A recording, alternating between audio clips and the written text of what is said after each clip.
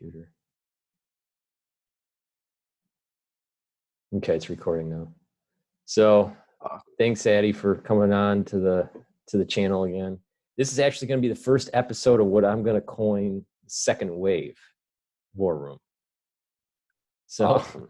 So thanks for having me on, Dr. Cottrell. Yeah, so this is going to be episode 1 of the second wave war room. And awesome. I'm the inaugural guest. That's right. It's an honor. That's right. So the background you have is Venice. So give a little bit of a story to the ones that are watching about you taking this picture. Yeah, man. I took this picture actually myself. My background I got going here. I think actually with some British people when I took this picture that I met at the hostel. And it was, well, the reason I was in Europe at that time was my mom bought me a ticket for basically as a congratulations for graduation, matriculation. And so she got me the ticket there and back, but I just had to pay for everything else. So I met up with some, yeah, that trip was pretty crazy, especially the Venice. Like you mentioned Treviso. I flew into Marco Polo and then I flew out of Treviso, and I forgot that I was flying out of Treviso. So I went to Marco Polo, and yeah, that was quite a hustle getting over to Treviso in time because I had a flight to Budapest to catch, which I did make, fortunately. But it was, man, I was sweating. Literally, I was sweating. Yeah, I remember fortunately, there was not really, I don't think there was anybody in security. So this was in the summer? Yeah, it was 2017 in July, I believe it was. So when I was there, it was either 2015 or 2016. I can't remember. It was definitely after I finished my PhD, and I was doing a presentation on a paper, and we were presenting at one of the universities in Treviso and presenting at the university on Venice, on the island there. And so we also had the ECB there, the head of the ECB. What's the ECB? That's the European Central Bank.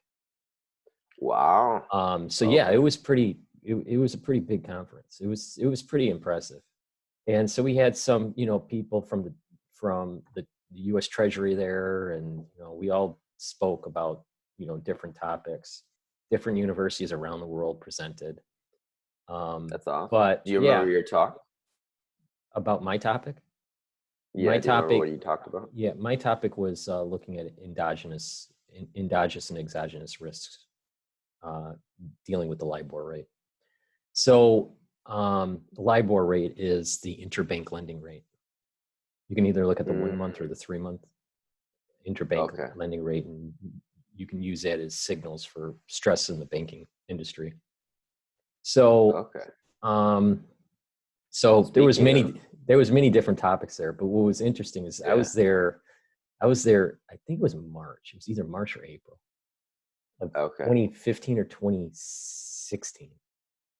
Okay. And that was when the president of Italy was getting kicked out and everyone was rioting.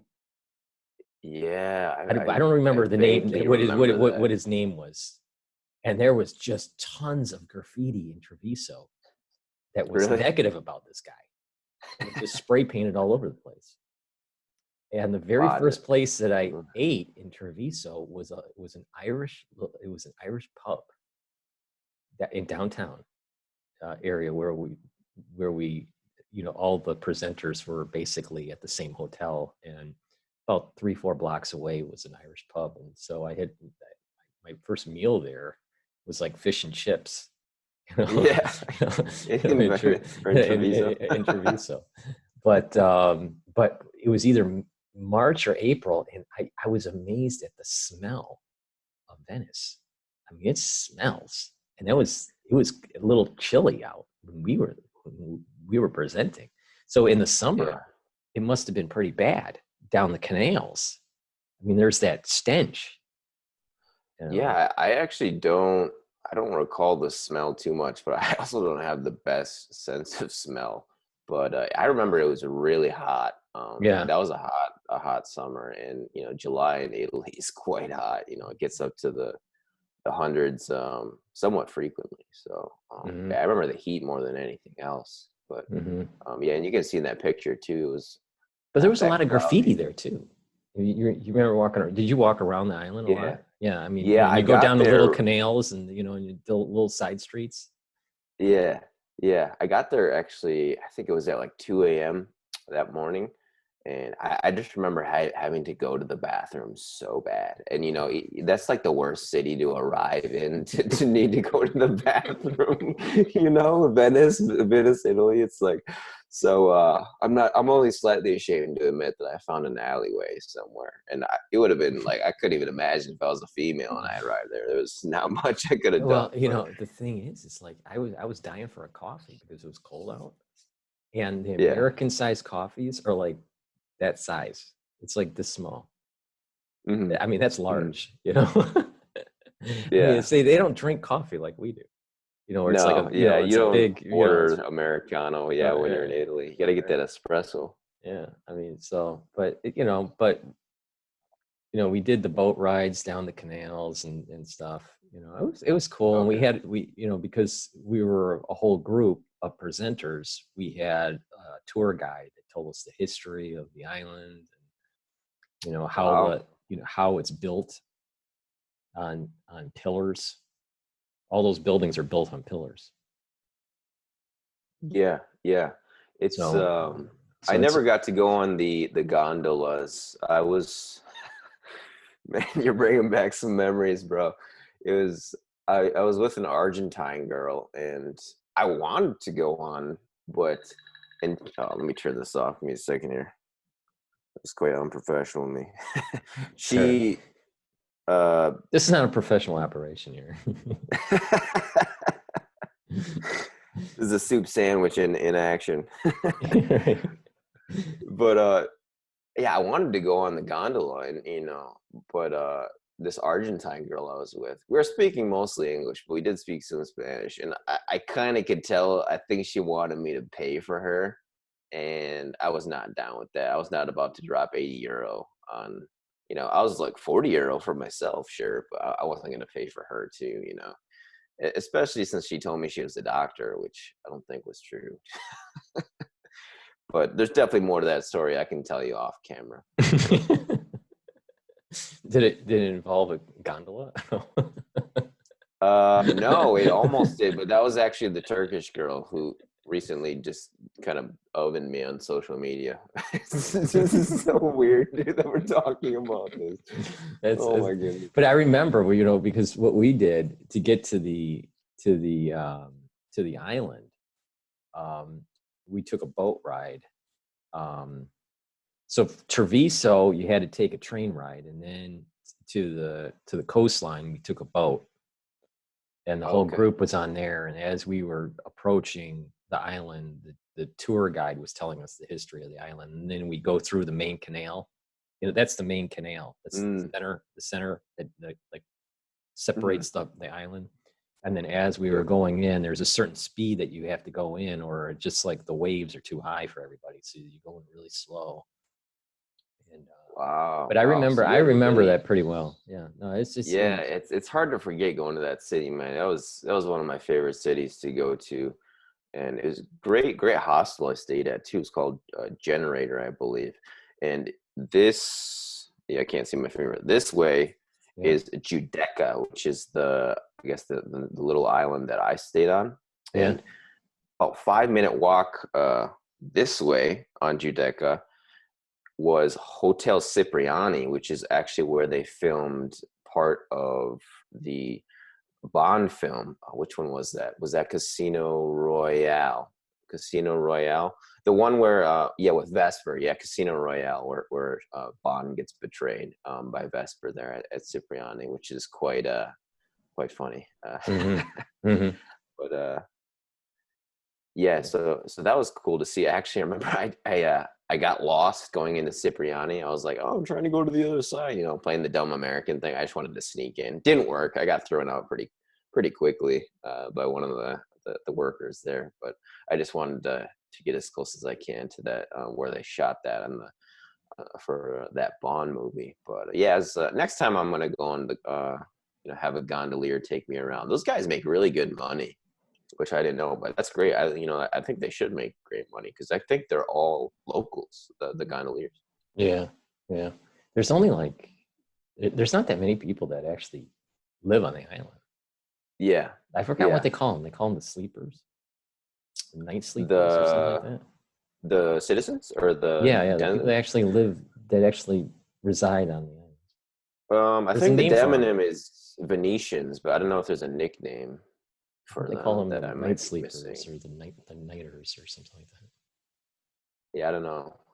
But I met one guy who was a Venetian, but everyone else that I met was young people from, I met people from Chile, Germany, Argentina, like I said.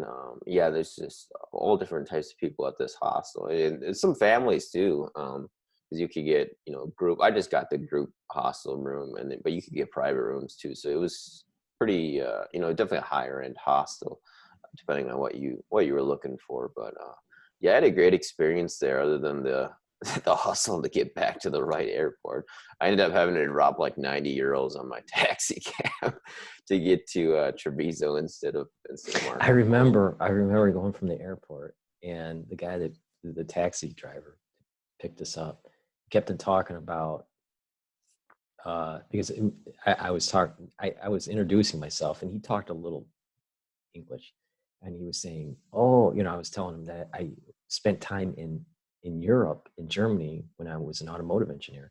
And he goes, oh, you need to go to Ferrari track center or track and test drive Ferraris. Yeah, so that's up so north, that, I think. he just kept on talking about Ferrari Yeah. the whole time. It was pretty cool. That was pretty cool. Yeah, trying to tout his nation's best car there. Yeah. Well, the Ferraris there's something very unique about the manufacturing system there now. They have it where you can rapidly prototype headers or castings for an engine block, and you can fine tune these engines very quickly and do prototypes very quickly the way it's set up, and then put it into production. Wow. After testing. So I mean, they're once they went public, because Ferrari went public, and when I was living down in Lower Manhattan, they had I have pictures of it, a whole slew of Ferraris in front of NYSE, in front of Wall Street.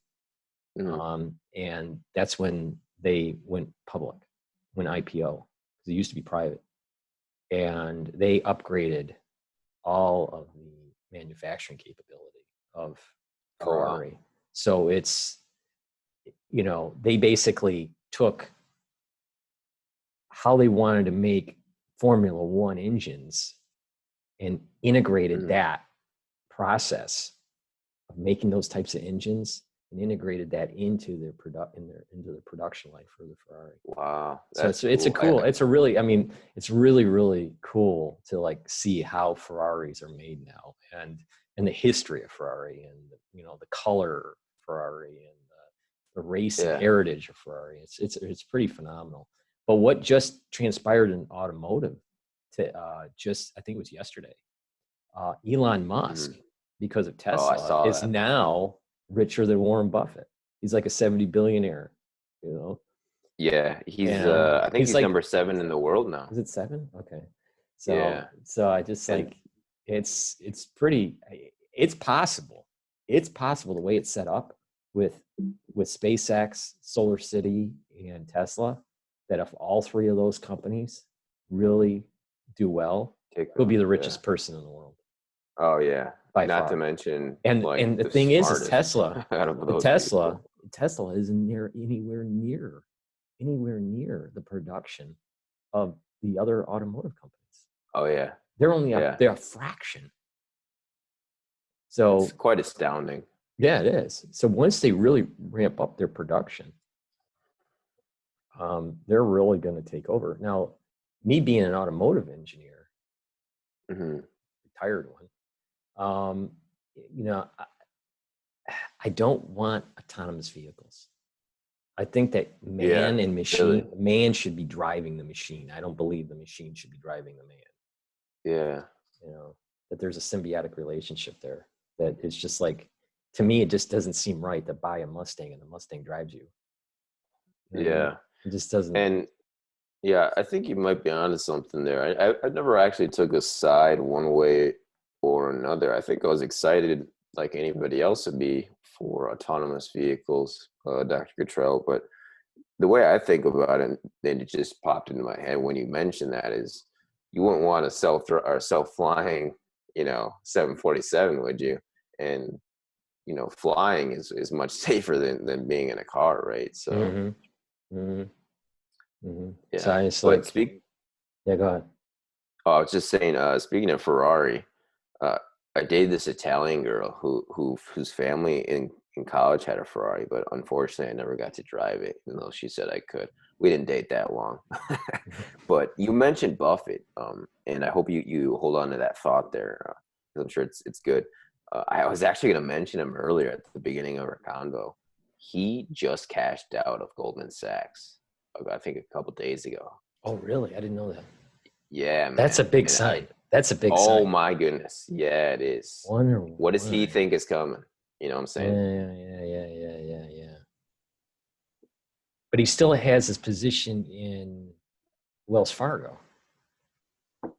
And I would have been pulling out of Wells Fargo before pulling out of Goldman Sachs. So I'm Yeah, that's wondering true. if, He might have done that too. I don't know. you know, what's interesting, and I've said this a long time ago. I have always felt that Goldman Sachs was it was one of the conduits since the 90s to push globalization. And Mm-hmm. they were instrumental in shock therapy with Russia. So Okay. there was this idea that when Russia fell and they needed to redo their banking system, that there was a bunch of experts. Some of them came from Harvard, but there were a bunch of experts, and Goldman Sachs comes in, and they were consultants on how to reinvent the banking system. And they had this theory that you had to do shock therapy. Well, shock therapy actually destroyed the economy over in Russia. Now, some people would say that the Americans were trying to do that on purpose to have a puppet government. Others just said that it was just, bad economic theory, and that it should have been staircased in instead of this shock therapy. Yeah. And I think I recall. but Goldman Sachs was tied to that. Not only that, Goldman Sachs was tied into underwriting a lot of the bond market when they were integrating the peripheral nations into the EU. So a lot of these countries did not really meet the guidelines to be in the EU, like Greece. So Goldman Sachs did, financial engineering with bond purchase, bond issuances that allowed for them to be integrated in.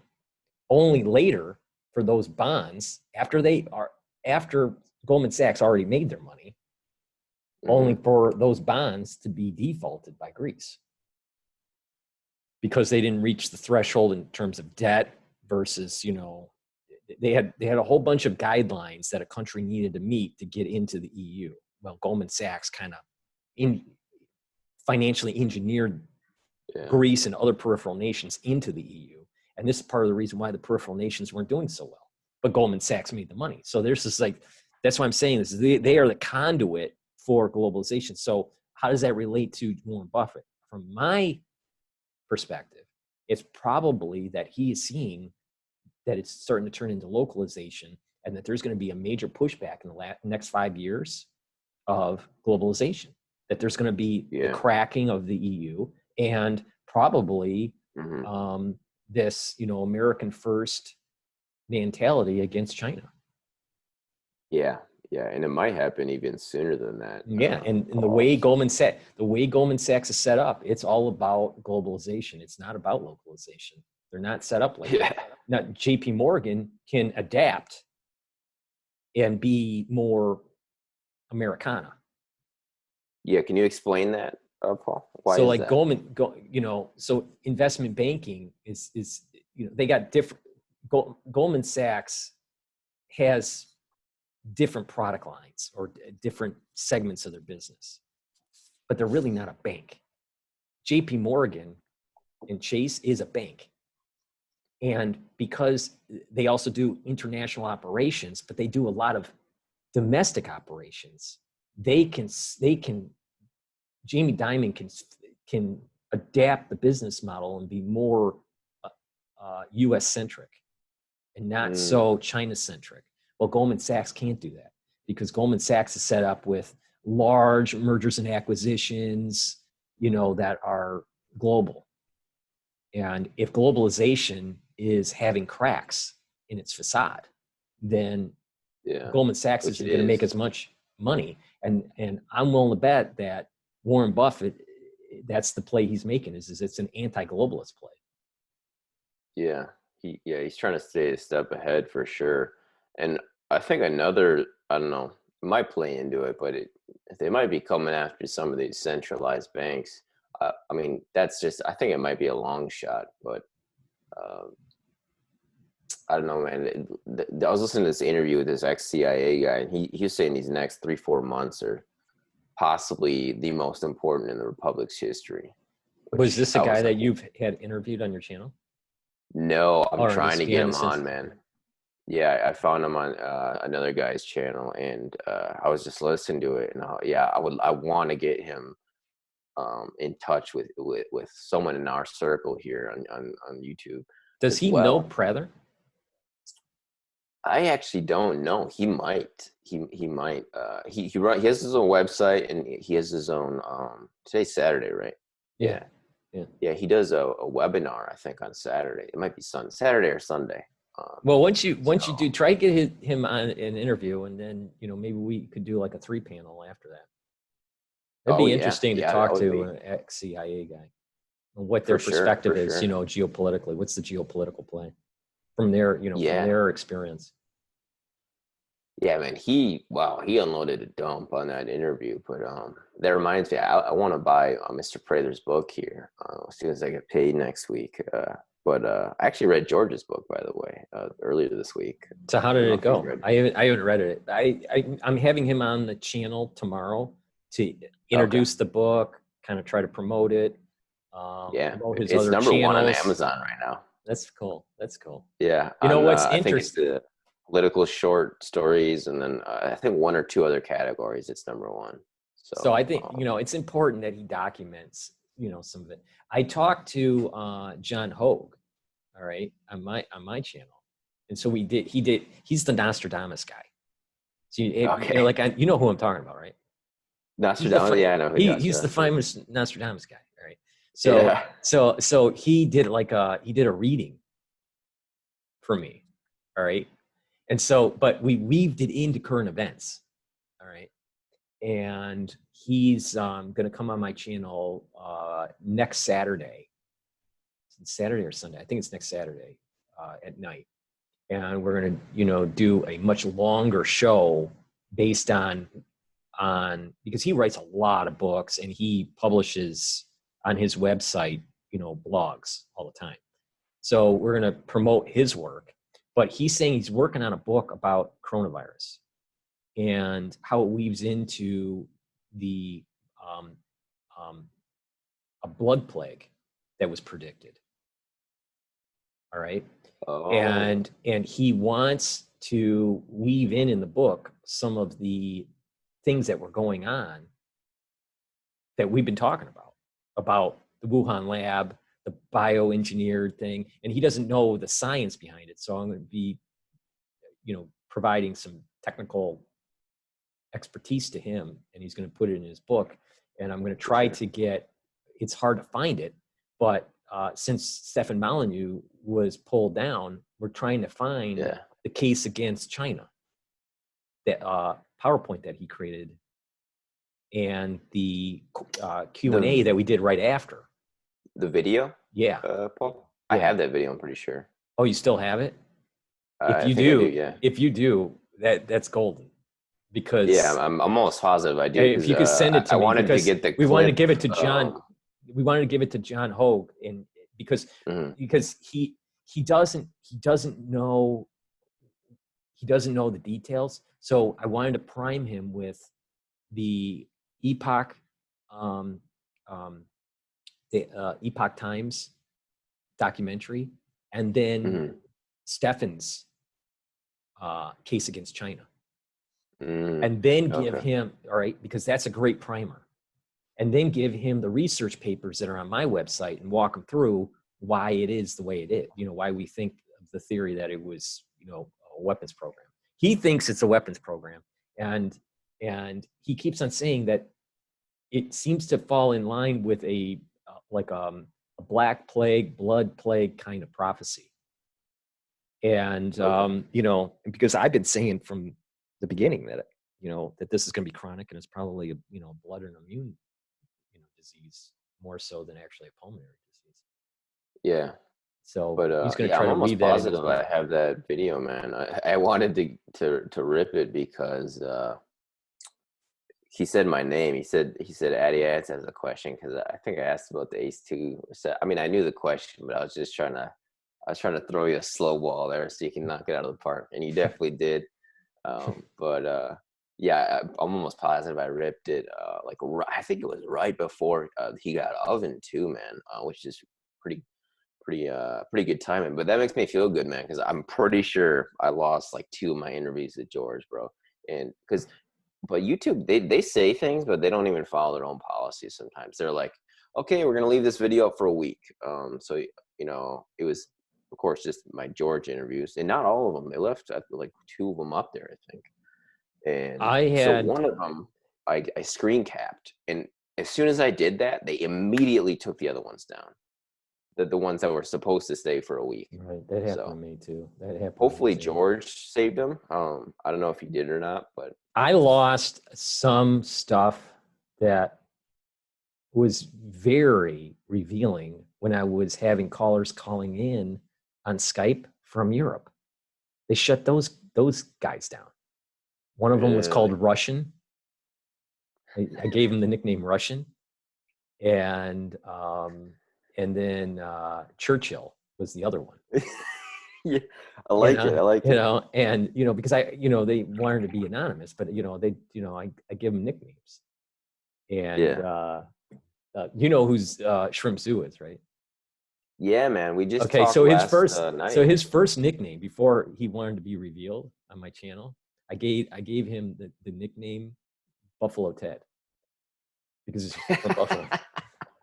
So I try to give nicknames to people, to try to hide their identity unless they want to be revealed. Right. Yeah. But some of my Shrimp Zoo videos were knocked down by YouTube.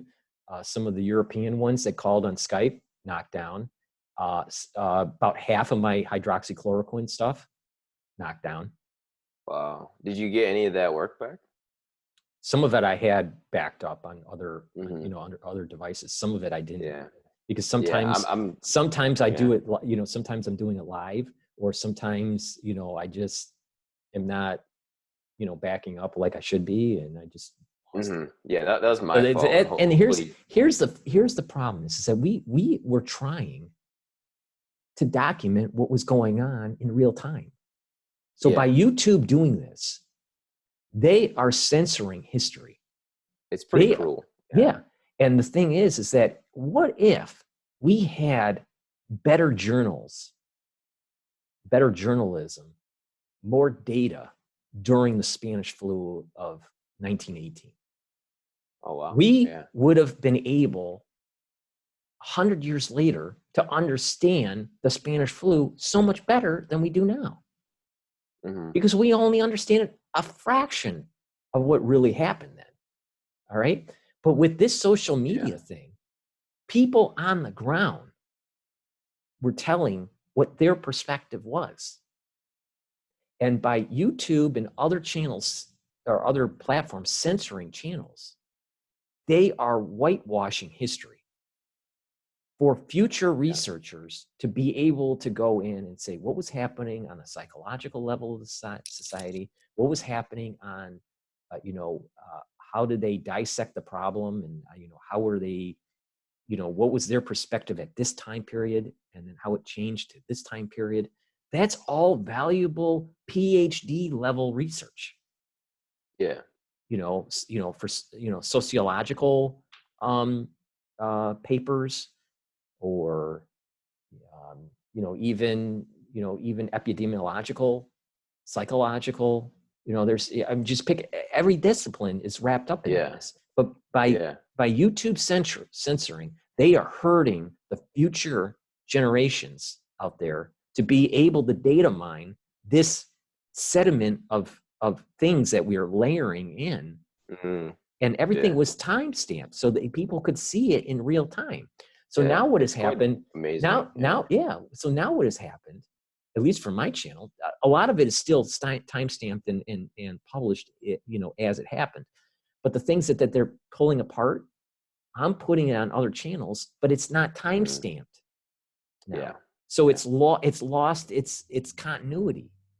Yeah. Those man hours you don't really get back, especially if you get oven like George did. And he was saying that too. That was his biggest, I think, disappointment, was the comments he couldn't mine through anymore. Right. And it's quite amazing, people in the future, they're going to be able to see how we live almost exactly, day to day, how we live, thanks to these videos and the internet. And yeah, I agree, man. And it's a mistake that I'm not going to make again, is not backing stuff up. And I sent you my BitChute referral link. I can't remember. Yeah, I'm going to put it. I don't have BitChute, but what I'm going to do is when I publish this, I'm going to put all the contact links that you want me to put up, and then we'll promote your channels. So, in a nutshell, tell the public here, how do they see your work? For sure. Yeah. Thanks, Paul. I appreciate the platform, man.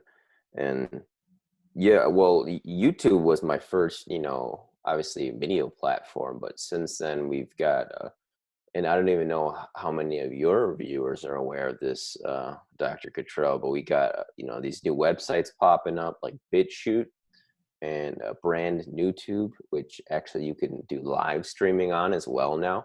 And they just increased the file size that you can upload, because they did have a limit of like a 1 gigabyte, I think last month, and that's quite limiting, especially in 2020. My stuff's like 4. Yeah, I mean, you can like with my phone here, which you can't even see, but you can easily make a 1 gigabyte video in a matter of minutes, right?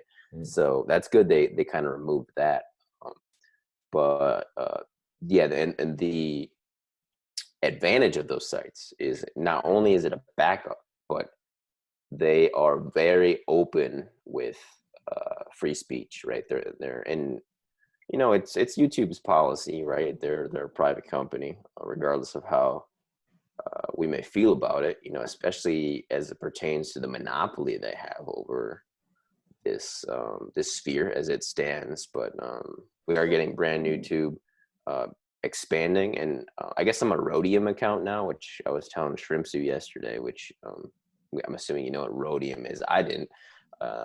It's it's one like of the a rarest Bitcoin metals. I thought it was a Bitcoin. No, I think it's just a designation you get for certain channels on Brand NewTube. I think you have to be verified and have. I don't know what the criteria is, to be honest, but for those that don't know, rhodium is one of the rarest metals, and there's only one isotope of it, and therefore one of the most expensive elements in the world. It's a natural element, or is it a man-made element? I don't know. I think it's a man-made element. Yeah, there's some man-made elements that don't last, don't last for very long. They have a very short half-life. But yeah, and I think it's just a designation they have for certain channels that they like the content that's pushing out.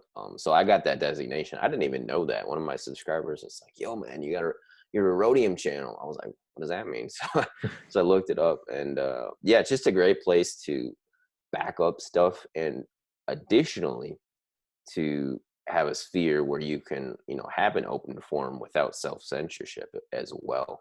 So there's that. And then I also got the usual Twitter, Instagram, Facebook, but I'm really trying to focus on my interviews, just chatting with people, connecting with people, and doing honestly in-person stuff is the most fun. And I think it's the stuff that people enjoy the most, but you can't really do that right now in this pandemic, right? So that's kind of been my focus, is long form interviews where we unpack a lot of stuff, take our time with it, like we're doing now, because I think that's just, it's got the longest you spoke of half-life, it's got the longest half-life out of I think all this stuff, as opposed to like short tidbits, like the big companies do. I mean, those are fine, but I think they underestimate the listener's IQ a lot of times. And well, I here's think my observation with what's going on on YouTube and in scientific publications. It's similar.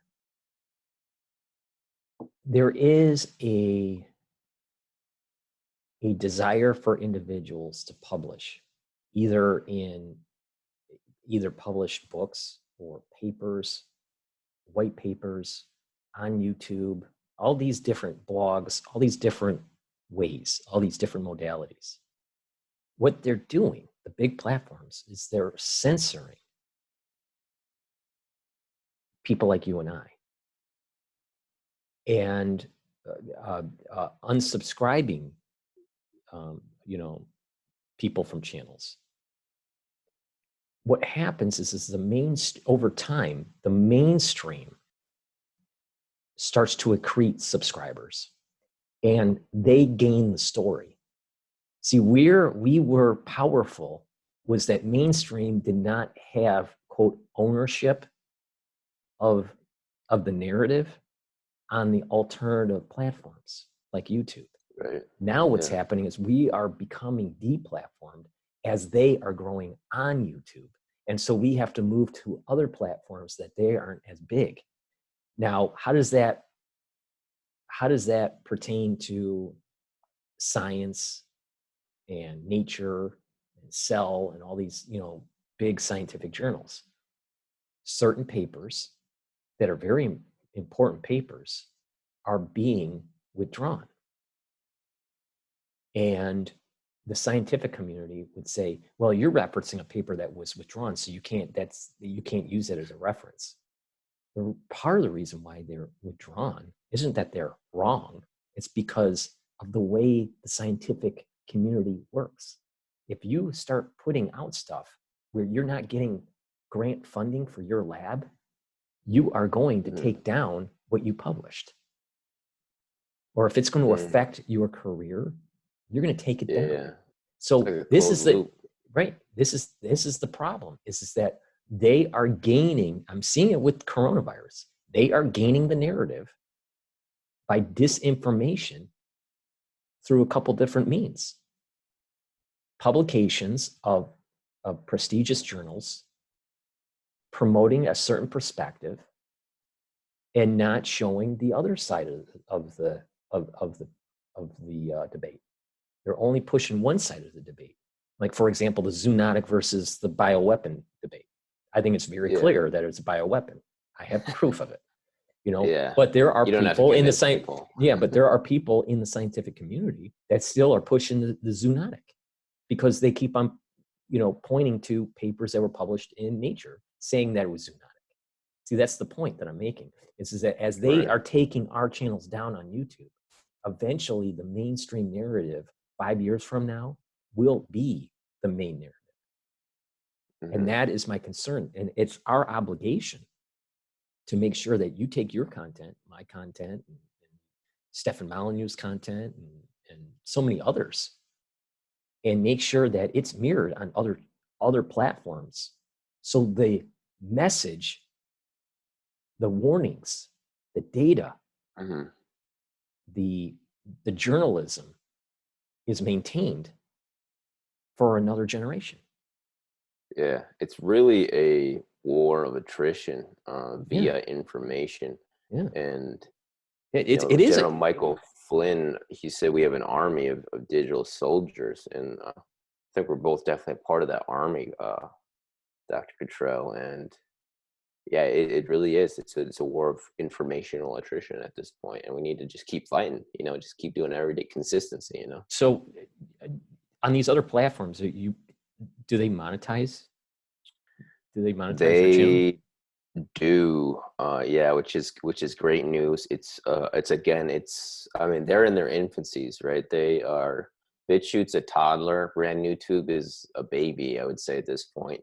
And this guy that I've chatted with quite a few times, Ryan Dawson, he's probably the most censored man on social media that I've seen. Like, he got kicked off Patreon, dude. And it's ridiculous how powerful these people are. And it's the octopus of global control, to use Charlie Robinson's title. They really can influence you in such a variety of ways. But so he's kind of the poster boy a bit over on Brand YouTube, and they recently got live streaming, which BitChute doesn't have. So that's kind of a downside to BitChute. But I still recommend people go and check that out, because it's mostly news and politics you're going to see on these websites, because, by definition, by virtue of the fact that, normie videos are not getting censored, right? Makeup tutorials or sports, videos, they're not going to censor those, of course. So because of that, BitChute, Brand YouTube, they're becoming these hotspots for speaking openly about these sorts of issues. What's your take on DLive?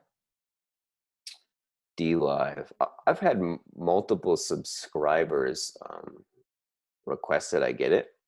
I have it, but I've never used it.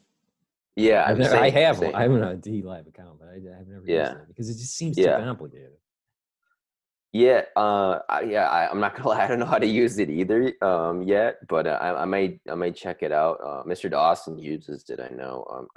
Is it DLive? And then he uses Entropy too, which I don't know if you've heard of Entropy, but it's basically like YouTube live chat.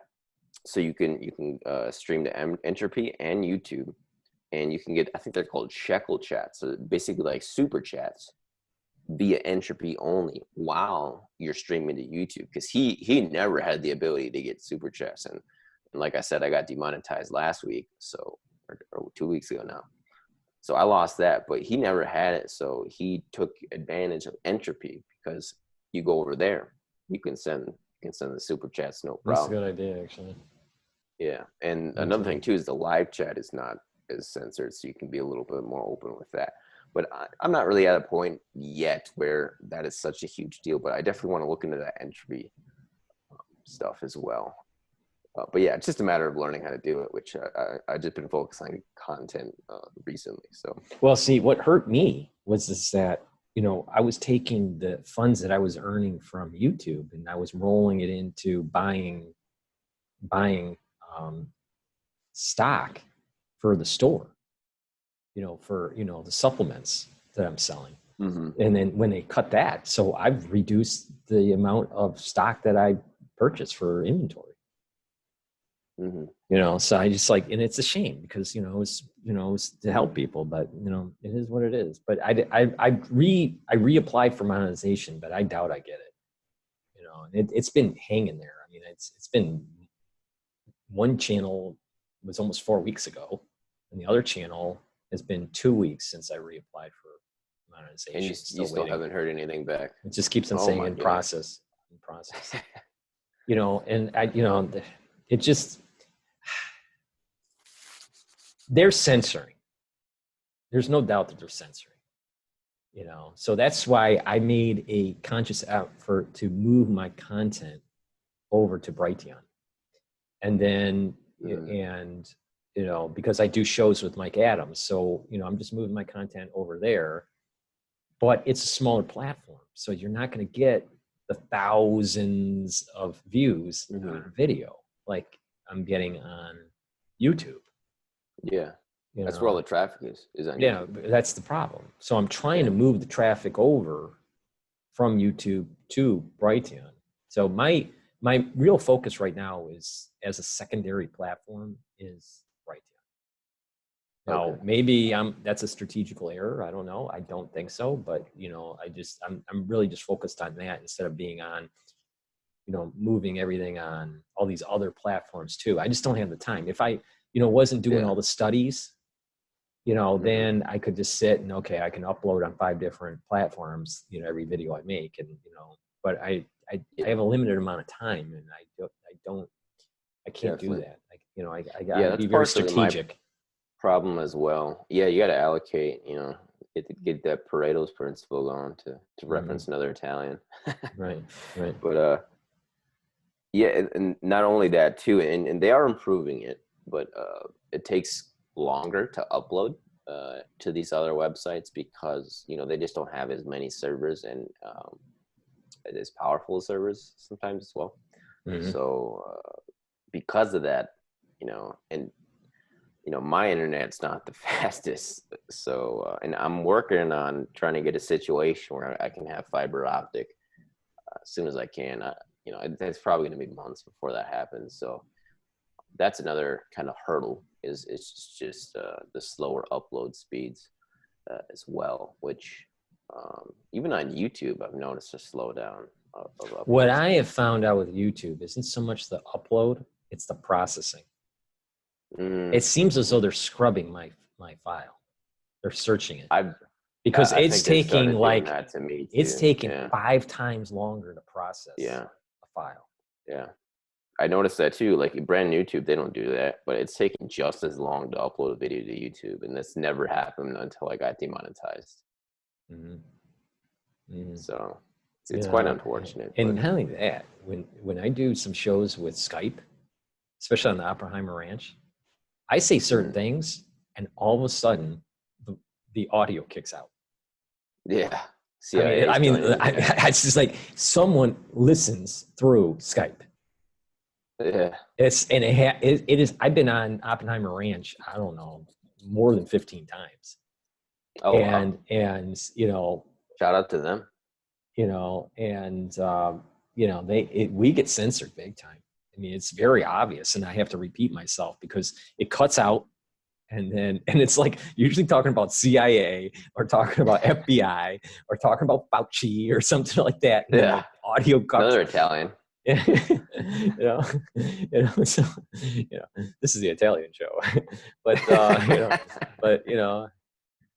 Gotti. Where's my spaghetti? Whenever I talk about Gotti, but it just there's something weird that happens, so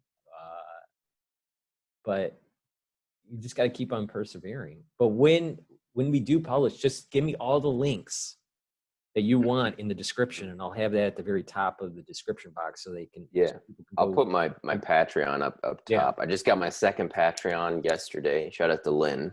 I don't know if I'll just say Lynn. I don't even know if her last name was on there, but so that's good news. And then I also got PayPal and Subscribestar and the other one. I can't remember the other one is. But so people can help your work by going to Patreon and pledging, and then they can donate directly by PayPal.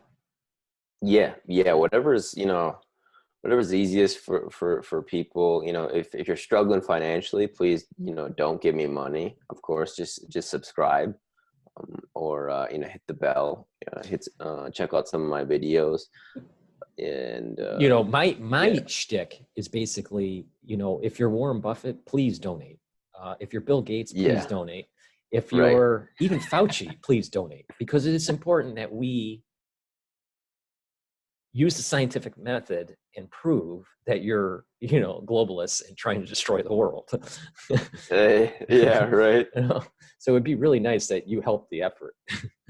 But if you can afford it, throw something, my way. Because honestly, if I get to the point where I'm, I've lowered, because it's just, rent is way less here in Wisconsin than it is in commie country, So that's another good reason to be back in God's country. Right. Is lowered rent. So, if I get to a point where I'm pretty much almost getting there in terms of covering my monthly overhead, I may only have to work 1 week out of the month, and the rest of the time I can just dive in to my my YouTube channel, because I do have, I'm good for a little bit longer, but I do have to start getting back to more work and pretty soon here. But I'm sure once the school year starts, I'll be able to last until the school year. So I should be good in that sense. But yeah, I mean, I got $1 a month and then $2 a month. I was doing the expensive stuff, but only, I'm not going to say that. It seems like the standard of independent journalists is like George Webb. He does, I think, $1 and $2, $2 and $3, something like that. So and I think Ryan Dawson does that too. So it seems to be the what I do on Patreon is that they can pledge whatever they want. I don't have different tiers. I should do that. And I just said, okay, whatever you want to pledge is what you want to pledge. I didn't separate it as like, oh, if you're a golden member, you only get this, because I think getting the content out, the whole purpose of the Patreon thing for me was another means for people to see information and support, to help support, because it takes an awful lot of effort. And I don't think people really understand. Oh, yeah. Most people don't really understand. Man. It takes a lot of time, especially when it was in the heat of covering this, and I was publishing 10 videos a day. I can't do that now because of my, my study schedule, but, but I can, do, a couple videos some days, maybe one or two, and then take a hiatus for a day or two.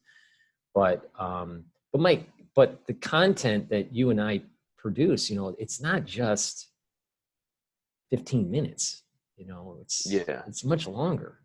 So, and it takes a lot of effort. It's not just doing the recording, but it's doing the prep, and then it's also doing the posting, post processing and all that. And then, putting it on different platforms and trying to advertise it, trying to, go to other channels and talk and promote other channels and stuff. So, I mean, there's a lot involved in doing this. And I don't think most people don't appreciate the amount of time that it takes. But, I just want people, whoever's watching this video, to help Addy and go to his channel, subscribe. And if you can, donate, either through Patreon or through PayPal to help support him in his journalistic efforts.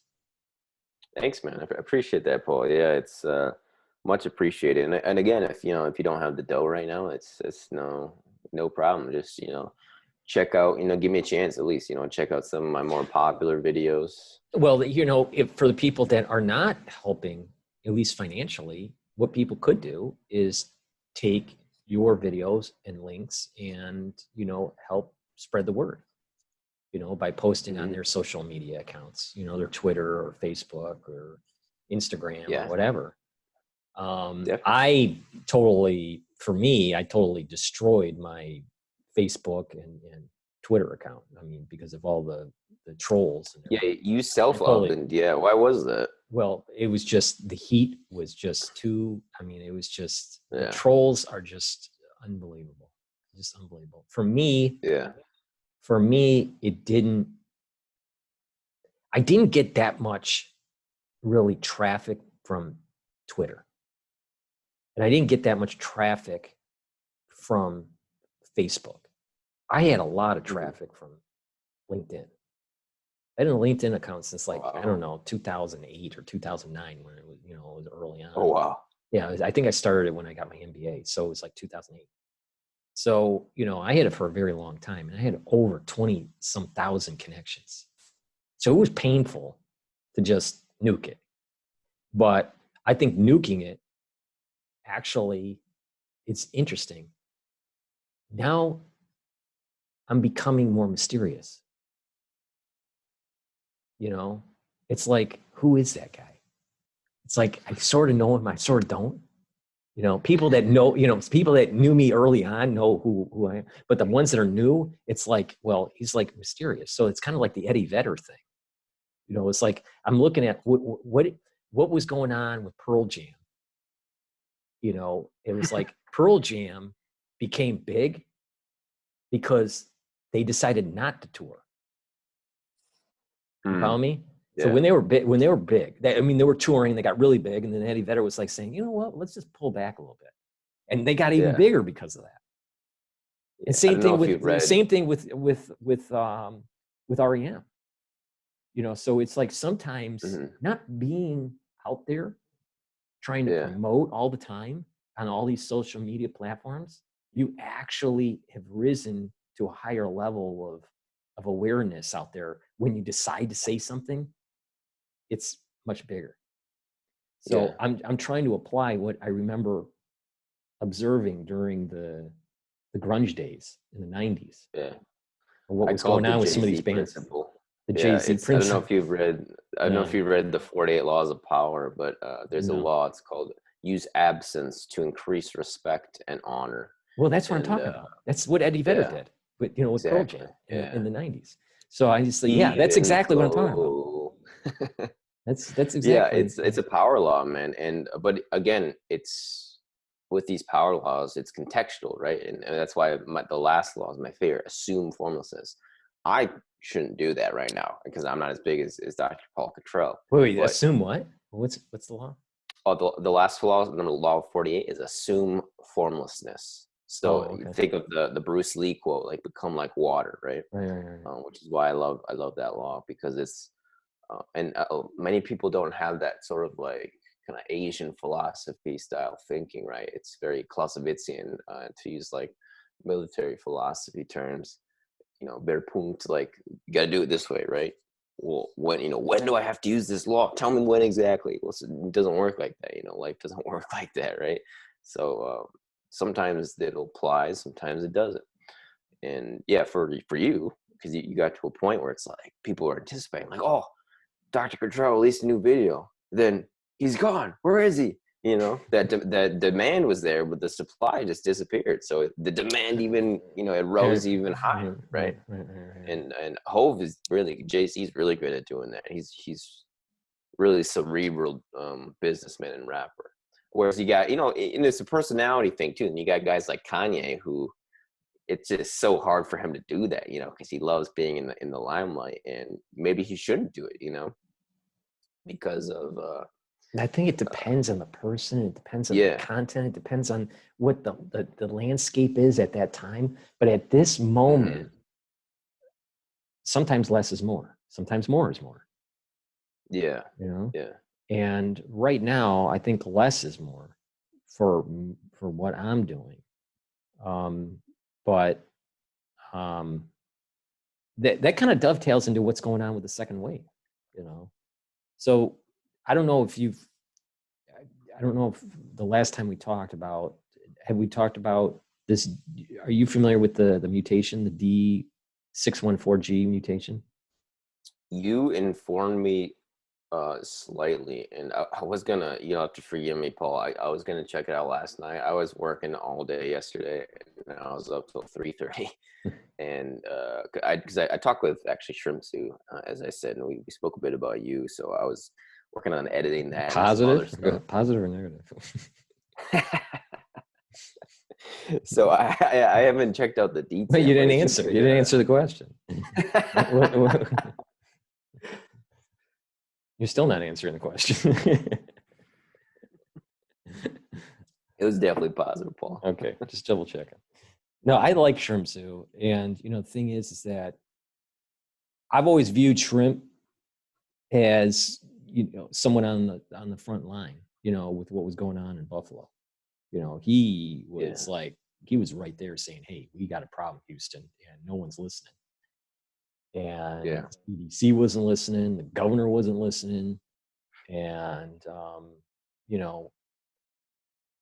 I personally believe that if the state listened to what his alarms were early on, that New York wouldn't have been as bad if we started doing shelter in place 3-4 weeks earlier.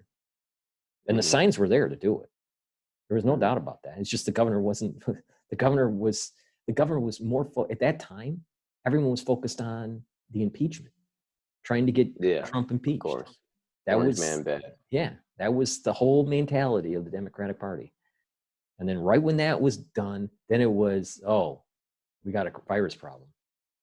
And then they spun it You know, you can see it in the mainstream media. They're spinning it that it's all Trump's fault. You know.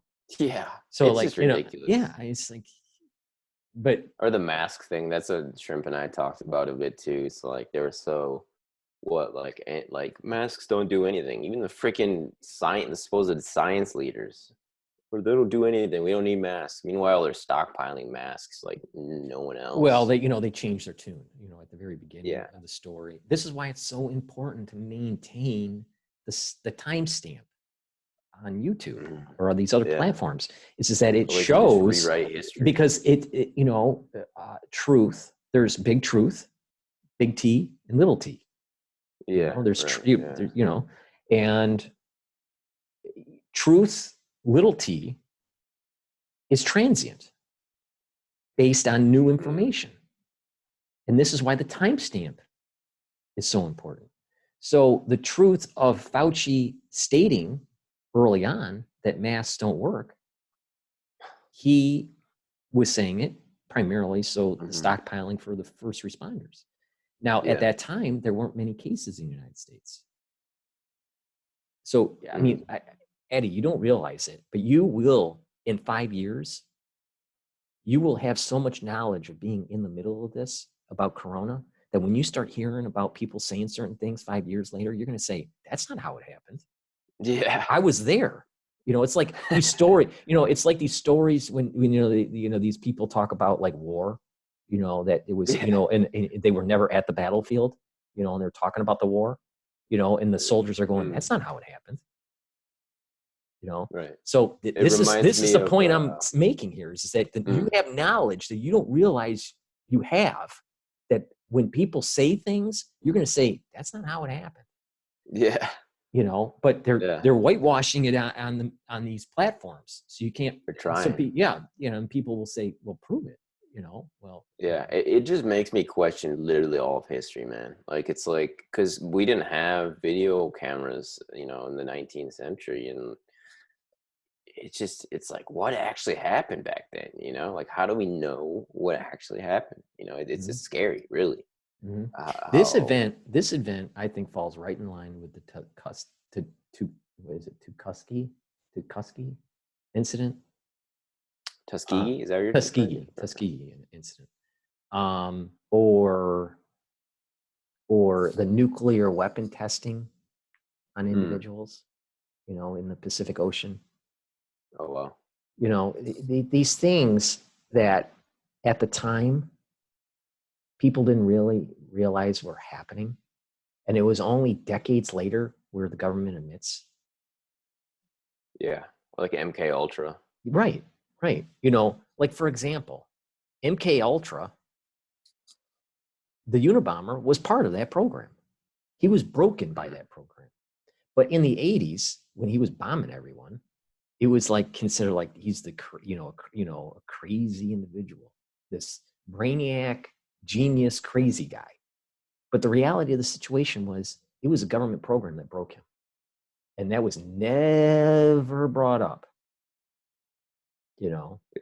So it's crazy how his brother took him down. Like, that's the only reason they caught him, is because his brother recognized his handwriting.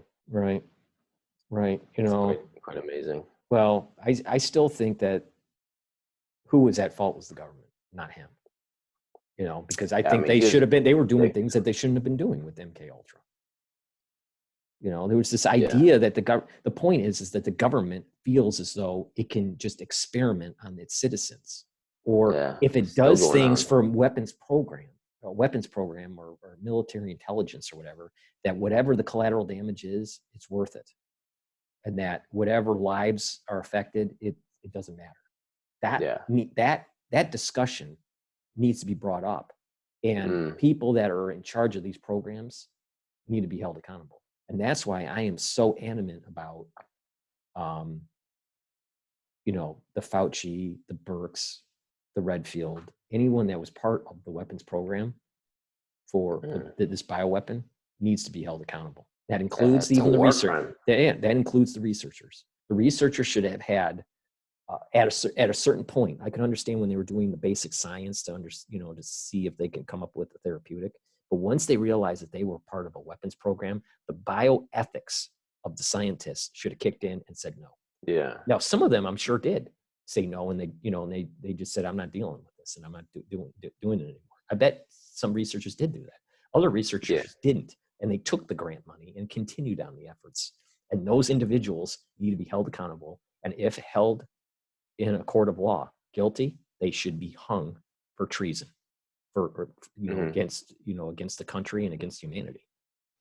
These are war crimes. These are war crimes.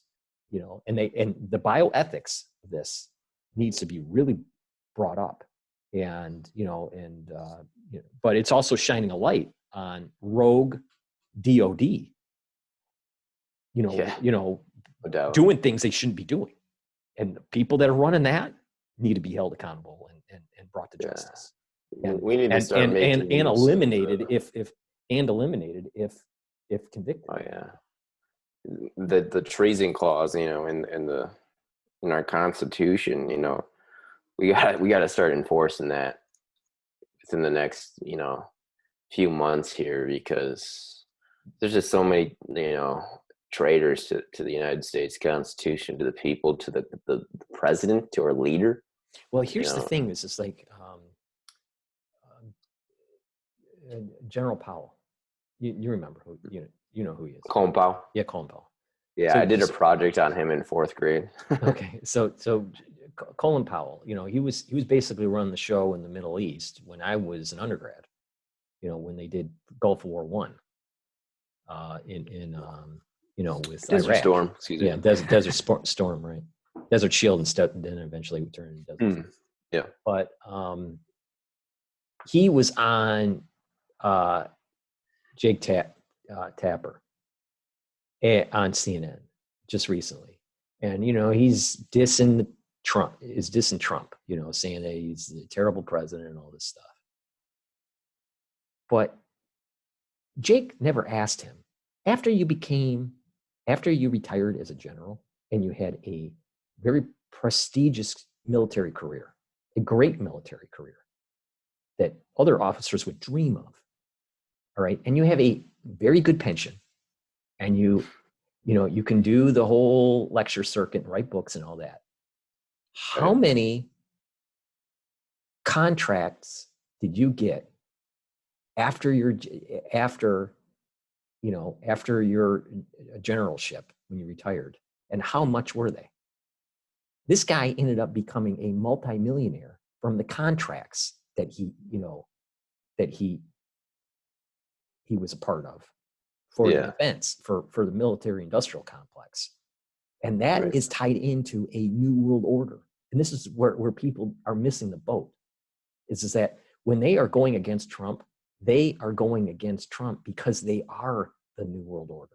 They are on that side. So it's just a psyop, dude. It's ridiculous. And it's Mathers is the same thing. Mathers. He's saying the same thing. Where it's like, well, Trump doesn't know what they're saying that Trump doesn't know what he's doing, and that it's dividing America and all this. No, what it is it's trying to bring back nationhood and not this new world integration, because all the ones that are complaining about it, the common denominator is globalization. And Powell is right involved in that. Yeah, I think he's a traitor. Yeah. Even that he had a very prestigious career as a general, I believe Colin Powell is a traitor to his country. Yeah, because he's focused on globalization and it's not focused on nationhood. Yeah, and this ex-CIA guy, he's saying his opinion, like Trump has the country on his back right now. I was like, wow, that is quite the statement. I've never heard anybody say something like that. But I mean, what do you mean by that? I mean, like just the pressure of the country on his back, or what people are going against him? Well, I mean, in what context was it in? Yeah, let me expand, I guess. So you got the FBI, which is certainly corrupt. The CIA, which is certainly corrupt. Run/controlled by pedophiles and these psychos, and they are actively working again, in the NSA, working against the president, and all his, and this is something that George kind of alluded to, is he doesn't have intelligence that he can trust right now. And it's ridiculous. It's just insane how powerful he is. And like the only person who actually knows what's going on is Donald Trump, up here, right? Nobody else in the world knows what's actually, going on in his mind. And he's gotten really good at, over the last 4 years, of, I think, improving his tactician skills. And he's always been a master salesman and a master communicator, but he's really, I think, hitting his full stride with these sharks that are always out to get him, just waiting for him to make one mistake, right? Every single day. And so you got these intelligence agencies that are just tracking all of his communications. And in this guy's opinion, his name's Robert Steele, betraying the president of the United States. And of course, it's not every single FBI agent, but it's the ones that matter, right? It's the ones at the top. And that's what, Michael Flynn was trying to clean up the intelligence agencies too. And that's why they went after him, is because of that. And that's something I didn't realize either. I thought he was a bad guy because I was listening to these MSM, media sources, but he's a patriot, man. And he's trying to, help to clean or drain the swamp, is the phrase is. And well, there's this movement first. You've heard of the movement, America First, right? Yeah. Right. So, and even in the alt media, there's a split in the conservative camp. I'm telling you, the swamp.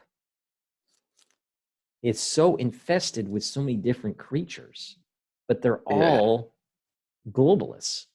That's the thing, is that they're all focused on this globalist agenda, or if they tout the globalist agenda, that's how they make their money. That's how they do their lecture circuit, or they're a part of the Trilateral Commission or the CFR, or they're part of some sort of committee or subcommittee that's tied to think tanks that are thinking about globalization. Yeah. And that unfortunately are important institutions like the intelligence agencies, internally and externally. They're fractured. It's not everybody, but the FBI and the CIA, they're fractured. And there are some that are very pro-globalist and not pro-American, pro John American Brennan. first. Right, exactly. And, and the same thing in the FBI. So this is what people don't understand. It's not just the swamp and it's just a Republican versus Democrat thing. Yeah. It's much bigger than that. It's about globalization versus nationhood. And it's a hidden spider web. And it's been infiltrated on the Democratic side and the Republican side. It's not all Democrats are globalists. And it's not all Republicans are globalists. It's just that but unfortunately, I think if you look at Congress, I bet it's less than 10% of Congress is really America first. I really believe that. And 90% is either really pro globalization, or they're on the fence and they're not willing to fight the battle for America first. And wherever the wind blows, so they're very, they're very wishy-washy. Yeah, and it could be as simple as literally they have someone has blackmail on them, so they just do whatever they're told, regardless of if they're globalists or not. And I do think the globalists or the communists have infiltrated the highest networks of our government, and as well as BLM. But I think the Zionists too have a profound influence over American politics. Well, here's the problem: is that right when McCain-Feingold bill was passed for campaign finance, the power of the lobby group increased.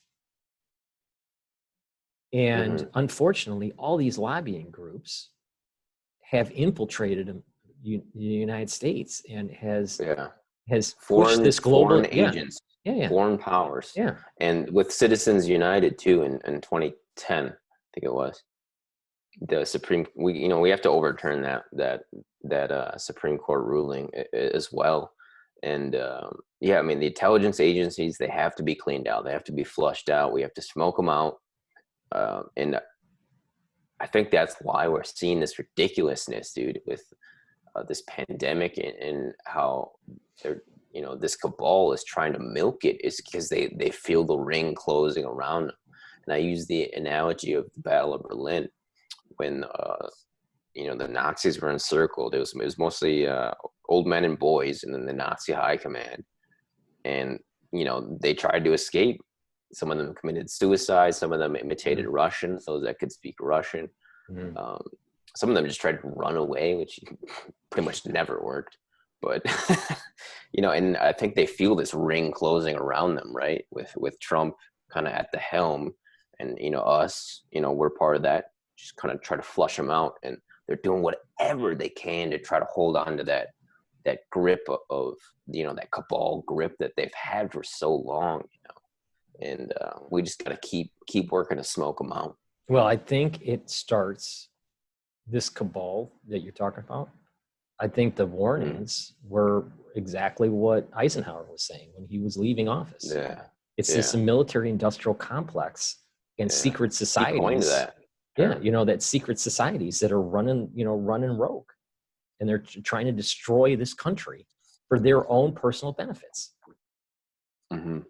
And it's not, that's why it's the America first and nationhood, or localization versus globalization. That's where my mind is right now. I don't, I understand the benefits of free trade and fair trade, but when it runs too much to that side, then it can become cancerous. Oh yeah, like anything, Yeah, right. So it's just like, and these globalists, they think that more globalization is better, and that's just wrong. That's just the wrong thinking. I think globalization has reached its apex. It's already reached it. We're past the apex, and we're kind of on a little bit on the downswing as far as globalization. But the question is will there be a military conflict with China, with the United States? I think there will be. I hope not, man. I really hope not. If it is, it'll be, I think, relatively quick. It won't be like old battles. And for that reason, I think it's going to be extremely, and it has been, right? It's been unconventional warfare this whole year, right? And I think because of the military capabilities that we have of basically mutually assured destruction, right? They're going to keep it unconventional warfare as long as possible. Well, it won't be otherwise. Well, I mean, I guess it depends on how you use the term. Typically, unconventional is nuclear. When we say nuclear, or mass destruction. Conventional war, anything. Conventional wars, typically, missiles and bombs and stuff like that. Then you can go into the more kind of like the Cold War stuff, the spy versus spy type stuff, or proxy war. Yeah, right. Like in the Ukraine. Yeah. So so it's either going to be proxy war or it will go conventional. I don't think it will go nuclear, but I see naval battles in the horizon here. Within the next 5 years, probably in the next 2 years, between China and the United States.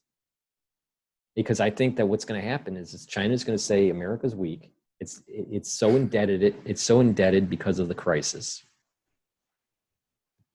Their perfect move right now because of the virus, and we're just physically weakened. And they just move into Taiwan and Hong Kong, and the United States doesn't do anything because Trump's being reelected, and he's not going to do military operations in the Pacific right before an election. He may do it after, but not right before. Yeah. So I'm saying that if I was Chinese, if I was, the president of China, I would say make sure take over Taiwan by October, because the United States won't do anything. Yeah. Yeah, these next couple months, man, they're going to be crazy. It's just going to, the pressure cooker, spilled over with this George Floyd thing, and it's going to heat up again. It's been heating up, and we're going to see that, I think explosion. Oh, you think that you think that the whole BLM, race rioting kind of movement, the Antifa stuff and all that is going to flare up again in October? Yeah, man, I think George is right in the sense that it's connected, and it's scary to say, man, but like if they acquit Chauvinist or whatever his name is, like there's going to be a freaking uproar of ridiculous proportions. And kind of like the Rodney King stuff that happened back in the 90s. Yeah, and I spoke a bit about this with Shrimps too as well. And that's the thing too, is just tying it back to the intelligence agencies and the police officers. These people are above the law; they can do whatever they want, and it's just disgusting. But I do think BLM it's being used as a tool, a vehicle, right? And these pawns, these people, especially the young people, they don't realize it, and it's just something you can't question, right?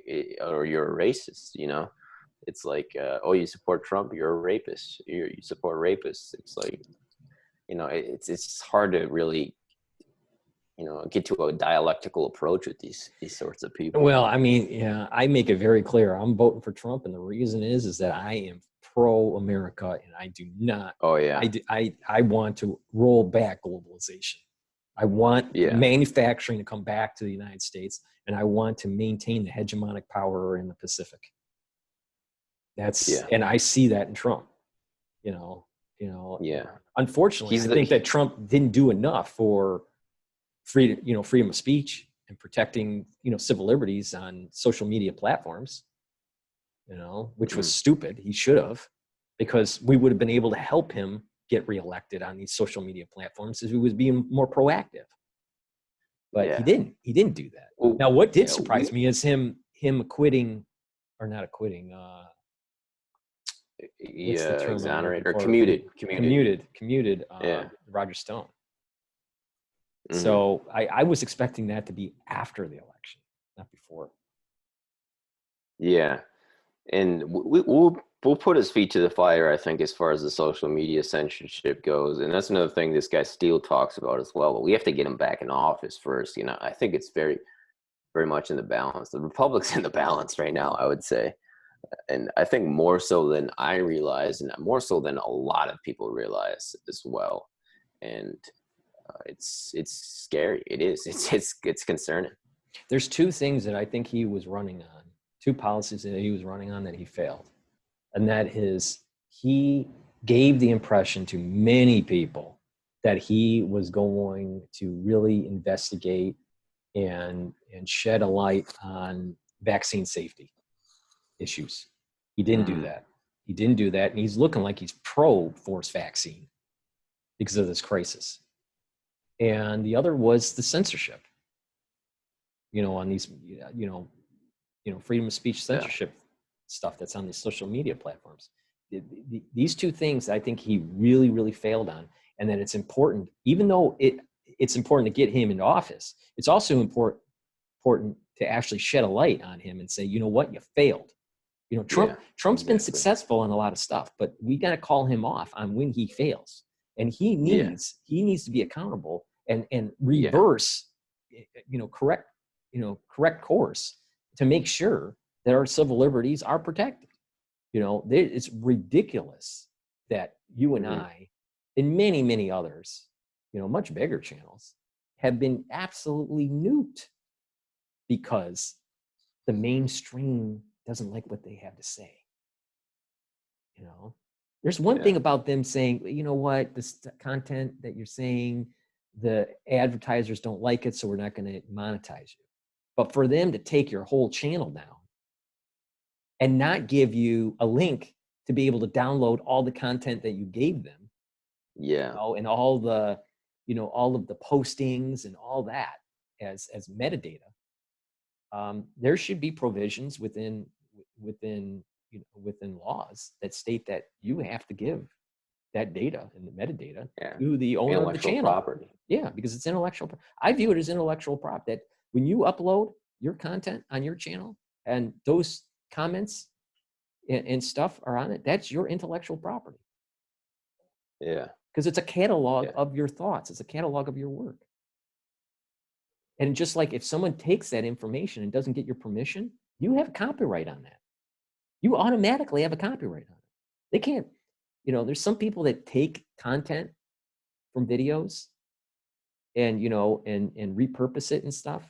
Unless they have your permission, verbally or written, that's a copyright infringement. Yeah, I don't care at this point, because I actually I did an interview with Ghislaine Maxwell's friend Laura Goldman the week she got arrested last week. Wait. I didn't know that. So wait, you did a video. Wait, you did an interview of a friend of her? Yeah. Wow. Yeah, I was on last Monday. Wow. And and I posted it, and 2 days later she got arrested. Well, so what was it? What was in the conversation? Like the highlight? Yeah, we talked about, well, before I get to that, it was crazy, man, because as I said, I was flying back from commie country, back to the Dairyland, and my brother picked me up from the airport, and I slept way late, man. I was tired. I slept until like 2 or 1 or something like that, and I get up and I check my phone, and my uncle messaged me on Facebook. He's like, Ghislaine Maxwell arrested. I was like, what? And I went on Facebook. I was like, no way. I thought it was one of those like tabloid things, you see on like Facebook, or just those weird ads that are just like sensational that try to shock you and get you to click on it. I was like, I'm not clicking on that. I gotta go to Twitter. And it was #1 trending. I was like, holy F, man. Like literally 2 days after I posted that interview with Laura Goldman. But yeah, we talked about, well, I gave her a chance to, and this is something I try to always do, is give people just a platform, right? And not try to do the MSM thing where they're like, try to corner them and do a straw man or a like ideological corner, right? So we talked about her prison activism, which I also, I feel strongly about as well. I think the justice system needs to be, it's just corrupt to the core, but we can get into that more later. And we talked about her prison activism. She had got this thing passed called the Clean Slate Act, with the help of some powerful people like Malcolm Butler, who was in the NFL, and I think one of the Koch brothers helped out too. So that's good. And then the Right to Drive Act as well. And then we, got into of course Maxwell and Epstein. And she's met Epstein several times and has been friends with the Maxwells. I think, as far as I can tell, they're family friends, been friends for a long time.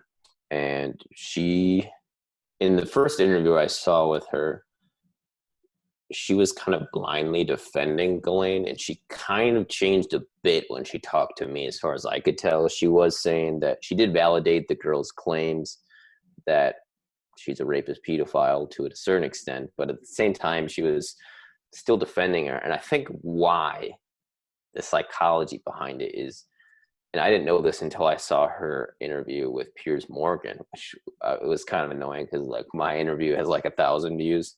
Piers Morgan has like 400,000 views or 500,000. I was like, fuck you, Piers. And it's like a week apart. But she was saying, I guess the Maxwells helped her out in a dark period. So my thinking is she feels psychologically obligated to defend them.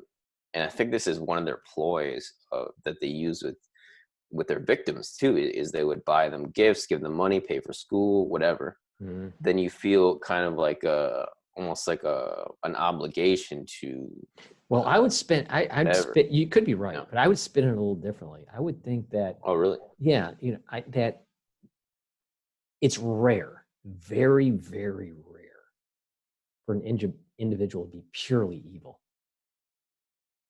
So there is, even though these people do it atrocities, very evil things, they could still be compassionate to certain people.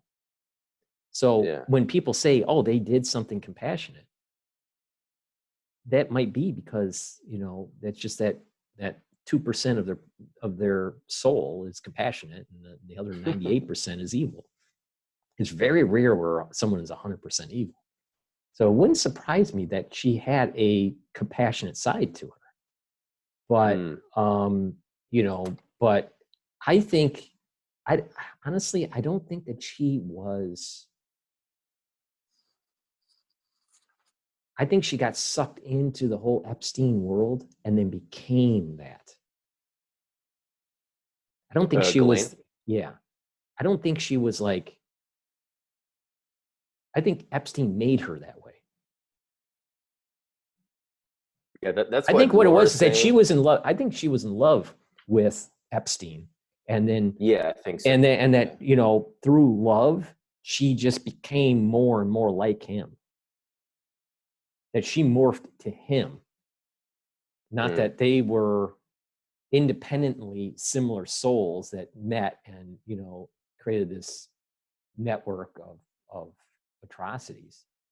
I agree. Her story is really, there's something unique about her story that's important to dive into. Yeah, I do think that she was enamored with him, but I mean, her dad was Robert Maxwell, and he was assassinated by the Mossad, who he worked for decades. One of the most famous Israeli spies. So yeah, but why was he assassinated? He became a liability. I couldn't tell you why exactly he became a liability, but I think he was getting too cocky in terms of asking for money and stuff, and just kind of power grabbing. He was outshining the master. That's law one, never outshine the master.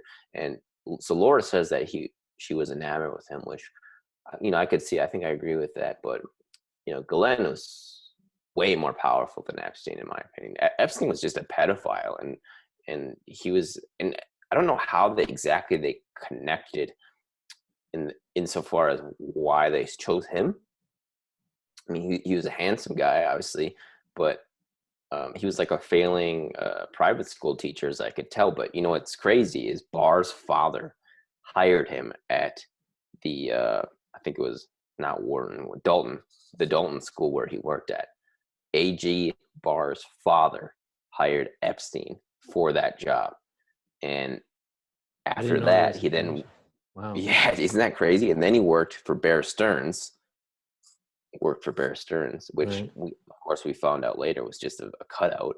Right. And that's kind of how from there he went off into the trafficking thing. But Ghislaine was the queen on the chessboard. She was, I think, always been more powerful than Epstein because of her family's ties to the Mossad. And Epstein was kind of just the piece, right? He was the Craig Spence or the Lawrence E. King. If people know about the Franklin scandal in Omaha, Nebraska, Lawrence E. King was this black Republican who was the Epstein in that particular pedophile ring. There's another one, this ABC reporter, Craig Spence, during the Vietnam War era.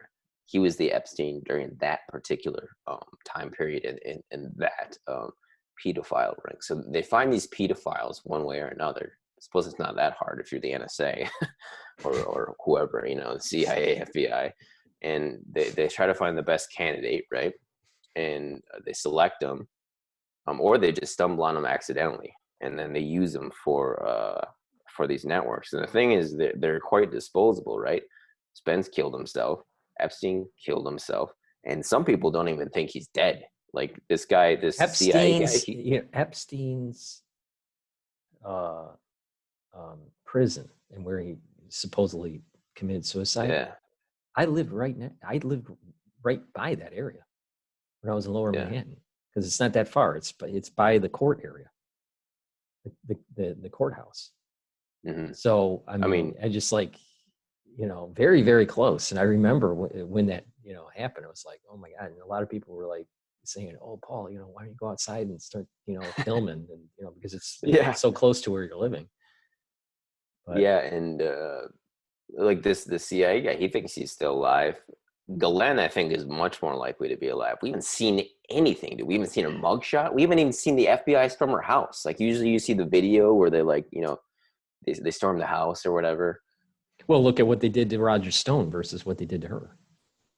That tells me that this goes back to the whole globalist play. The cabal. The cabal, or whatever you want to call it. But, you know, they find a way to compromise very powerful people to do their bidding. Now they can compromise them either financially, or they can compromise them because of some personal problem or some personal thing, like, you know, what's going on with the whole pedophilia. So, you know, this is part of that whole globalist thing that I'm, you know, this is a piece of that globalism play. Yeah. You know, so we need to root out if the Israelis were doing this. I don't know if they are or not. I don't know, but I believe they are. It seems as though that their intelligence agency, the Mossad, is involved in this. They need to be rooted out, hunted down, and prosecuted for what they've been doing. Dogs. Yeah. You know, and you know, but they have been hunting for a while now. They need to be hunted. You know, because of it's just parasitic, dude. Their relationship with the United States and IMO is just leech, you know, and this is the problem. Here's the problem. You know, with me being Jewish, everyone is assumed. See, everyone thinks black and white. All right. Yeah. Right. You know, I am very pro-American. I do believe that there needs to be a state of Israel for the Jewish people. That doesn't mean that everything that Israel does is all lily white, and that if they do something wrong, they need to be prosecuted. Yeah, especially if they're trying to infiltrate America, and it's espionage in my mind. But what the problem is that the whole globalist network is so entrenched in Washington and with Mossad that they're one unit. You know, so when you're trying to attack the swamp, you're attacking all these agencies that are even outside of the United States because they're promoting this global order. But that doesn't mean that every Israeli is a globalist, and that doesn't mean that every Jew is a globalist. But the problem is not that every this is Jew where is an Israeli.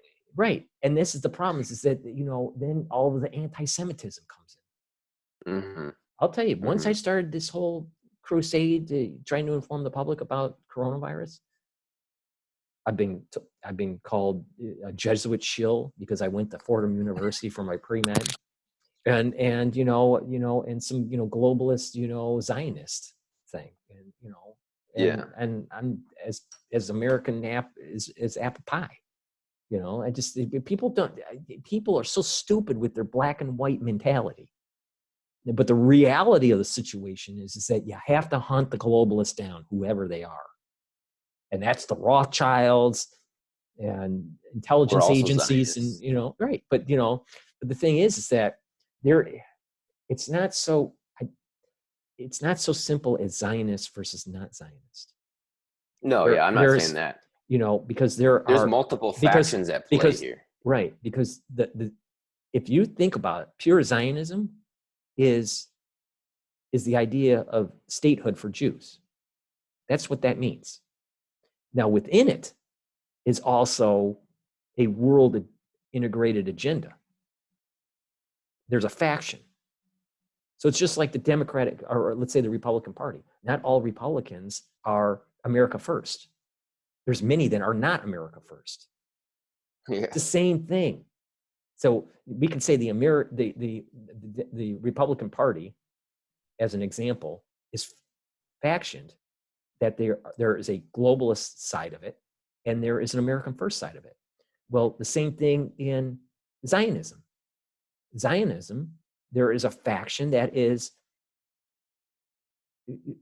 both of the factions believe the state of Israel, but one of the factions believes in world integration, New World Order type stuff. Killing The other Palestinians. faction is like, just let the world be what it is.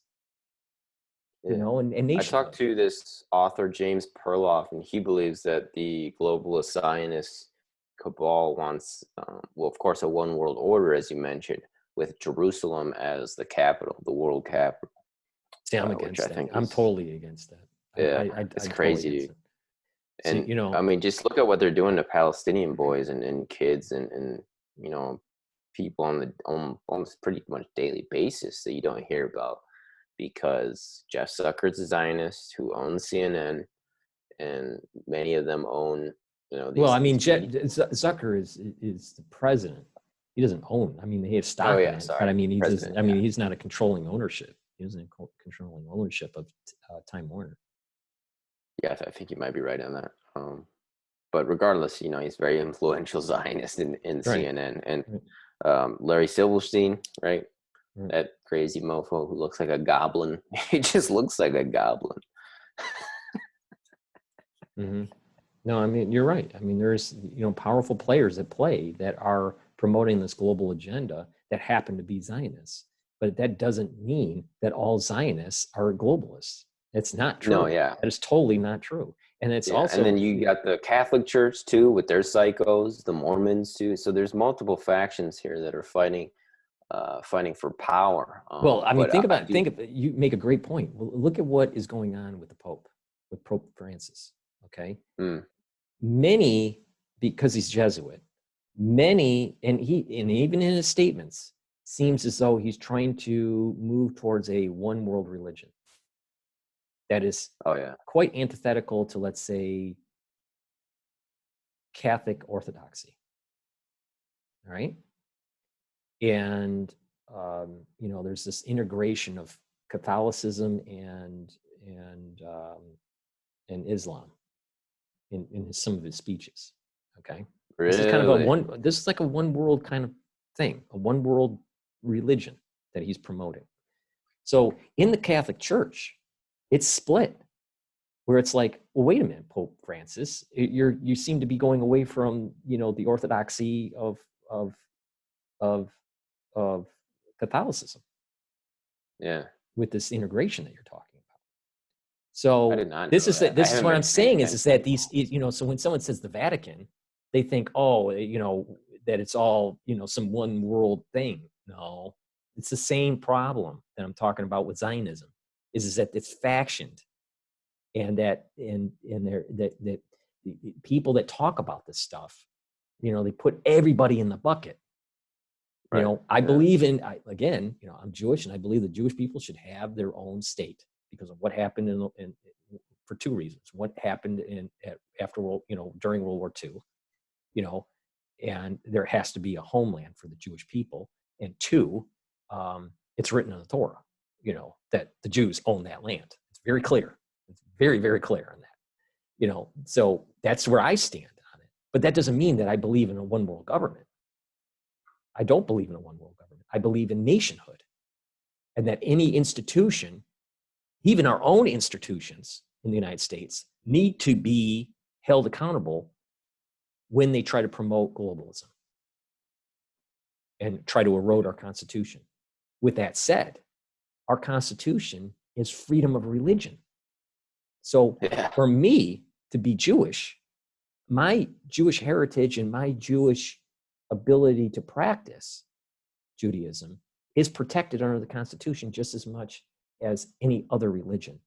And the Constitution should supersede, because it's protecting all religions.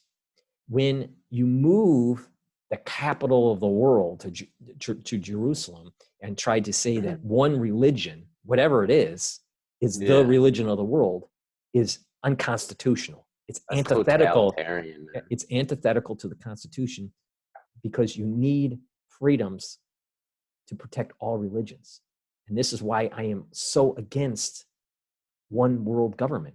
Because once you have a one world government, they'll say a one world currency, a one world religion, a one world way of, you know, reading and writing, a one world way of conducting your life, one world this, and, you know, it's 1984. Yeah, exactly. And, the thing is that, the beauty of nature and the beauty of mankind is through the variations of the theme. And because of that, the Constitution protects variations of the theme. And globalism does not. Globalism is not variations of the theme. It's monolithic. Yeah. Globalism is like horizontal innovation, right? But we've peaked on that. We need vertical innovation, and we got to, not to mention the, I said flushing out the government, but Wall Street too, man. Like just the cronies on Wall Street who make it borderline impossible for entrepreneurs to get started. And in science too, like it's just so hard. Like you get a genius like anyone really who comes up with a new idea. You need all this social approval to get a new idea implemented, right? And they did that by design. Like science itself has been corrupted, is Naval Ravikant. Oh, definitely. I mean, we see it with coronavirus. Science has been corrupted by what you can publish and what you can't publish. Yeah. Because the powers that be they have the purse. They can just pull the purse away, and they say, you know what, you don't publish that paper, or you don't get the funding for your lab. And it happens from one lab to another. And if these people that don't want to admit to it is part of the problem. They're on top of not having, proper scientific ethics and proper scientific safety protocols in some of these labs. Mm-hmm.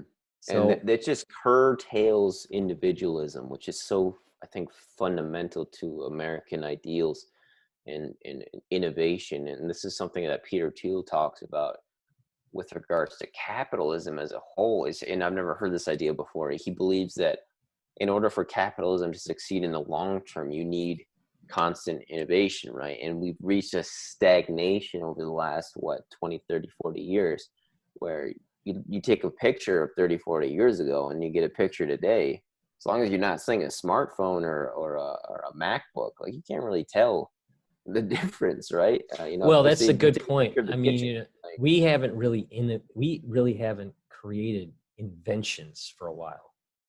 We've innovated, tweaked over the last 20 decades. Optimized, maybe.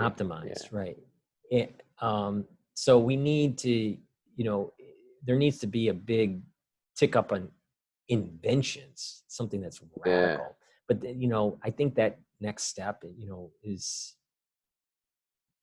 applying more of the quantum physics stuff, that's a little bit harder to engineer into a product, and I'm talking about like single point energy type, theories and stuff like that. That's like blue skies research. Yeah. So, but blue sky. You think about, you think about how when we discovered the New World, and then there was this big explosion of innovation, right? Something similar is going to have to happen, where it's colonization of the moon, colonization of Mars, colonization of actually the ocean. When we do that, there's going to be an additional explosion of new stuff. Yeah. Faster technologies and better material science and different metals that are, the metallurgy is different, that it's more optimized, nanotechnologies and stuff like that. So, you're right. We've kind of like peaked. We're at an S curve, but then we'll go to another level. But I personally think it has to be this big push for exploration. Yeah. If it's mundane and we don't explore, then it's going to be the same problems that they were seeing in Europe before they found the New World. It seemed as though that Europe was stagnant. Yeah, and there's zero sum, and that makes it zero sum, right? And then therefore politics become the most important thing, right? Not science, not innovation, not technology. Right. You got it. And you mentioned the ocean. I had this great idea. I think I thought of it before, but I'm sure other people thought of it too, but just thinking about the quote unquote inevitable heat death of the universe, if we could like figure out a way to live in the ocean, right, that would really kind of expand or lengthen the potential for human life to kind of be resistant to that heat, right?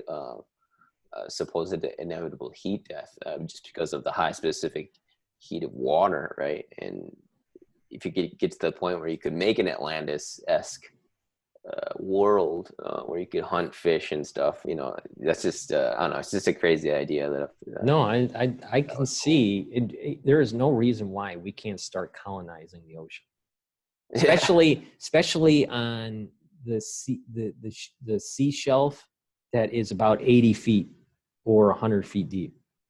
And then all of a sudden it drops down to hundreds of feet or thousands of feet. I'm talking about like that shelf right before the big drop. You could start colonizing along there. You're going to have pockets along the East Coast or the West Coast. And start, and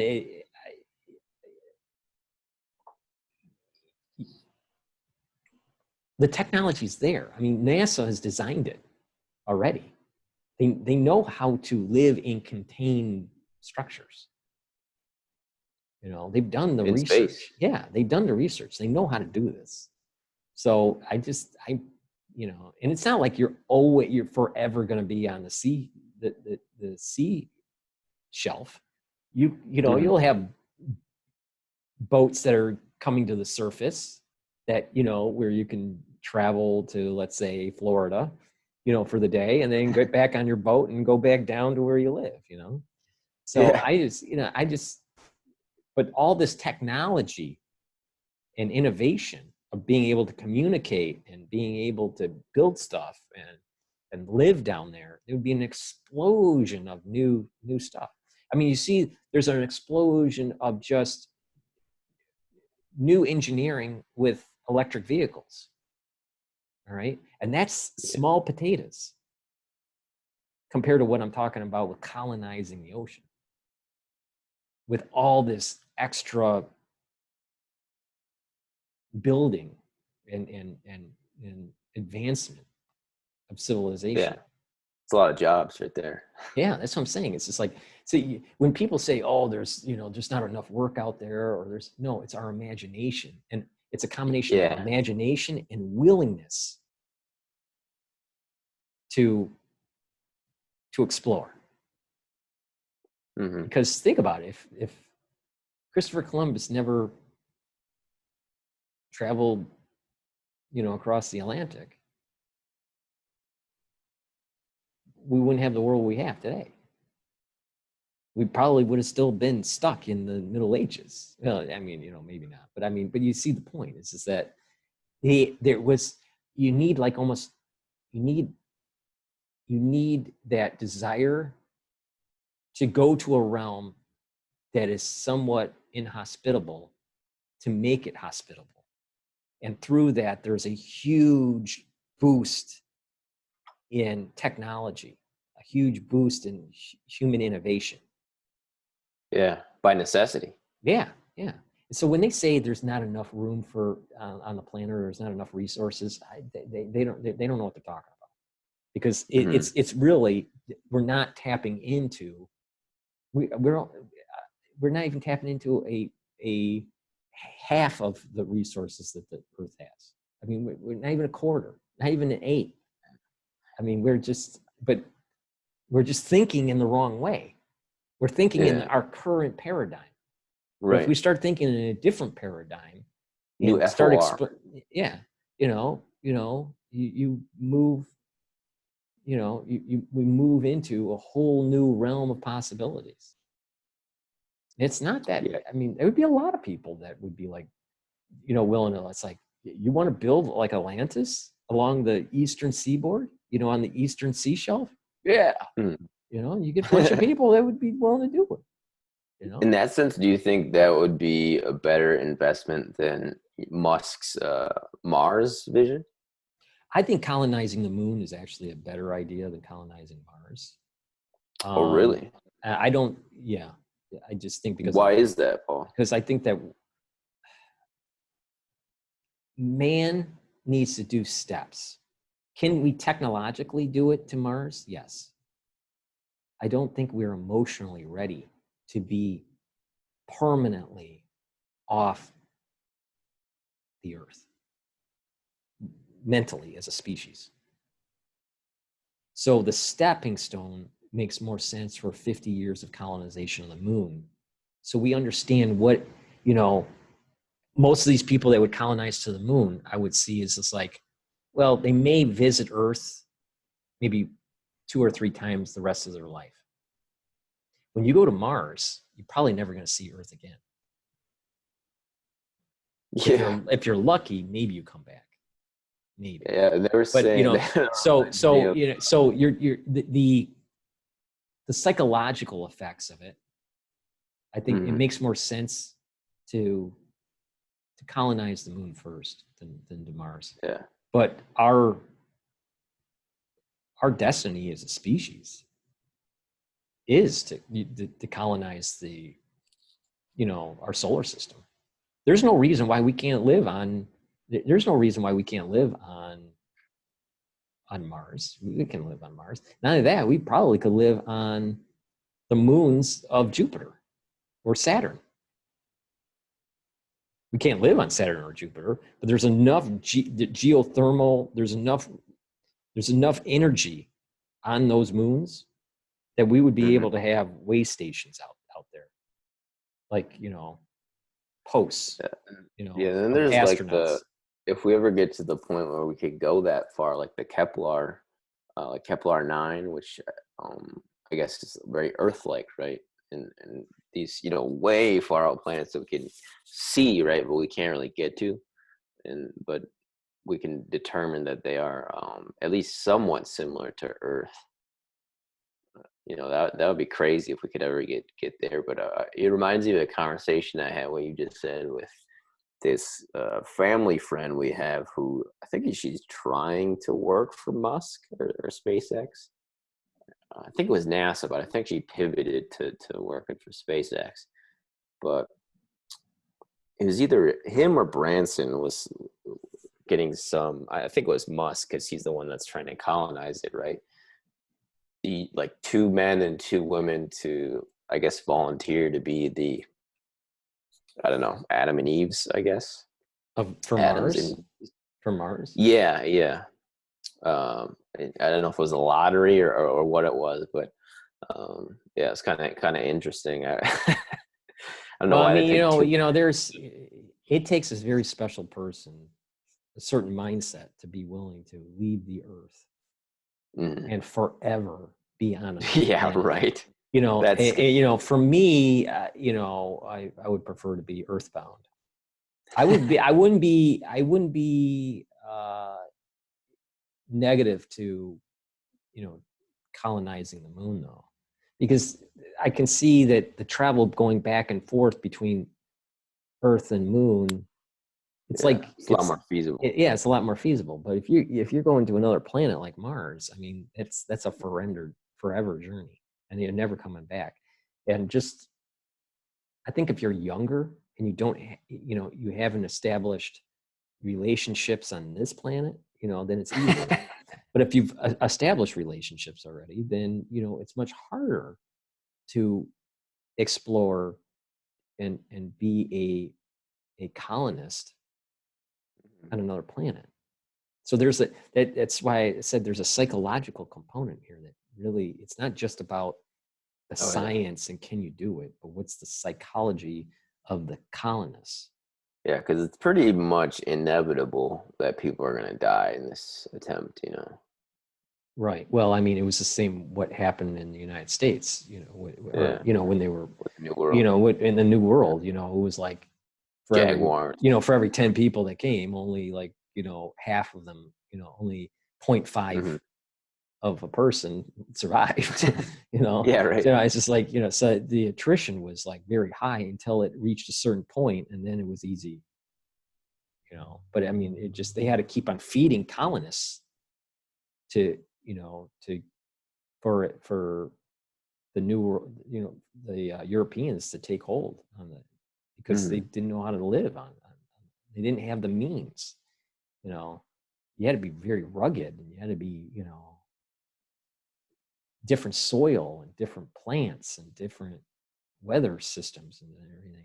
And there's no convenience, and it's disease. And so, I mean, the attrition was just extremely high. First, and you were being killed off by the Native Americans, Native. Yeah.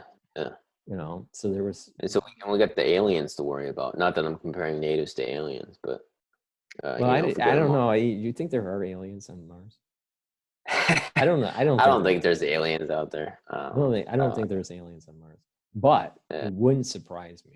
It wouldn't surprise me. Like way out there? Well, no. I was going to be even closer. It wouldn't surprise me that mankind has already been to Mars. What, and we just forgot? Or what do you mean? I think mankind is much, much older than we think. Really? And that we have devolved only to evolve again. Why did we devolve? Because we went through a kind of like a major dark age. Something happened astrologically. Some sort of astrological event happened that made us devolve. That made us devolve, and we didn't have as much technology. And now we're coming back again. So we had a great dark age. You have little mini dark ages, which we would call the dark age, like in Europe. So you had the Renaissance and then the dark age. That's a mini dark age. I'm talking about a much larger dark age. Where an epoch. Let's say you had 1 billion people on the earth. And we had it's a society that we have today. And then all of a sudden, there was a major event. I don't know if it was solar or if it was an asteroid or something happens. And you go bottleneck to 20,000. Wow. All right, from a billion to 20,000. What's the first all the technology would be gone, and it would all have to be reinvented. Yeah. That would be tough for like a while, right? But the thing is, you would have that, at least some of that knowledge, right? Well, no, it'd be lost. Hopefully. No, it'd be lost. Well, I mean, up here is what I'm saying. Hopefully, some smart people would be left. Well, no, I mean, let's say you had 1 billion people. All right, and you bottleneck to 20,000 across the world, and they're not all in the same area. Oh, wow. All right, so you have to reestablish language. You have to reestablish agriculture. The Tower of Babylon situation. So that you're focused on agriculture and hunting. And you're not focused on mathematics and geophysics and computers and all that, because all that's gone. So everything goes down to its lowest common denominator in terms of just survival. And then it starts to creep up. If you look at societies that started to really ramp up, they were ones that were around the ocean coast, where there were more fish.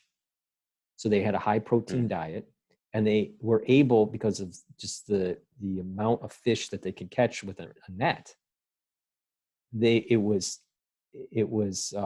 more productive for them to get the food. Therefore, they had more time to do other things, invent, self-actualization.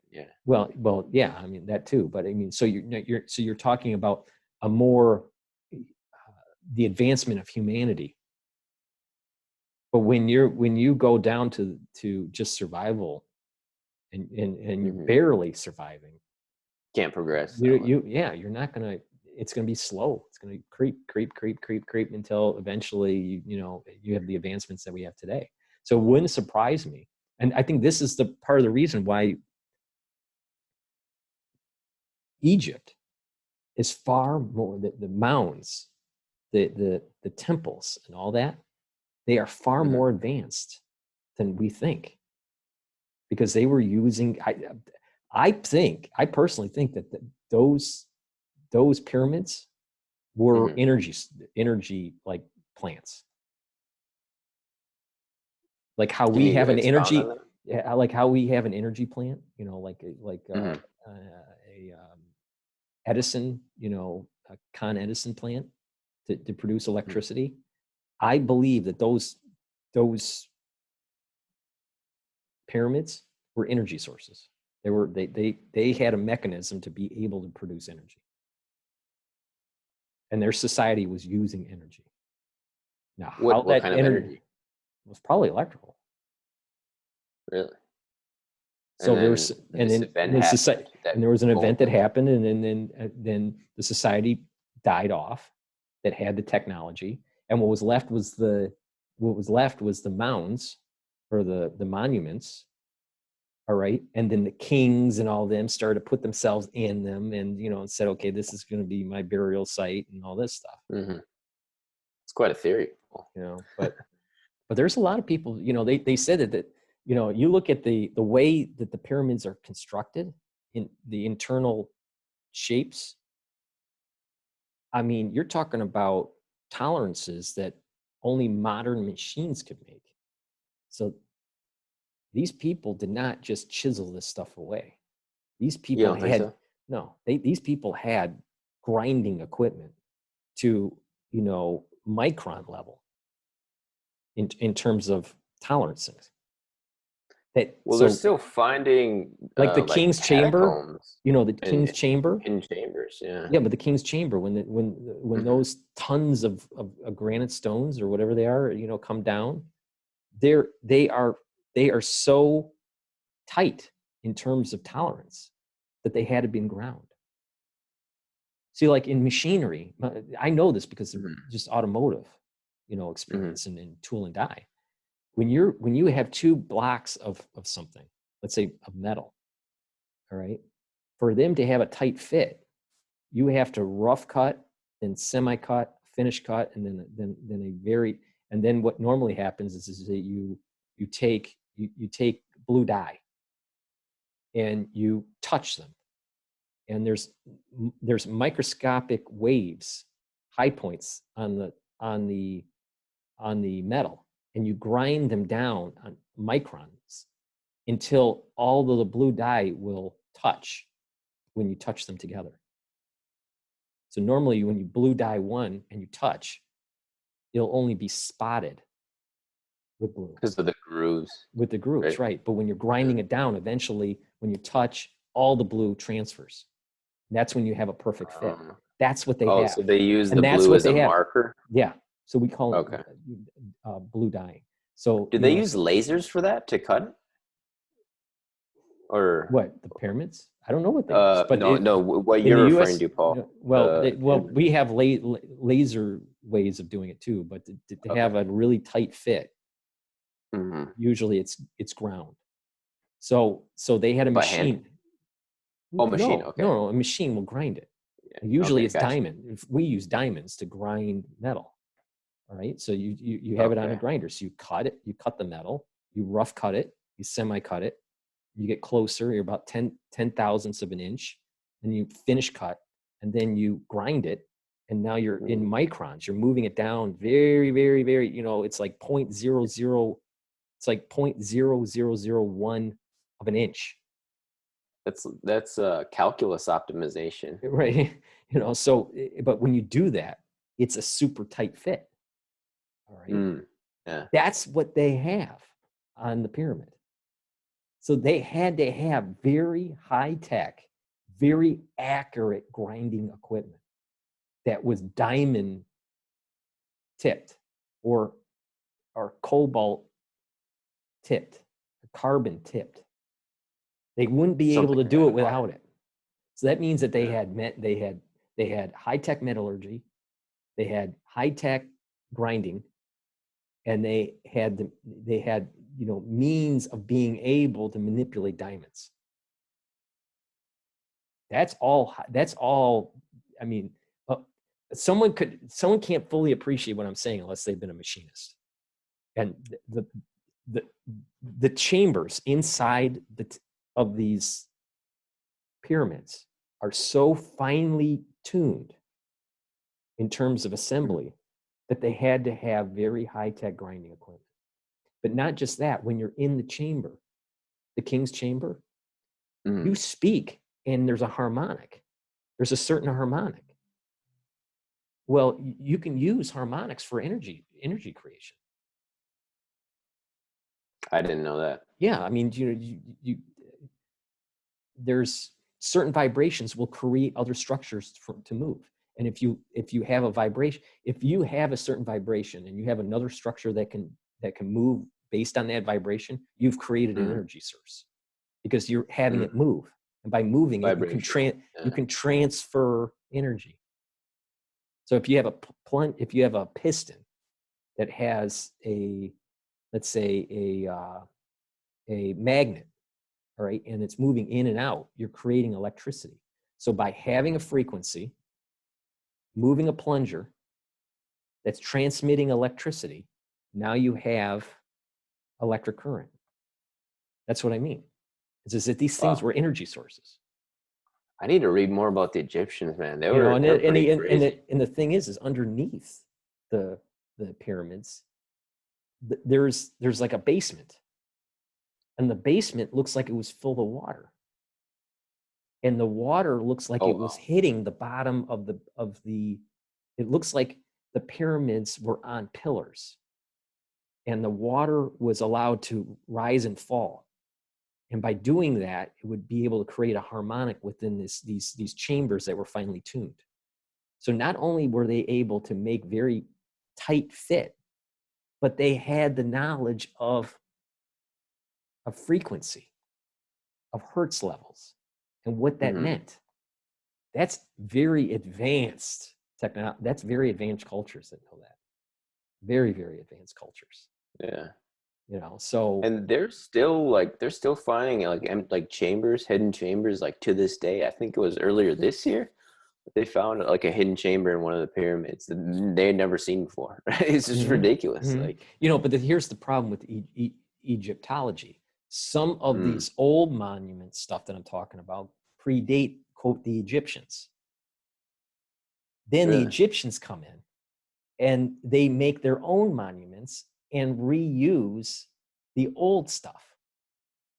So they're repurposing it. So it's like a society coming in from, let's say, sacked Rome and rebuilding on top of Rome.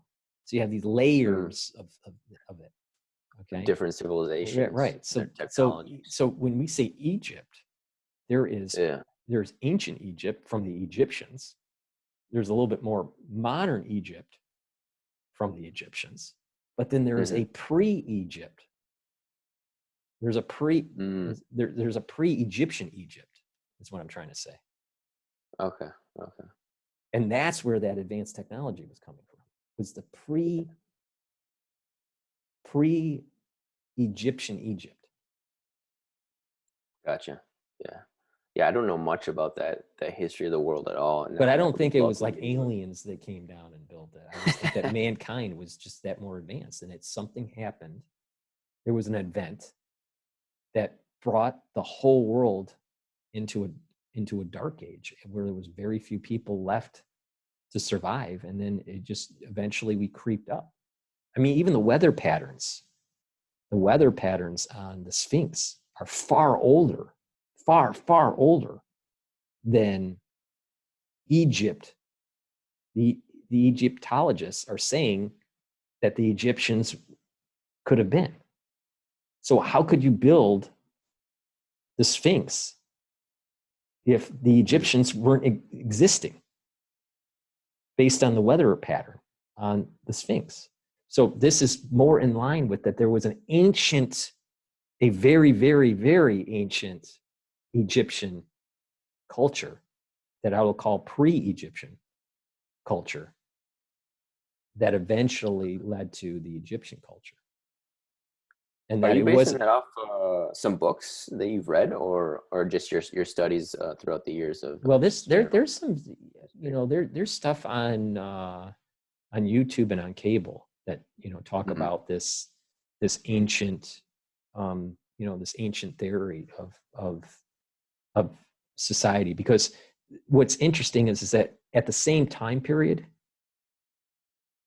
you were seeing advances in building and these harmonic structures that I'm talking about, not only in Egypt, but also in South America. They're all coinciding. Yeah, with the so it's like the almost like right? there was so there was almost like there was an increase of awareness or increase of human knowledge Mm-hmm. a very long time ago, and eventually it was lost through this great event that I'm talking about. But what that And event is those, I don't know. yeah, and I those mean, happened around the same time, right, in South America and Egypt. yeah, Yeah, and there's this. it You falls in might line have. with what is stated in the Torah with Noah, that mankind was able to do a lot more than what happened. I mean, what is one of the stories of Noah? That the world can do a lot, but it had evil and it's punished, and a very few survived to repopulate. That's the point I'm The making. flood, right? Right. Yeah. So the flood story is an analogy of this event that I'm saying. That the world had much higher technologies and much more larger understanding. Than we realize. Then an event happened, and the ones that survived the event it's written down, in all these ancient texts, saying that it was like this biblical flood, or there's, this, catastrophe, depending on which religion that you subscribe to. But they all have a similar theme, the Noah theme. It's something catastrophic theory of happened in multiple discovery. You might have heard of it, where it's like independent of each other, but throughout the world, humans make discoveries almost simultaneously or in the same basic time period. So I think that relates to what you said with the pyramids, and it's something I've noticed too with other stuff as well, just seemingly independent of each other, but around the same time period, humans discover basically the same exact thing, right? Mm-hmm. Whether it's creating pyramids or something else. Mm-hmm. Which I find quite fascinating, because it's almost like I do think there's a collective consciousness, right? Well, you can kind of see it with current discovery. Researchers, they may attack the problem a little bit different, but they get to the same answer at about the same time. That's why a lot of Nobel Prizes are with, multiple researchers. They share it because they came to the same conclusion, from a different vector, different highway, different highway, and so there is a collective consciousness, I guess, but that's because of the information around them. But you're talking about, if you follow the doctrine of archaeology, the current doctrine, there is no way that you could have these many similarities between Middle Eastern culture and, let's say, Mayan culture at the same time period, when they weren't supposed to, quote, be talking to each other or knowing that they exist. So something was far more, the world was far more advanced, and, Manhattan wouldn't look like Manhattan if you let nature be for 1,000 years. Now just extrapolate that out to 200,000 years or 1,000,000 years. You see what I mean? That whatever was there, nature would have just eaten it up. Yeah, I mean, you even see it with this pandemic. After a couple of weeks and no one being on the streets, you got cougars on the streets, you got boars, you got all these animals. Like, oh, let's go over here, right? Right. And that's only after a few days. Right. So, let alone a whole year or thousands of years. All right, just look at what's happening with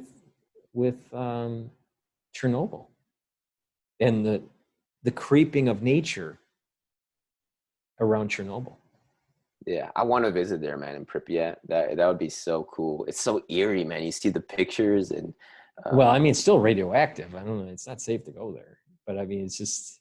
you can go there, but you just there's certain areas you just I think are completely off limits because I know there's a small, I don't know, it might be growing, obviously not now, but like a tourism thing. I don't know the nearby city that they take you from, but yeah, so you can actually go and kind of walk around the city a little bit, which is just fascinating, dude. It'd be so creepy just walking around a ghost town, like. Especially, you Yeah, know, you see it overgrown and there's deer around, and but yeah, yeah. they, like you said, it's still radioactive, so you know they're having problems with the animals But there, you know. think about it. Let's say an ancient civilization on Earth had a similar Mm, problem, and it went nuclear. It went, you know, mm. and they had to leave.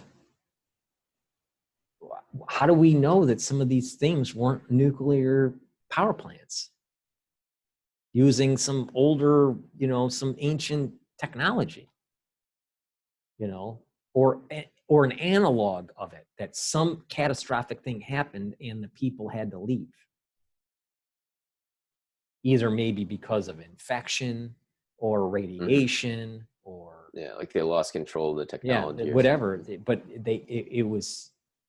it would have killed off the civilization if they stayed and they just leave. Yeah. I mean, you can kind of see it in modern society today, where plants create so much toxic waste in the environment that that areas people start to move out, and it's just a toxic dump. You know, and it takes thousands of years for it to go away. So some of these civilizations could have been like toxic dumps that ended up, Hmm. you know, people just migrated out of that environment to go to a new one. So Yeah. mankind is I think, much older than we can appreciate. That there's been these cycles of technological innovation, and then it drops down and it cycles back again. Well, hopefully we're not at the end of this one No, I don't if you're think we right are. about I don't. I that. don't. I don't. Some people do think that. Some people Yeah. think that I, we're near, like, within the couple decades, near, a oh great wow. reset, like a great reset. I mean, I've talked to someone on the phone recently who thinks this is the rapture, like this whole thing. And I know there are multiple people who think that. I mean, you see it on YouTube and Yeah, but all these prophecies. here's the problem with the rapture theory. Every decade has a rapture theory. Yeah, right. 2012, we were all Yeah, gonna die in yeah, well, 2012. yeah, and then, it was 2000, and then there Oh was, yeah, well that and then Y2K. and I remember something about 1987 being one, and and then, Really? Why was yeah, that? Do you remember when that I don't know, was? maybe it was the stock market crash. I don't know but there's always something. There's always, Yeah, right. and then there were stories about in the 1800s, and then, and then there's, these false prophets, that go all the way back to the 12th century, and it just that's the problem with that, the whole rapture theory. You can never pin down when it really is going to happen, if it Yeah. ever happens. But I think that there is adequate evidence to see that something catastrophic has happened multiple times to mankind, and that they had to go underground, literally, to survive it. And then whoever survived came out. So I think we've had multiple Noah stories of some Yeah. sort or another. Either, for some regions it was a flood, other regions it was maybe some Ice catastrophic Age. heat or ice Mm, age or whatever it mm. was, but something dropped the population to such a level that the technology was lost. Wow. Well, hopefully our technology is robust enough that we can prevent that were to, were to happen again. But I don't know, just look at our system now. We just have this pandemic and we just collapsed, right? This is, That's what I'm it's saying, and it's somewhat minor. comprehensive failure. And think Yeah, about it's it. very minor. This is minor to, let's say, a plasma discharge from the Earth, or from the sun to the Earth. So if, let's say, a Mm, plasma discharge happened, a major plasma discharge happened from the sun, one side of the Earth would be so fried that nothing would live, nothing. The other side would be okay. yeah. So think about that. on how the world would be if that happened. Let's say tomorrow they say there will be a plasma discharge and all of Europe and Asia and Africa are completely gone. Everyone will die. Everyone will die, and all the trees, all the vegetation, everything will be dead. And it's 24 hours. In 24 hours, you can't do anything. One burnt cookie. Yeah, and then and then the other side of the world is fine, or at least minimal damage. All right, but all of the global communications would be down.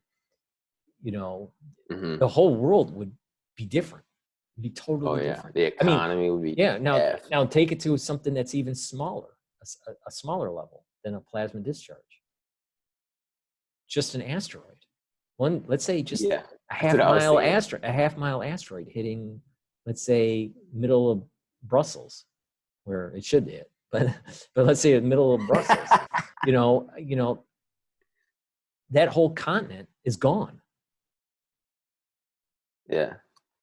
Yeah, and there's or it hits the Hague. Gets rid of the world right. And it would create such havoc that we would probably be in a nuclear winter for maybe decades.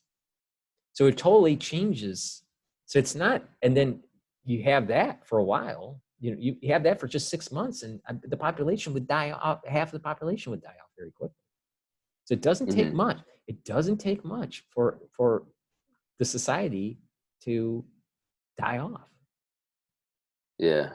We've had this great peace, right, for so long. Since World War II, and well, we've been living in the Goldilocks zone. Yeah. For the last. It's been like humanity's wet dream. Well, yeah. I mean, we've been living in the Goldilocks zone for probably the last 400,000 years. But if you look at it, from just geological perspective, that's a rare thing to live in such, quote, harmony. Normally there's more chaos on Earth than these Goldilocks moments. Entropy. So the probability of us going through another chaotic event that totally wipes out most of humanity is highly probable. It's just you can't pin down the date, but it's going to happen. Yeah. It's going to happen. I mean, there's no doubt about that. Hopefully it's not anytime soon. That would be terrible timing. We would not be ready for that at all. And, maybe that's, I don't know, maybe that's a good thing in terms of how, that brings up, a good question. And that ties it into the current crisis. Mm-hmm. Everyone's scared about what's going to happen with, are they going to get sick? Are they going to die? Or is this chronic? Or is it acute? Or whatever. Will there be a cure or whatever? No one's asking the really philosophical question. Should mankind live? I mean, and I personally think that during this crisis that the best of mankind did not shine. Not at all. Not at all. The best of mankind in the aggregate was abysmal. And that if we look at this from a metaphysical point of view, maybe we were given a chance to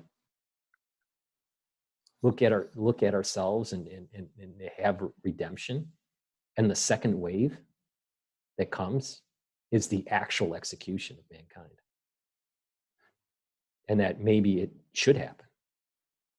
Because let's think about it. Look at what's happening even on the internet. All right. You have censorship. So people are trying to censor the truth. So you don't have truth. You have people that are trying to discredit individuals. So you have the trollers. There's less love out there and more hate during this crisis than before the crisis. So we've had the chance during the first wave to ask for redemption, and it didn't happen. We didn't do that.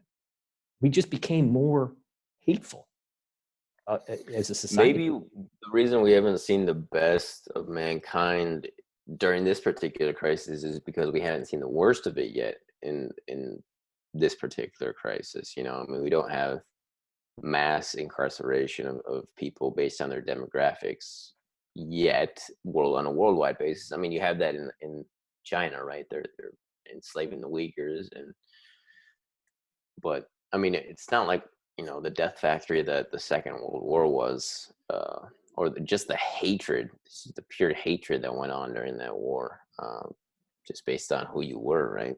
Yeah, but you're talking about man versus man. I'm talking about something that's much more metaphysical. Oh, like the metaphysical. I'm talking about the execution of humanity. I think humanity is being judged. You don't think we'd be given a chance? I think humanity is being judged, and that we have not stepped up to the plate and actually rose to the occasion to make this world a better place. It turned out to be a worse place. But you're saying in aggregate, but what's the story? What's the story about, you know, the world, you know, being destroyed in, you know, in these biblical texts? Only a few people survive. Not everybody that died was evil, but there was enough evil in the world to cast judgment for most to die. That's the point I'm making. And that, yes, there's been some people that tried to make a better world. What I'm saying is really deep and disturbing to some people that will be listening. But if you were the great executor, the metaphysical executor, the great executor, can you honestly say that mankind should live? I can't answer that question. I mean, step out of the human side and look at it objectively, and seeing what is going on in this world. Can you honestly say that mankind should live?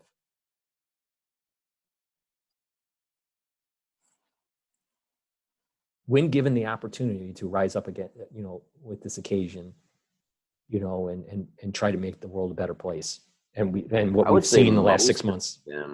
Most of mankind, probably not. No. Well, I mean, there's the point I'm making. I mean, when you think about it, most people probably are not having a net positive on the world right now, you know, which is kind of sad to say. That's my point. They're just kind of taking up space, right? Well, that's my point. That the far majority of the world does not deserve to live. And it's not because of race or religion or anything like that. It's because they're just not the choices they're making. The choices that they're making are on the sides of evil, or at the very least, not on the side of good.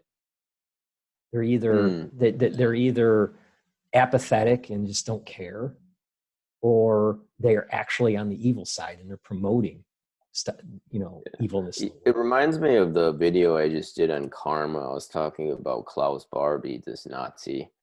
It's called The Butcher of Lyon. I don't know if you saw that video, but he was this head of the SD after the fall of France in Lyon, France, and he personally oversaw the interrogations and tortures, sexual tortures of men, women, and children.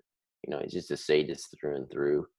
And after I read about him, I no longer believe in karma, and I'm not necessarily ascribed to one religion or another. I was brought up Lutheran, but I couldn't answer that question now. But just in terms of the I guess metaphysical or philosophical idea of karma, I no longer believe in karma because of that man, and just the way that he was protected by our government and rewarded by our government, in addition to being rewarded by the Nazi government for just pure evil. And I mean, there was no retribution. You know, there was no justice, no consequences for what he did, and because of that, I no longer believe in karma. And it also reminds me of another conversation I had with Ryan Dawson, where, and this is a thought that I had too as well, of if you could live forever, that would almost, it would take the beauty out of life, right? You would have no sense of urgency. You know, everything would be cheapened. Like this conversation we're having right now, Paul, is is extremely valuable by the fact that our time is finite, right? And there are a million other things I could be doing right now, but I'm chatting with you, and our time is a non-renewable resource. It's the most valuable resource, and that's where the beauty is, right? Is the fact that we do have an end date. There is an expiration date for all of us. Whereas if you could live forever, you know, it seems like to me the beauty's just gone, right? It's like, well, what makes anything worth it? Like Well, learning that's a good point. music or learning a language. It's like, oh, I can do that tomorrow. I can do that the next day. You know, I've lived for fucking ever, so you know, there's no point. I'm just gonna sit here and play video games. Like, that's a great point, but that kind of dovetails into what I'm saying is that the far majority, the aggregate of the world, doesn't view that this finite time that we have should be for good and not for personal gain. And that there is a celestial judgment that is going to be unleashed on humanity. And that judgment and the aggregate of mankind is evil, is bad, should not exist, because we have been given the perfect opportunity to rise above, been given a second chance, and we didn't do anything about it. Now, some did. Some people prayed. Some people helped their neighbor. Some people, prepared. Some people tried to inform the public. But you have the haters, the trolls, the ones that actually orchestrated the event, that made the weapon, the ones that are trying to use this in their own political advantage to take down the president. There's a lot of evil factions that are taking place. But when you look at the aggregate, there's not enough good people versus the bad people. And because of that, there probably will be and needs to be an execution of mankind in the aggregate to allow for a new beginning. Like a new Noah. Reminded me of the other point I was going to make too, in terms of justice, like you said, like, and this is something too that has changed my philosophy on fighting injustice, was the fact that I no longer believe in karma, or, I mean, I don't know. It might tie into God's judgment too. I don't know, which I think is kind of what you're saying in a way. But if I believe that God is going to take care of justice, then why do I do any of this? Like, why do I try to fight Ghislaine Maxwell? Why do I try to fight the cabal? God's going to take care of it, Well, he's the ultimate justice. Here's the enigma. We're given free will, but we're judged on how we use our free will. And it's like, and you make it even more complicated. Whatever the answer is has already happened. So no matter what we do, even though we have to do something, it's already happened. We just don't know what it is. So we're living in, quantum. You're making me uncomfortable. Quantum thing. But the point that I'm making here is that we have to try. We have to try. I'm not trying to. That's the only thing I'm trying to be optimistic, but to be realistic and a realist optimist, if there is such a thing, is that one has to really ask the question: does mankind really deserve a second chance? Because it sure as hell didn't perform the first half of this year to be a better society, or to be that many people failed on being a better person. many. And, there may be the second wave is more encompassing. It's not just a second wave of a virus. It's a second wave of a judgment, where it's a collapse of society. It's a collapse of our comfortable way of living because we didn't do the right thing. Yeah. Like for example, you and I know some scientists out there, right? Not to name names, but instead of being a troll, why didn't they use their education to find a cure?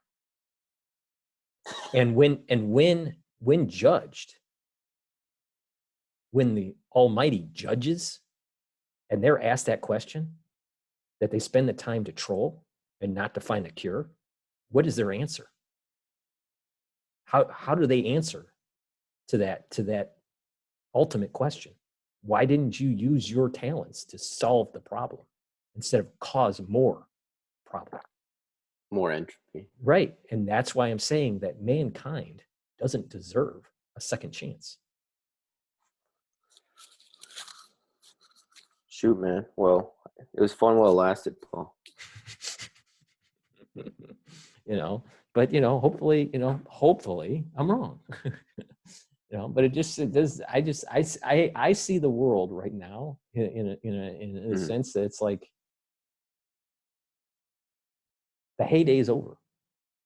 We didn't step up to the plate and actually made the world a better place. I mean, I'm not saying that everything should be harder than we did before they fell. That's my only regret. Wait, say that again. The Romans party harder than we did before they fell. I think all kidding aside, I think that we're so similar to Rome, just at a bigger scale, in terms of land mass, economic degeneracy. I wasn't going to use the word degeneracy, but the magnitude, the economic magnitude of commerce. But, I see what you're saying. The lethality, followed by social degeneracy. Well, yeah, that too. But, but I mean, we have politicians letting their towns burn down, just like Nero, literally. So I mean, And Tiberius was a pedophile who killed the children after he raped them. Yeah, which I just found out. So that's the similarity there too. Yeah, so we could be seeing the fall of Rome. But the fall of Rome, was it just a natural mechanism, natural way of destroying a society, or is it a metaphysical thing where it's a judgment? Now, the ones that are religious will say it was judgmental. It was a judgment. The ones that are more in the sciences would say that it's a natural phenomena of societies. Yeah, cycle, decline. Right? Yeah, cyclical, like social cycle theory, right? Mm-hmm. But we may be seeing the destruction of Rome. I mean, we are Rome. I mean, we are an extension of Rome. The United States. I mean, to say the United States isn't Romanesque. I mean, no. I mean, we got the Praetorian Guard. Right, the SS Secret Service, right, and then we got our emperor. We need a Marcus Aurelius, right? And I'm not saying Trump isn't doing his best, but See, I'm not so familiar with the emperors, But so, who was he? Who was this guy? He was the quote unquote last of the 5 good emperors, and I couldn't name all of them for you right now, but. If you've seen the movie Gladiator, it's semi-fictionalized story of his sons, who was a tyrant, Commodus, after Marcus Aurelius, and in many regard Marcus Aurelius to be one of the greatest leaders of all time, and possibly the greatest emperor, probably the greatest emperor, because he was guided by a philosophy, and not his emotions, right? And he's one of the major contributors to Stoic philosophy. he wrote this book called The Meditations, which, it's in the other room, but and it was basically just his personal diary, and he was writing to himself, which I find it to be quite profound in and of itself, because it's not like certain texts, which I won't name per se, that kind of point the finger at you, right? When you're reading it, it seems like you're getting talked to by your dad or your mom or something. Whereas he was looking in the mirror and saying, you got to do better, right? And he wasn't doing it as a form of a show either. It was his personal diary. And after he died, they found this diary and it was published, and now it's one of the most profound contributions to philosophy. Was just his personal diary to himself, which is quite amazing. But yeah, that's kind of the spark notes of Marcus Aurelius. But he's played by Richard Harris in Gladiator. I just can't picture Trump writing a personal diary and how he can improve himself. I don't see that. He may write a personal diary on how great he is, but yeah, I mean, if he did, the FBI would probably seize it. They would probably find out where his personal diary is and just steal it and then see what he's thinking. So it's probably a good idea he doesn't have a personal diary. Yeah. I don't think Marcus Aurelius had to contend with intelligence services. He just had his Praetorian Guard to tell people to F off if he wanted. So I'll tell you, but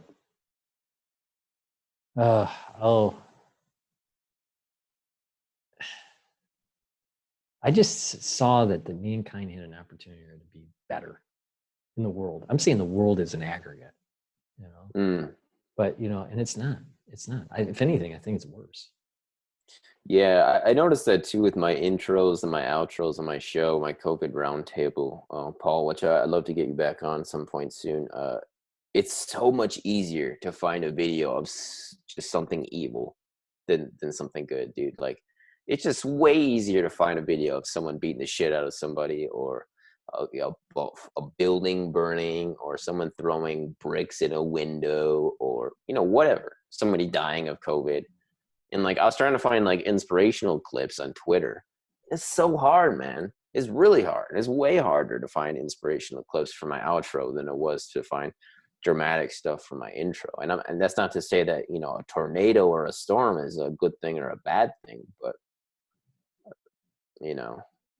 it's just, I think it kind of speaks to what you're saying about just the darkness that we're going through right now, collectively. Mm-hmm.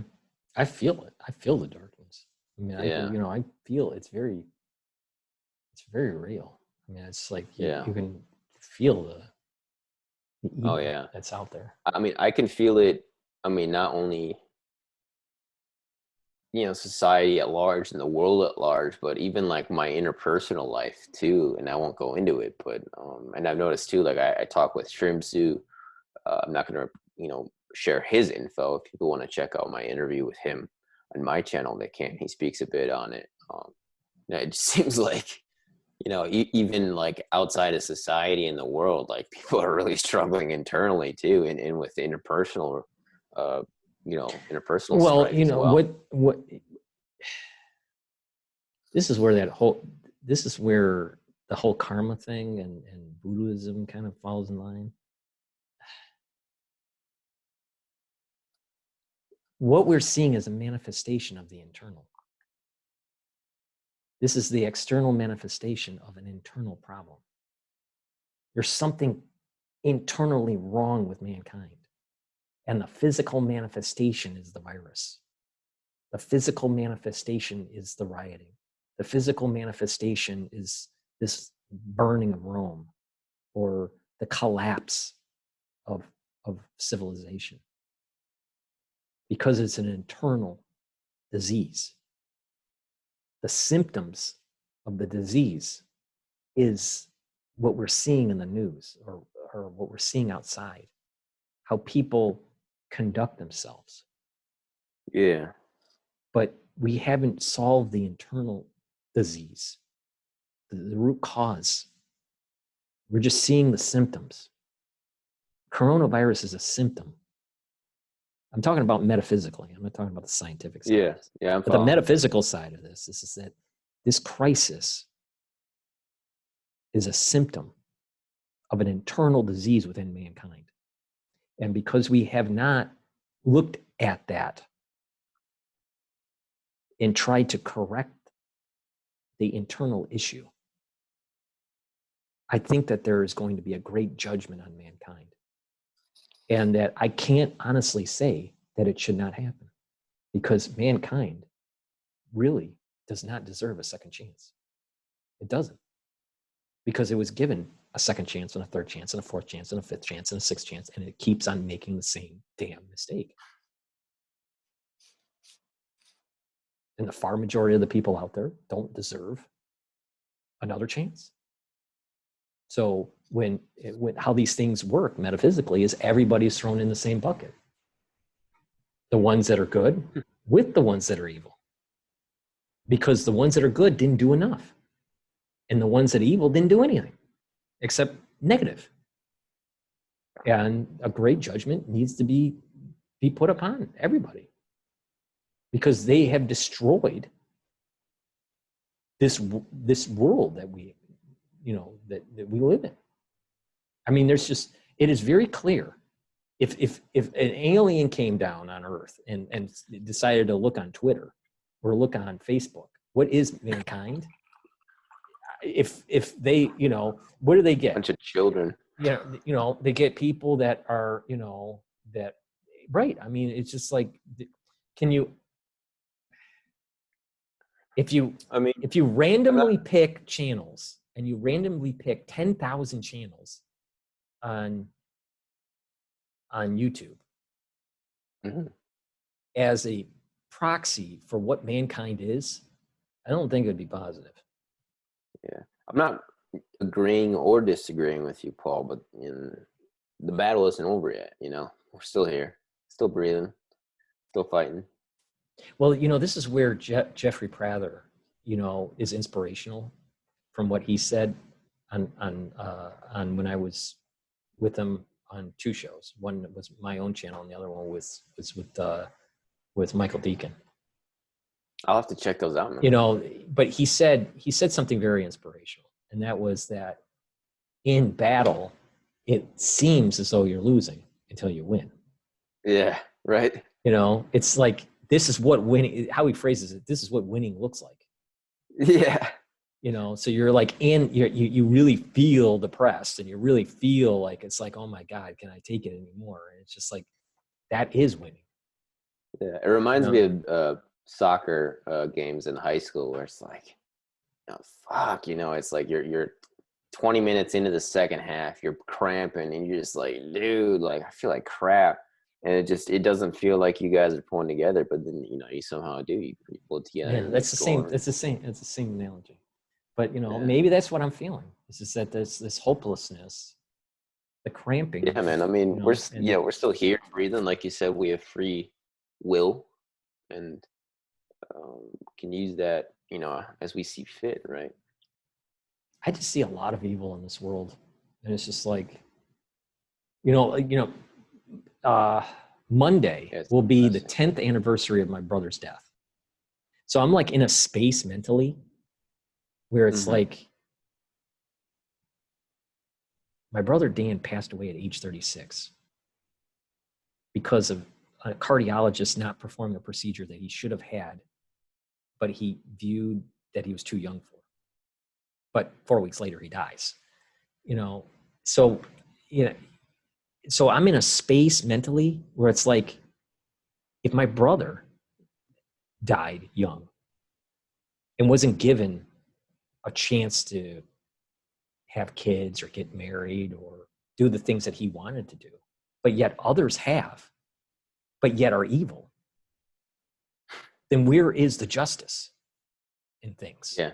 That's my thinking too with karma, man. And and it's like, it. I can understand where where you're coming from. I totally do. But I'm at a space right now. It's like, there are many people that lost their lives for different reasons, but have lost their lives, and others have been given a second, a third, a fourth, and a fifth chance, and they're still evil. At what point is justice going to do its job? Yeah, I know what you mean, man. I know that just frustration and exasperation, right? Where you feel so powerless against some of these psychos who are so powerful, man. Like, yeah, but we thought, I don't know if we should bring up Epstein again or not, but like, the Clintons, they're, as far as I can tell, untouchable. But right. I mean, this is a perfect example. It's like, look at how many evil things they have done, but they're still living high on the hog. They still have power. They have still political clout. But we can't stop fighting, though. I don't think we can stop fighting the good fight, even if it's, it's like Stalingrad, right? It's, most of those Soviets, they probably knew they were going to die. And there was one battalion, it was like 10,000 men, I think.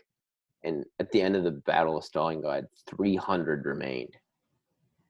And so can you imagine like how much skill, talent, and luck is involved in being one of those, what is that, 0.03% of men who survive your battalion, right? Like you'd be so tight with your homies that survived. It'd be so tight. Like that's just an indescribable bond, right? Mm-hmm. But, despite that, they just kept going, right? At halfway through the battle, they're missing 2 toes. They have one magazine left, but somehow they made it. They picked up an MP40 when they ran out of ammo for their Papa Shaw, and they just dealt with it, right? So because there were guys that survived that battle. Yeah, it reminds me. It's not as bad, but it was bad. But it reminds me of, so on my mother's side, the ones that were able to get to the United States. So I had part of my family heritage comes way earlier to the United States, and then some of it comes just before World War II. And then there were some of them that stayed in Europe during the war. So the ones that were in the United States already, I think it was six uncles, great uncles, I guess, that served in different theaters. So some of them served in the Pacific theater, some of them served in the European theater. But I had an uncle, Milt, who served from 1942 to 1945 or 46. I can't remember. And his story was kind of interesting. So it starts, the story that I know starts where he's in the U.S. Army, and he's marching through France. All right. And he's part of the Battle of the Bulge.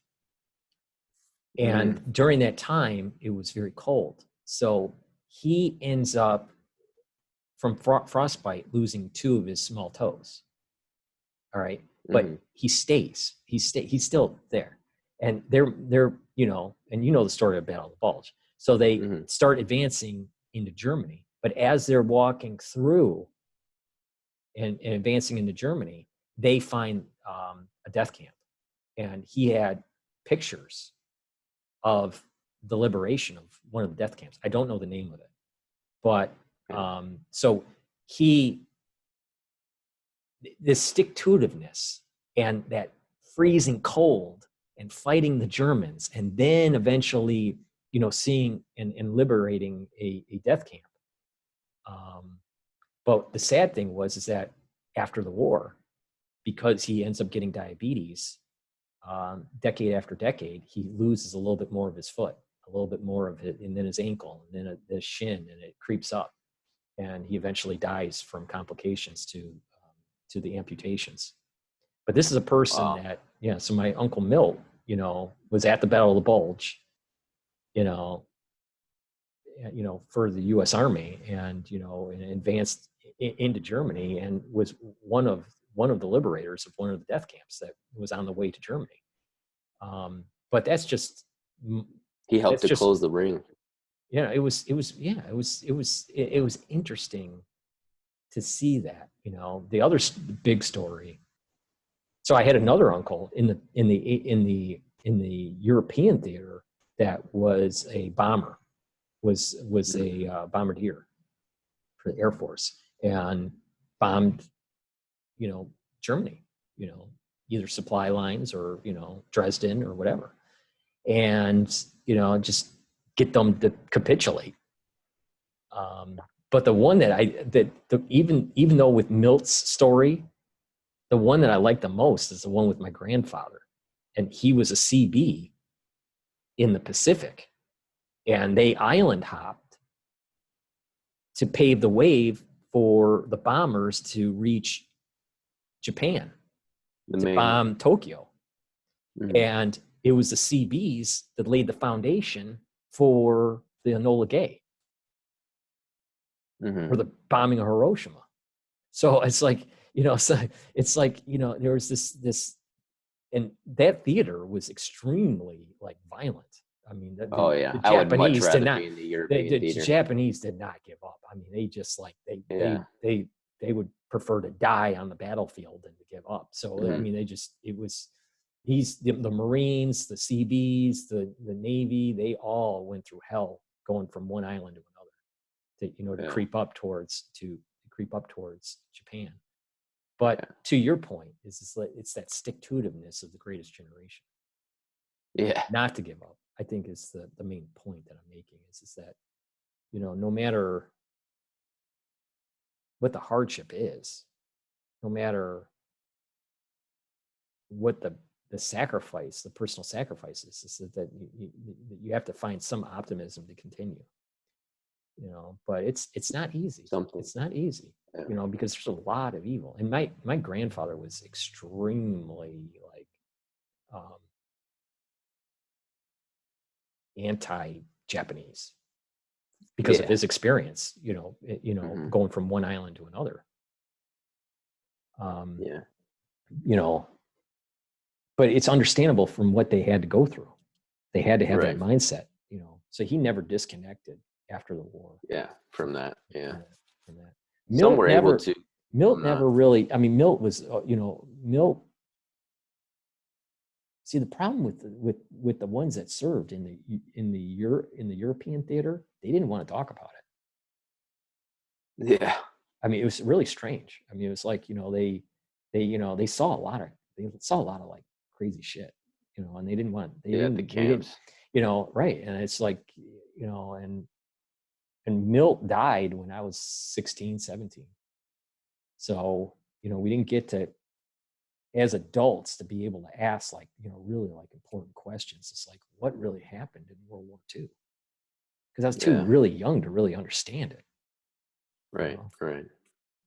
But I just wish they were still alive to be able to hear the stories. I can only hear the stories through what my mother remembers. Yeah. I have this picture on my Instagram. I'll try to send it to you, Paul, if I remember, of my grandmother's aunt. It's a crazy picture, man. It's the day that Paris is liberated, and she's on the left. She's a nurse, and then you got an American GI and French police, and the French police are holding on. They got a Nazi officer, under arrest, and then you got French civilians in the background, and they're all kind of marching through the streets. It's a crazy picture. It's pretty cool seeing that, because I think that was that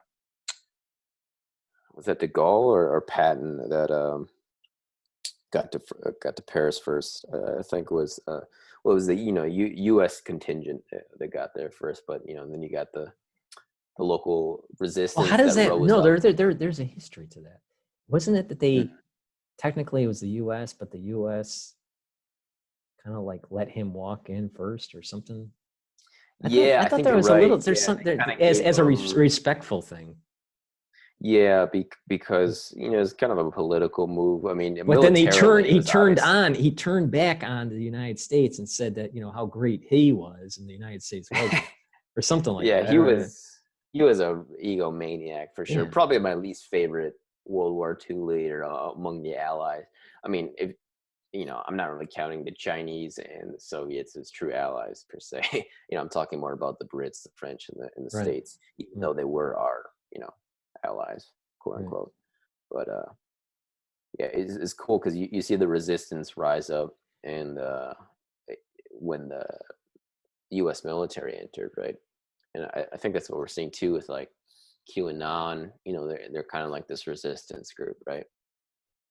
Whereas guys like us are maybe put our faces out there a little more. But yeah, it's definitely a team effort, and like you said, that stick to itiveness can be hard to deal with, especially when we're fighting.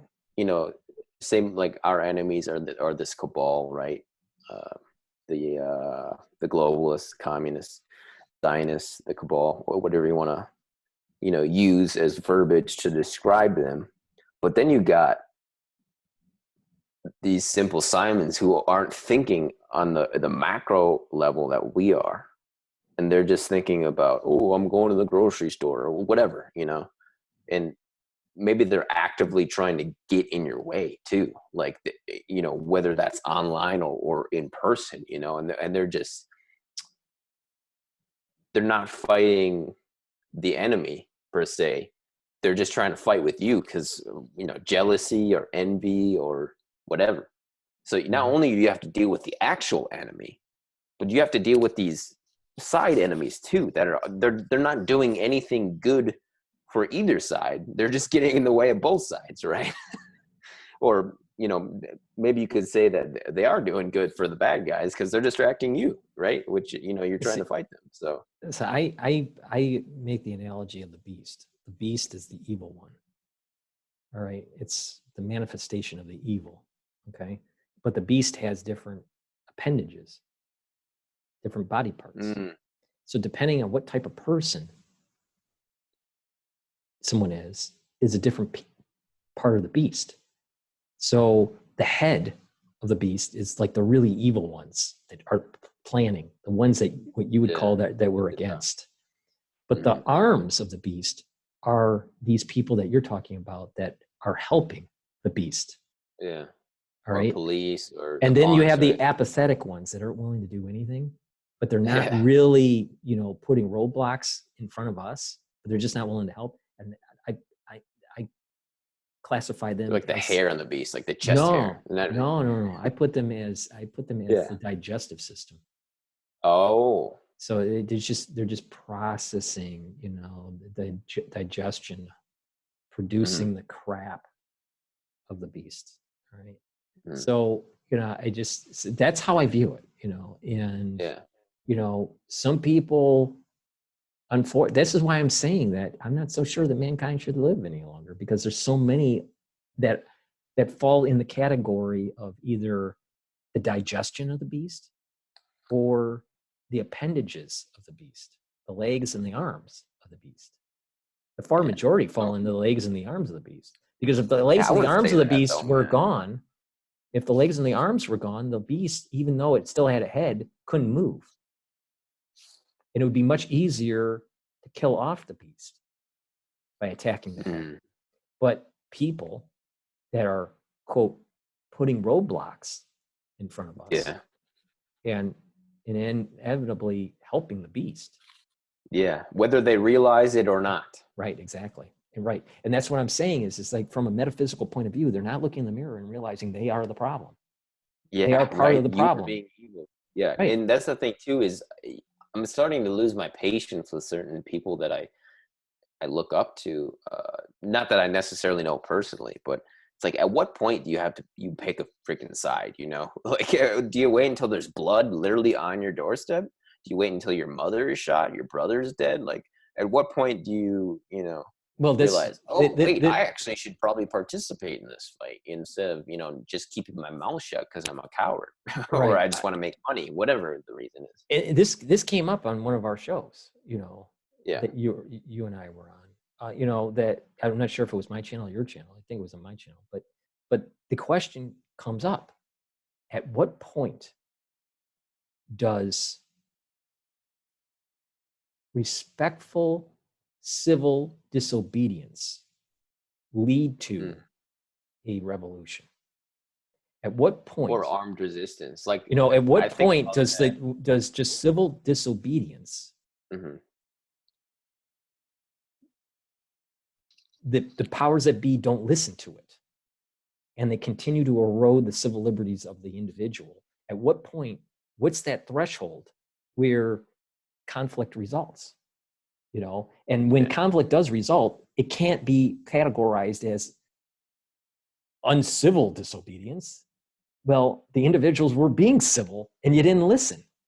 Yeah. So it's categorized as something different. Right, exactly. Yeah. So there is a certain point where it's like, if it reaches a certain crescendo, a certain inflection point, it is the right and obligation of the citizen or citizens to make things right, whatever that means. Yeah. But here's where the powers that be, you know, listen and let's go, that sounds revolutionary. That sounds like you're into armed conflict. That's a crime. Like, you know, that's a thought crime. You know, but the thing is that it is a philosophical question that could lead into a very, very realistic question. And that is, at what point, when the government doesn't listen to the citizens, at what point does the citizens need to bloodlet? You know, and you know, and it's, I think our founding fathers, you know, expounded on this question in the Federalist Papers. You know, and during the Revolution, they were talking about, they didn't want the revolution at the very beginning. They wanted to reach some sort of copacetic understanding between England and have some autonomy. But England didn't want to do that. And eventually what happened was there was a revolution. And during the revolution, they were considered terrorists. Yeah. War is politics by any means. Yeah. So, I mean, so, you know, there's... Or like these police gangs, right? Like, at what point does me resisting arrest not become a crime? Like, to use the Holocaust, for example, it was a crime for the Jews to resist, right? It was the crime for them to not go in the ghettos. It's a crime for them not to go in the trains. Exactly. You know, at what point do you say, fuck off, I'm going to stab you to death, or I'm going to unload my clip on you, you know? Right, exactly. Whether it's Nazis or our police force. That's why I, you know, passionately, you know, had my, you know, Alex Jones moment, with, you know, I guess everyone, when you're in this world has their Alex Jones moment. But, you know, for me, the red line is forced vaccines. Yeah, you know, that's good that you distinguish that. You know, so it's like, you know, it's like boundary. At what, you know, if the government intrudes to a certain level, then the citizens need to stand up and say no, and forcefully say no and protect their body.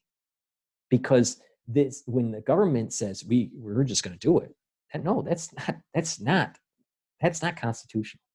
That is not constitutional whatsoever. Yeah. So, you know, some things are worth dying for, you know, and it gets spun, you know, in a different way. It's like, well, you're trying to do an uprising. No, it's like you're trying to protect people from being harmed, from things that haven't been proven to be safe. From you, the criminal, not me. Yeah. But you're in it, you know, but you know, but you're right. You know, they make something illegal, even though it's not moral. You know, and when they make something that's immoral legal, or illegal, depending on, you know, your perspective, you know, you really don't have freedom. The freedoms are gone, and you have to stand up for yourself, because if you don't stand up for yourself, it gets worse. So, like, you know, it, right? You know, like, I think the analogy that you made about the Holocaust was perfect. You know, it's like, at what point, because they were saying that if you don't do this, then it's illegal. If you do, you know, or whatever. If you didn't wear the star, it was illegal. And then, but if you didn't wear the star, they wouldn't know if you were Jewish or not at the very beginning. So you can maybe sneak out. So they just slowly corral you to the point where if you don't get on that rail car, that's illegal. Mm-hmm. You know? Well, if if you you don't don't go let down, me bash your head with this baton, it's right, illegal. right. That's literally what's going on right now. Yeah. No, you're right. You're right with that. And it's not a world that we should be living in. And I think there needs to be a much larger discussion in the society and talking about what is the societal red line where this ultra liberalism, this socialism that's creeping up in the United States crosses a red line. At what point? Yeah.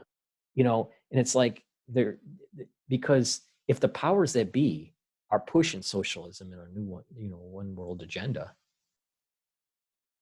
and the citizens don't want it, but the government continues to push for it, because even if you put new people in office, they're compromised, and that the powers that be, because of how the whole lobbying, funding works, that the politicians listen to them and not the citizens. It just it's just asking for conflict, because the politicians aren't listening to what the citizens are saying. Yeah, because they can't, because there's a video of them, right. a 5-year-old. Right. Or whatever. Right. That they're compromised in some fashion or form. Mm-hmm. Yeah. Whether that's morally or legally. You're right. Right. Economically or whatever, right. Mm-hmm. Yeah. But because they are compromised, they're not going to listen to the citizens. Yeah.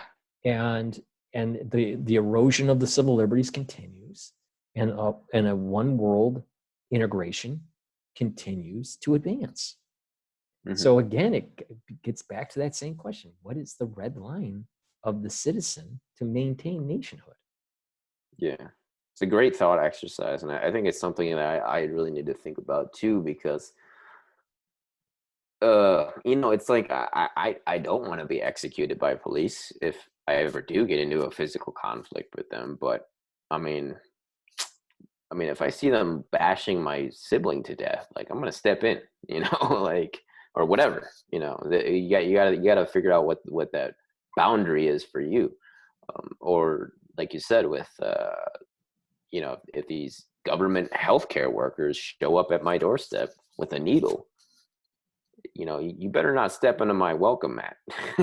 Yeah, I mean, it is very possible that if the second wave is just as bad as the first or worse, and there's a vaccine that's not fully tested, but let's say the president does an executive order saying that he's going to, have forced vaccines, and CDC pops up at your door with armed police, and they force you to have a vaccine. Is that ethical? Is that morally right? Is it even constitutionally right? No, that's when it gets physical. And it's that's Nazi Germany right there. But the thing is, I have been somewhat ostracized because of my stance that there is a red line somewhere, and that people. What would you do, Paul, if that happened? Well, unfortunately, because of the scenario, because of the situation I'm in, I can't say. Okay. But it is not. I can't say. Okay. I can't say because I know what you mean. I can't say because it'll get me in trouble. It's not going to be positive. That's for sure. It's ridiculous. Yeah. But the thing is that but that's the problem is that when you are beholden to professional organizations because of a career path, an institution, you have to follow professional conduct. Mm-hmm. But here's the problem is that when the organizations don't understand that society is moving towards a red line, that you may not even have the professional organizations anymore, because you'll have societal disruption and decay. But this is the problem, is that people are afraid to say certain things Exactly. because of their fear of a loss of job, fear of not being able to advance in their career, or to get certain certifications, certain professional certifications. I mean, if you're governed by the American Medical Association, they, you fall under a code of conduct that you have to follow as what is deemed to be professional for a physician. Mm-hmm.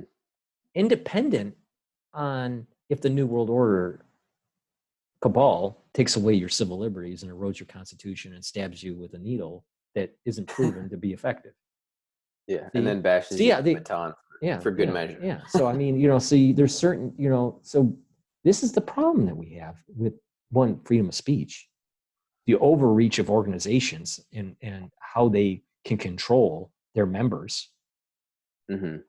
And, what is the red line when it comes to our constitutional freedoms and what the citizens should be doing if that red line is crossed. Yeah. Now, I'm trying to say this in the least inflammatory way as I can. Mm-hmm. But I think people understand exactly what I'm saying. But yeah, it's we have to have a larger conversation in mainstream media about this very issue. That what if scenario? What if the government does this? What if? If they did a simulation, event 201, what if a coronavirus happens, and there's 65 million people that die? What happens to, what if this and what if that? Well, people should be doing a simulation of what if there's forced vaccines? And what does that mean? And, or what if they tell you to get in this van here? Let's say everything works with the vaccine and they force it. Okay. And there is no external, and there's no long-term external thing. Okay. But it's a slippery slope. Then they'll say, well, we did the forced vaccine and it was okay, so we're going to do another one and another one. And then eventually the one that they give you the third or fourth time happens to be not so good and it starts killing off people. Yeah. It's a slippery slope when you force stuff onto people. No matter what the original intent was.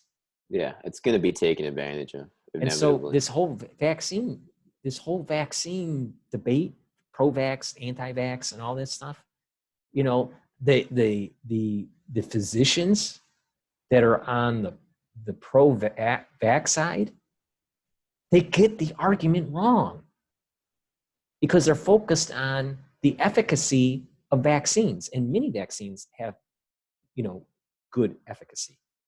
There are vaccines that don't have good efficacy, which they don't bring up, but that's not the argument. The argument is free will. The argument is about consent of the patient, which is one of the codes of conduct of professionalism of a physician. They don't bring that up. But if students or physicians say that anti-vax, or at least question the vaccine protocol from the CDC, then you're ostracized. You're being anti-science, or you're being a quack, or you spin it in that way. While the real argument is about patient consent, and not. See, the problem is we're moving towards technocracy, where, quote, the experts, whatever the field is, in this case, medicine, the experts know better. But yet there is such a thing as constitutional rights and the will of the patient and the consent. And that's a weird thing too, is like they're literally silencing the actual experts, and then Bill Gates can say whatever he wants, whenever he wants, on whatever network he wants. Right. Like, but an actual epidemiologist can't say something on YouTube. Mm-hmm. Why? Nobody can explain this. Well, there in Florida, I just saw a YouTube on this, and it would be awesome if we could get her on a show. And maybe you could do the research to get her. I'll send you the link. What's her name? I'd have to Okay, send you yeah. the link. But she's from Yeah, Florida, for sure. and she's an ex-Florida data scientist. Okay, she was fired. She did the back operations, data science operations, publishing the data for the cases for COVID-19 in Florida, based on county. She was told by the health organizations in the United States not to publish hospitalizations. And the key metric, because the Johns Hopkins database, what does it tell you? It tells you deaths, recovered, and confirmed cases. But what's the most important metric is new hospitalizations. Yeah. They don't want to publish that. Yeah, new cases doesn't mean anything. Right, because it can mean a lot of things. But but yeah, new hospitalizations fine tunes the data to like what's really going on in the county. Mm-hmm. Because you can be confirmed with COVID-19 and be, it's not that big of a deal. But the ones that are hospitalized, then that's up in the ante. It's more, something's actually right. They didn't. So when she was trying to reveal this, she got fired. It reminds me of an. So I think we should have her interviewed and say, okay, tell us the back operations. What's the software you guys are using? How's the data being fed into the database from the hospitals?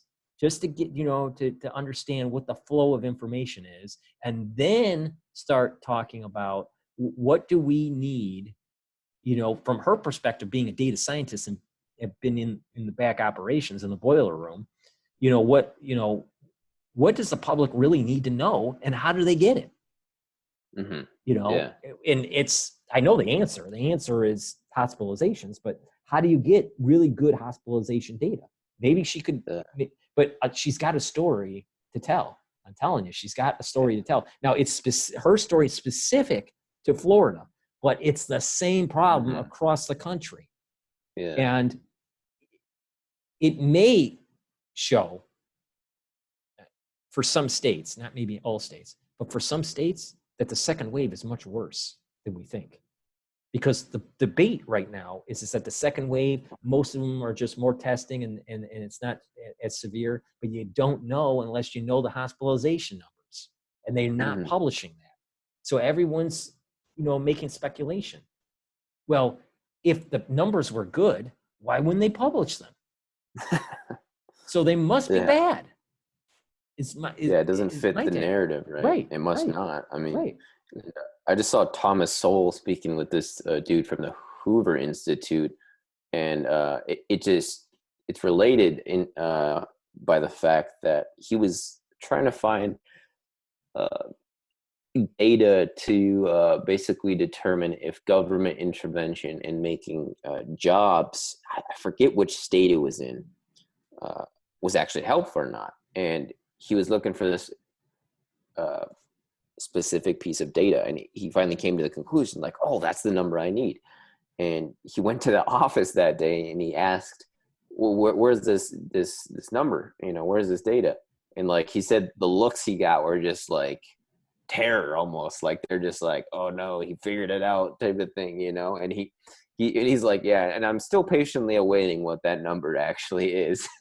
And he said that was kind of the as far as I remember, what kind of started him just losing his Marxist philosophy, basically, was that the fact that he basically caught the government lying about, or not lying, but omitting the truth, right? About what the numbers are. The thing is that we noticed in finance, because a lot of managers would try to like hide, performance. So we learned, in terms of reporting, you got to be very detailed and go down and be very granular, and then build yourself up and roll up the data into aggregate numbers. But that if you wanted to drill down and understand why there was a change between, let's say, one quarter to another in a particular line item, that you would be able to drill down and get all the granularity. oh, it was because of these product lines or this cost or this whatever the issue you can pinpoint it. And the data scientists, they're trained to do this, right? And they know how to really present this. I think that they're being held to not present all the data. It's not so much that the data, at the beginning, I think the data was somewhat incorrect.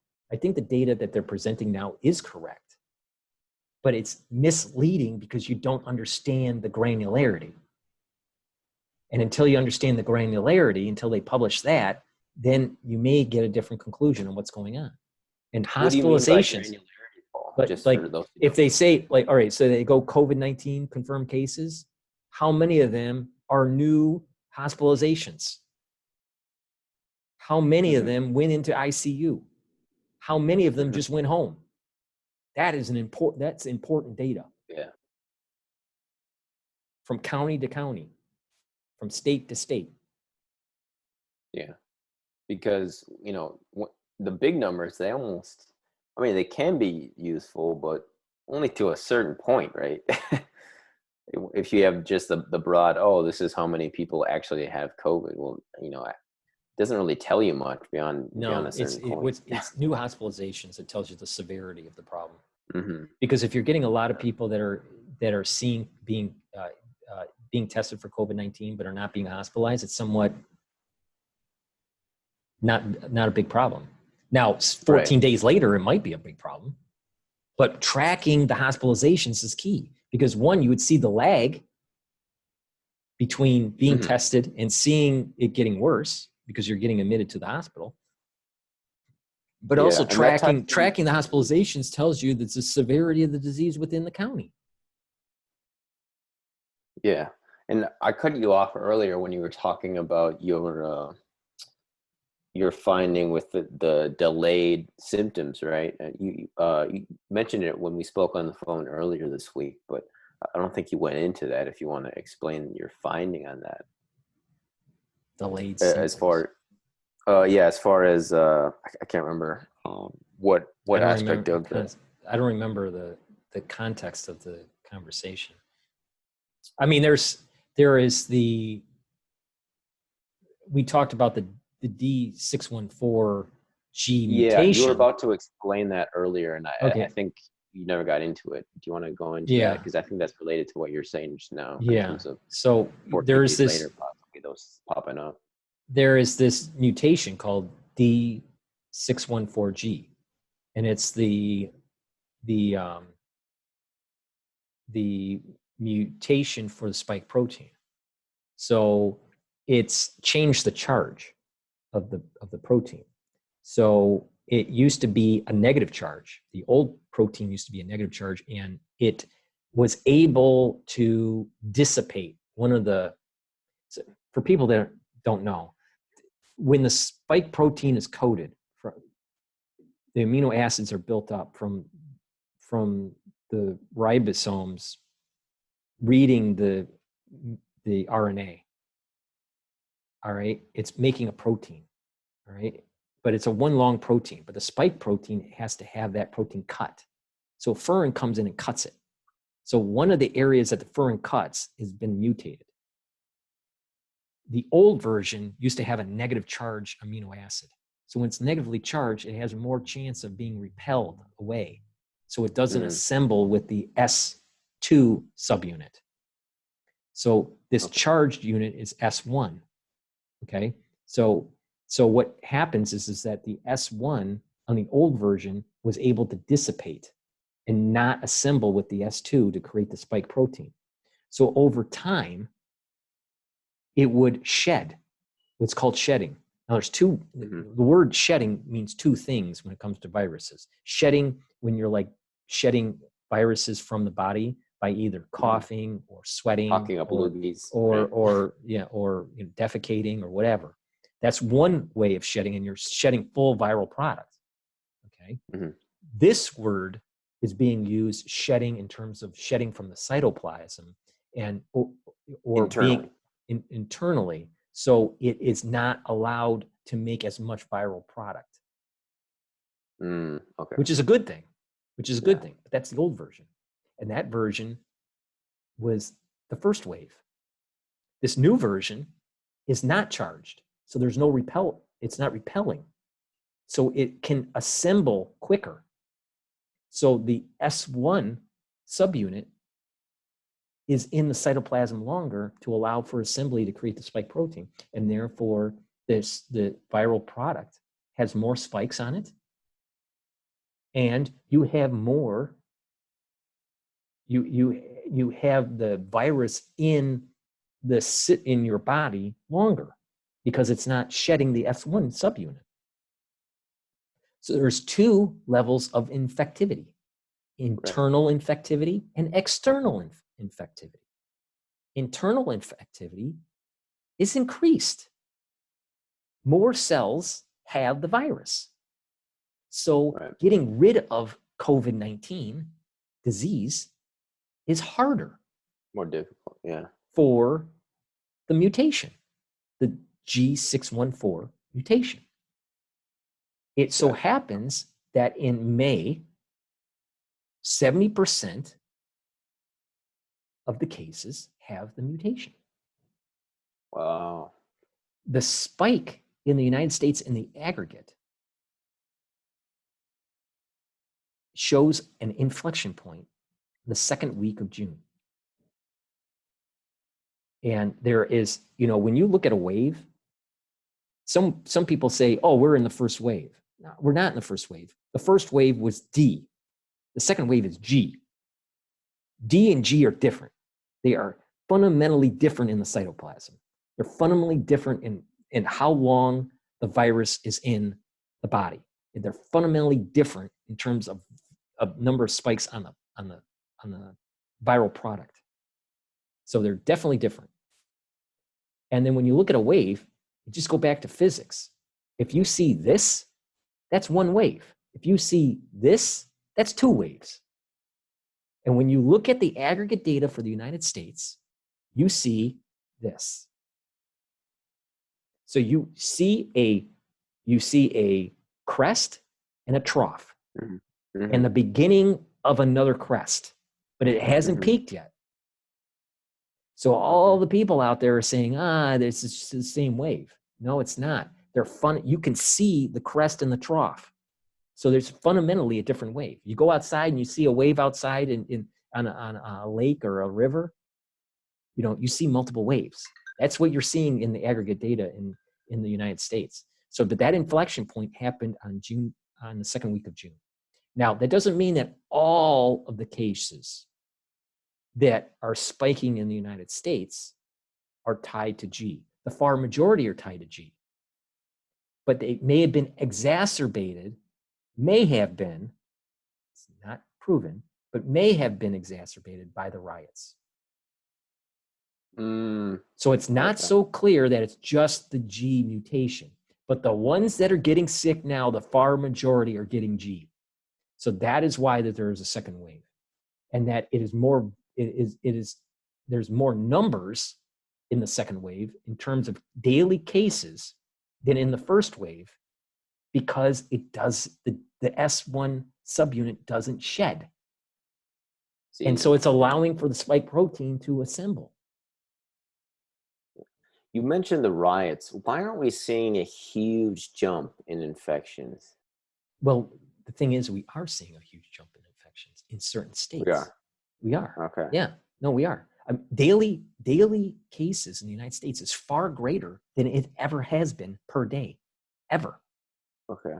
But hospitalizations, again, we don't know. That's the problem. It's just that's they're not sharing the information about hospitalizations. And that's why I think that was the question I was meant to ask. That is why it's so important to get that data to understand what is really going on.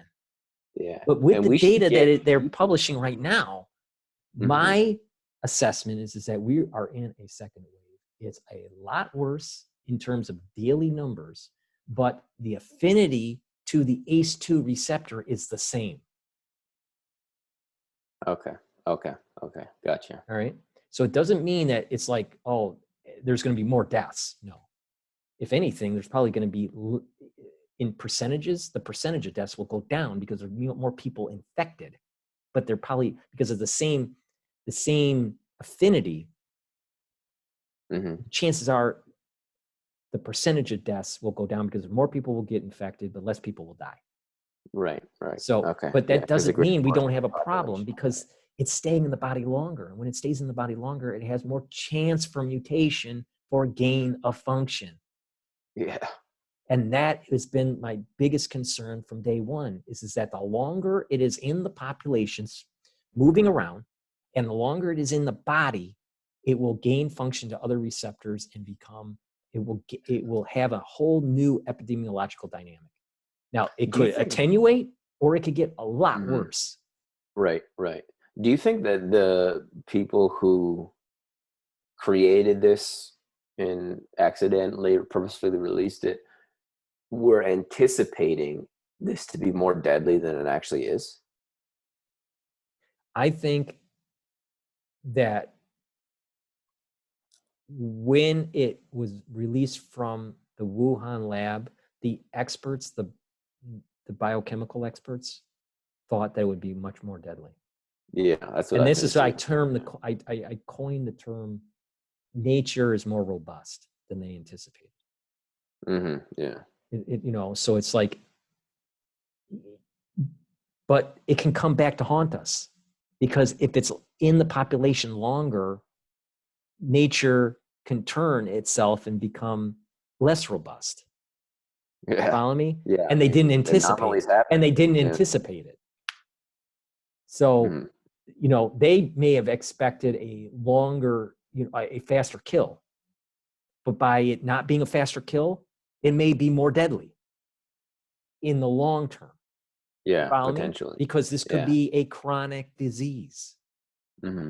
Doctors that are treating this, some, not all, but some doctors are starting to view this as a blood and an immune system disease and not a pulmonary disease. Yeah. I think that's, that's my intuition based off my, amateur reading and the information I've gleaned. Like Cameron Seidel and his videos too. It's leading me to believe that as well. And I know we talked about him before. Is he still working at the hospital? Or has he been I don't know, dismissed? Man. I'd be surprised, to be honest with you. I think he was dismissed from the ICU. Yeah.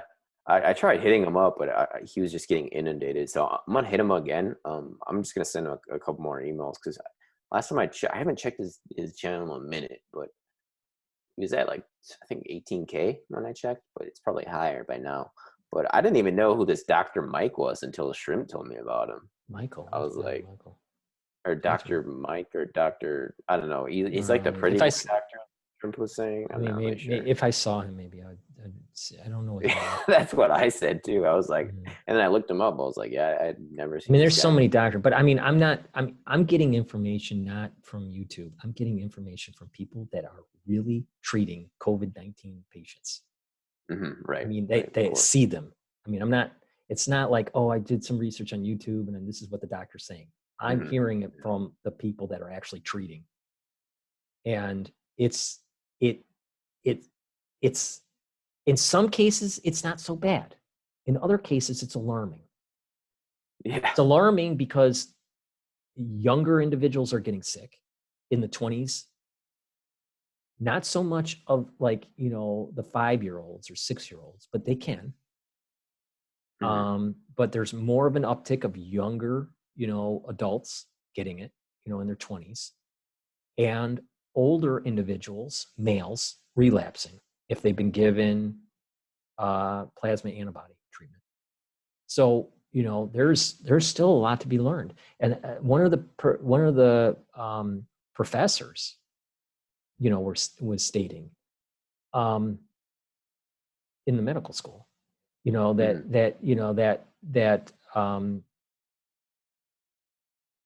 there is probably 3,000 or 4,000 dissertations that will come out of this crisis in the next year. Because this thing is so complicated. This is not like the run-of-the-mill, flu infection just happening to be a coronavirus. This is much much more complicated. Bioweapon, yeah. You know, and that, you know, and how it presents itself clinically, and, you know, the thinking that was going on at the time. And that's why it goes back to what we were saying. It is important for the researchers in the future to be able to data mine the stuff that we were documenting. We were real-time journalists in this crisis, and YouTube is trying to take that down. And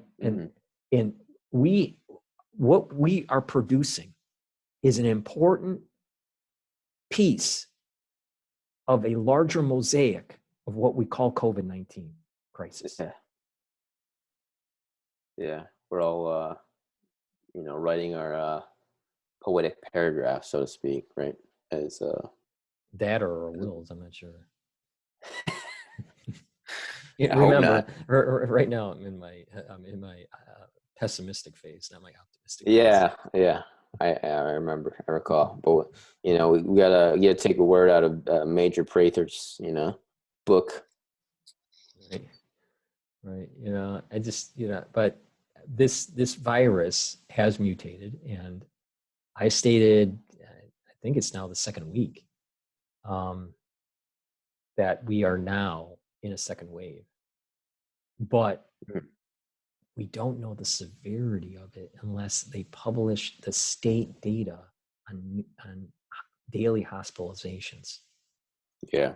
Until is there that anything that, like, local, because I thought about this too, because I was at you know, I did a little bit of, you know, investigative broadcasting, and just by happenstance I was walking past a hospital back in Oregon when I was doing one of my skywalkings on the way to the grocery store.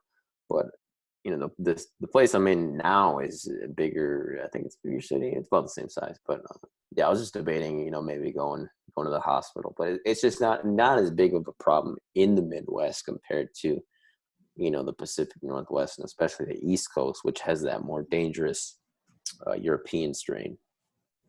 Mm-hmm. I mean, you know, who knows what happens when we go into the flu season? You know, because the flu season is going to mask some of this, what's going on with COVID. Mm-hmm. And, you know, what from the flu every year. Yeah, you know, so, you know, but the thing is, you can get flu and COVID. I mean, they're not mutually exclusive. They're not mutually exclusive. And it's very probable that it's very probable that you could get flu, it brings down your immune system, and then you just get enough of the viral product for SARS-CoV-2, and then it takes hold. Yeah. You know, that's why I've been saying from day one that it's important to just try to stay healthy, even during the flu season. Check it out. I've had this for like a month and a half or so. Wait, what is it? Wait, Germ-X? Yeah, it's like a big thing at Germ-X. I got at Target. Can't really see it. Oh, there we go. Wait, what is it, like a sanitizer? Yeah, it's just a moisturizing sanitizer. But I got it at Target. But Shrimp's actually selling sanitizer now. I don't know if I mean, the thing is no, he didn't tell me that. But the thing is that's probably alcohol based. Yeah, it's ethyl, I think. Yeah, so the alcohol based will dry. Well, here's the problem with alcohol based, not to scare you, but here's the alcohol based one will dry your skin. Oh yeah, I've noticed that for sure. So what will happen is that you have squamous cells, keratinized squamous cells for your skin. So when you start drying out your skin, and it'll start cracking, and it'll allow you have less protection of your skin. Your skin is the largest organ, right? Right. Kind of when you have a dry mouth. Right. Well, yeah. I mean, but the thing is that, yeah, because if you have mucus around, you're protecting your epithelial tissue in your mouth. But here, your epithelial tissue is protected by the keratinized squamous cells. What happens is that you're damaging that layer, and you can get pathogens through your skin now, through the over drying. You're not scaring me, man. It's only my hands it's overuse. Never get dry. Well, okay, but that's one thing. But yeah, all right. But so what's the best for those who don't have that, you know, I guess advantage maybe that's an advantage. What's the best hand sanitizer? Would you say, Paul? Well, it's the nano product, because the nano product is not the nano product is not alcohol based, so it stays on the squamous cells longer. even though it's almost kind of like a natural moisturizer. It's oily enough that it stays on the skin, so it's not cracking the squamous cells, and with alcohol based, it evaporates. Yeah. So I definitely could see how other people would benefit from that. My hands I've always had quite soft and oily hands. I actually have pulmonary hyperhidrosis, to be honest with you, as well as plantar. So I'll get like athlete's foot quite easily if I'm not doing my. I have this iontophoresis unit that basically just sends a electronic pulse through the water, and it really helps to prevent that hyperhidrosis from flaring up. So it's not a problem that I have, but I definitely could see how. Oh wow, I didn't know that. The average person would probably have that problem if they see most people use excess, right? Yeah, that's the thing is that if you use a alcohol based sanitizer all the time, you'll get dry skin. And not only that, it evaporates. So once it evaporates, it doesn't, and you touch something that is dirty, it's not killing the pathogens. It only kills it when you're applying it. But with a gel-based like nano silver product, it's not alcohol-based. It stays on the skin longer, like 5 hours. So that's why it's being recommended to first responders to use that on your hands. And when you do that, you don't have to rewash your hands all the time because it's on your skin. It's not alcohol based, and it's not evaporating. So it maintains its antiseptic capability. So that's what I sell is the nano product, because it's not alcohol based. But like Perel or that Germax or whatever, that's all alcohol based, and the alcohol based but even with your skin conditions, nano silver products would still help. It wouldn't hurt. It wouldn't hurt your condition. It's slightly more expensive, the nano silver products? Well, how much was that? The Germax? I think it was like $8 or something. Nano silver is much more. 32 fluid ounces. Nano silver is much more expensive. Yeah. No, I would have guessed. Yeah. No, it's like 5 ounces, 5 or 6 ounces is like $35.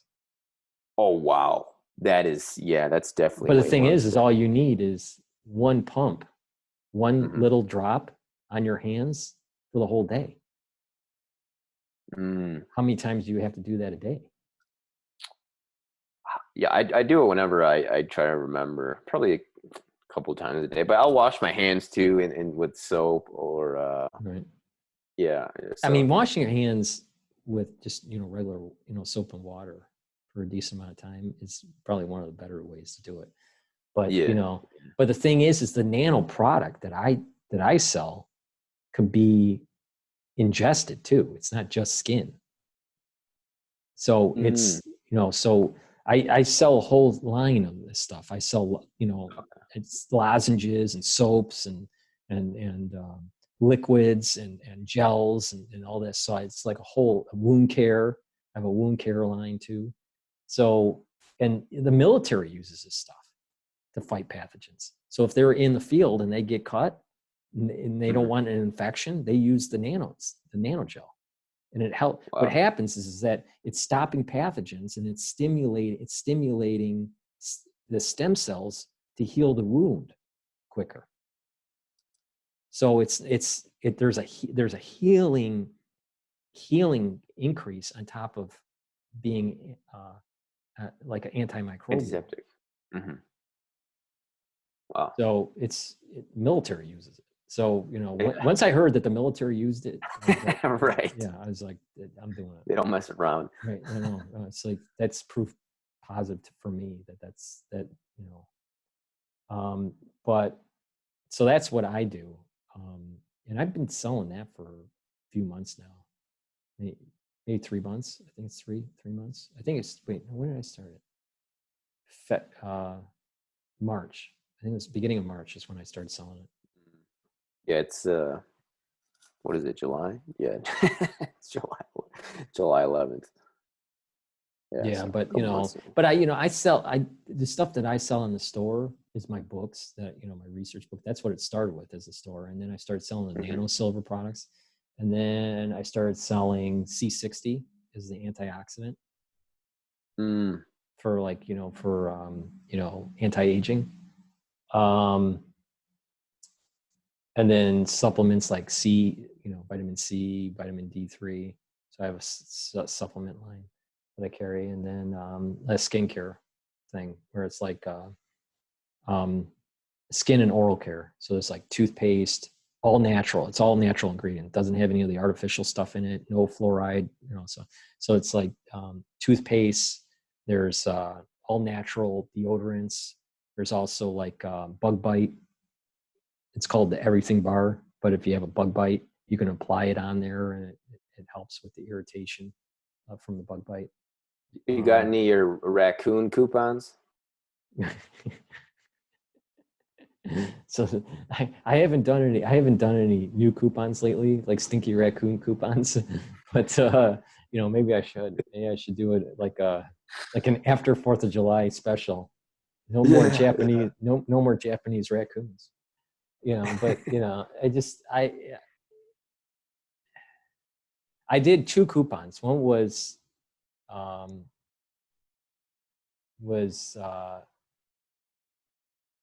Japanese raccoon, to prevent the stinky raccoons for using the deodorant bars, and the other one was the nano silver mouthwash, and that was so you won't have a potty mouth, and it was called Godzilla.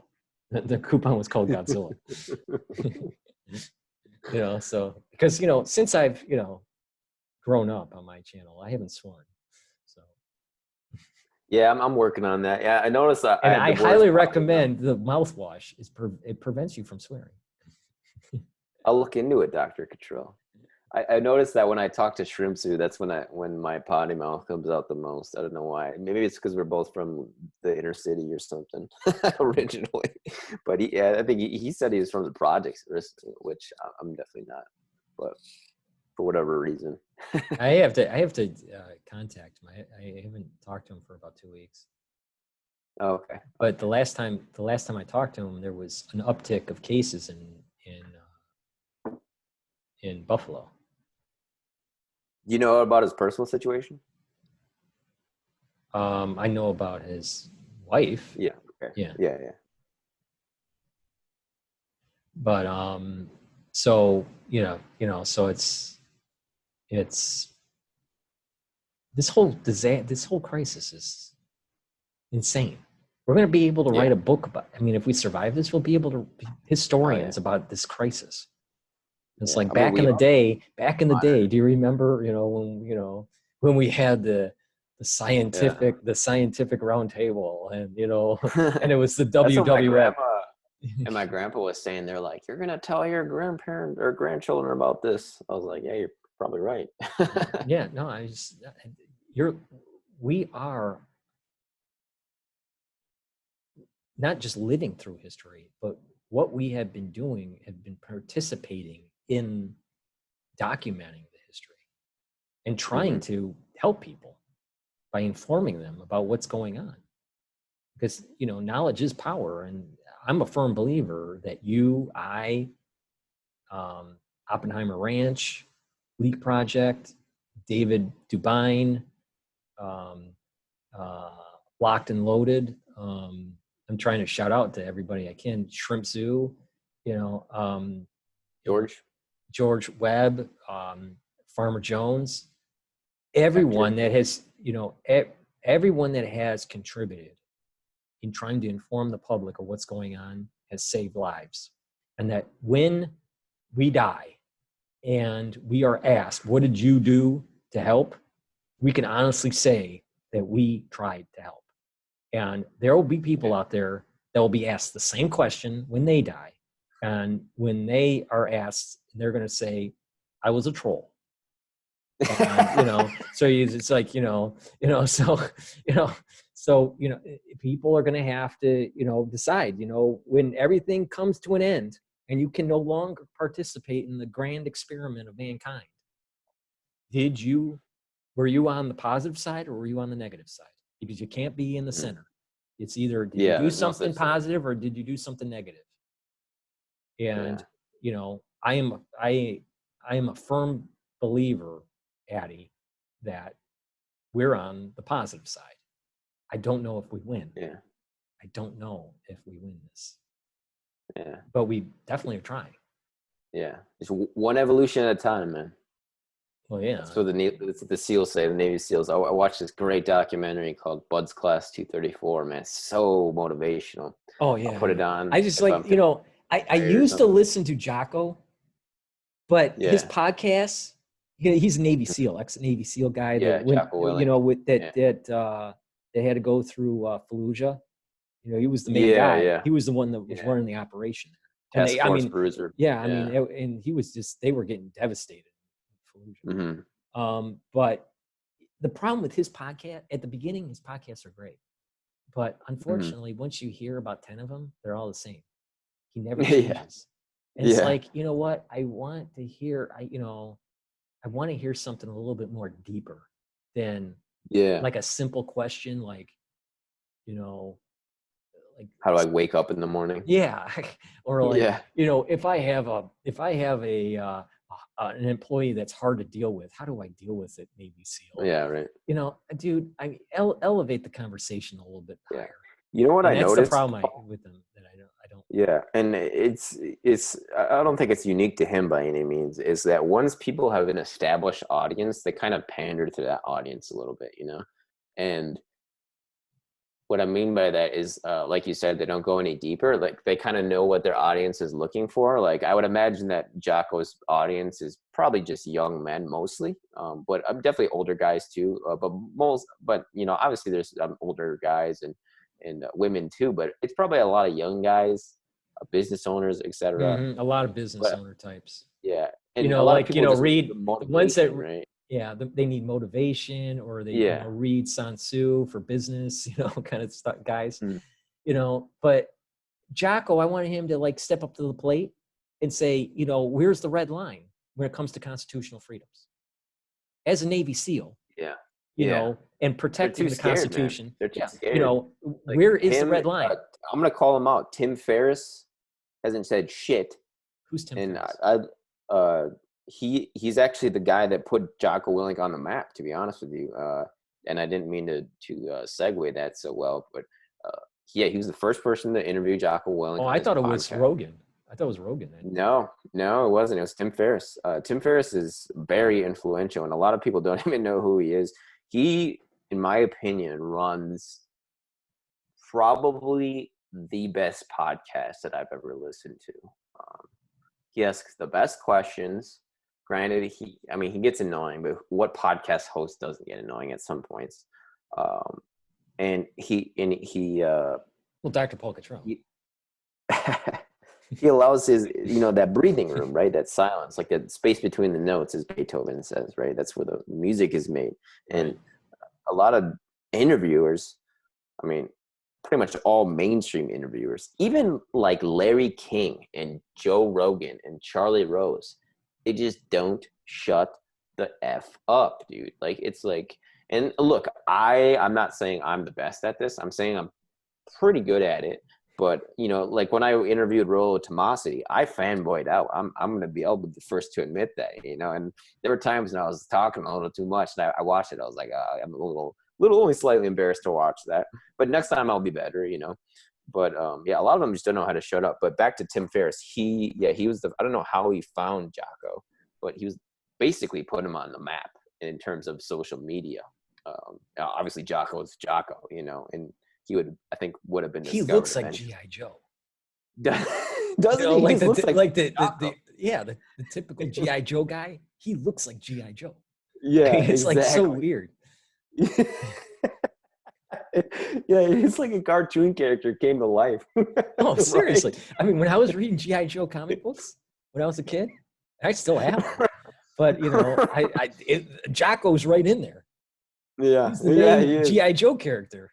And the fact that his name is Jocko, too. Right. It's like, I mean, it's like so great. But, yeah, I agree. Like, And there are a lot of podcasts like that too, and a lot of YouTubers too. They just like, they know what their audience wants, their core audience, and they just give to them, whether it's motivation. A lot of it's just motivation, like David Goggins too, and that's why I stopped listening. Like for me, Will Smith was a huge inspiration in a period in my life when I was in high school, and even a guy like Elliot Hulse, who's a YouTuber. But after a while, it's like you're like you hear the same thing one too many times, you know.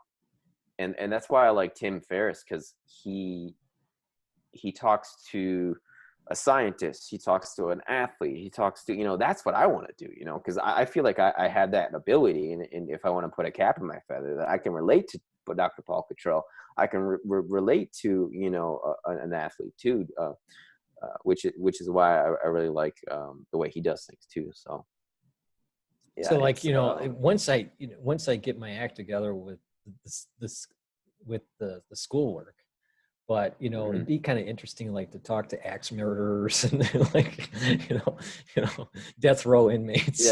Yeah. I mean, if people want to check out, I've talked to a drug kingpin on my channel. He used to be an ecstasy trafficker. I talked to a guy who used to be a London gangster. I've talked to you, Dr. Paul Cottrell, George Webb, who is an IT expert, right? Network security. So I just love learning from, you know. Did you talk to Farmer Jones yet? Oh, we've actually chatted offline. We haven't chatted online yet. But we're gonna hopefully get. He's great conversation on constitutional rights and constitutional rights, and you know, and the thing is that I like his personality because he reminds me of my uncle. He's kind of like, it has an uncle-esque kind of feel when I'm talking to him, you know. So I just like, and he's just a real, you know, he just is real. You know, there's you know, it's not like he's worried about saying certain things. He's a very real type person, but he's very smart. He's himself. He's very smart, and he knows his law, man, and he knows what's going on in the world and how, you know, how it's all playing out. He's very aware of it, and you know, he's trying to do what we're doing, and it's, you know, trying to inform the public. You know, he has a different way of doing it and different experience and all that, and a different he's very generation and all that, but like he's really kind of the only problem with Farmer Jones is that he likes Led Zeppelin, and I like Rush. I'm a Rush. Yeah, that's the only problem. Is he's a Led Zeppelin fan. I don't like Led Zeppelin. Rush, I love how he puts their videos in the description box and like link their songs. I'm like, oh, sweet science. Oh, Led Zeppelin. Right. No, I'm more of a Rush fan than Led Zeppelin. Yeah. But every time, you know, because the thing is that when I was younger, you know, Rush was still touring. All right, Led Zeppelin was more his generation. The funny thing is that Rush outlasted Led Zeppelin in terms of number of albums and number of tours, and you know, they just outlasted Led Zeppelin. But Rush started as a Led Zeppelin copy. Oh wow! The sound, Led Zeppelin came first, and they wanted to copy what was going on with Robert Plant and Jimmy Page, and then after their third album or fourth album, Rush had their own sound.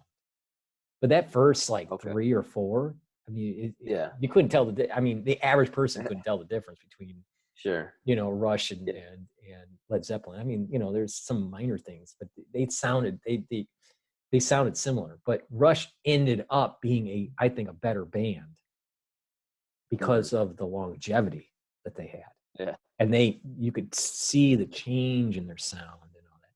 So I'm just a bigger Rush fan, and so that's the only problem with Farmer Jones is that he's too much with Led Zeppelin. Yeah, he needs to come to the Rush side of the fence.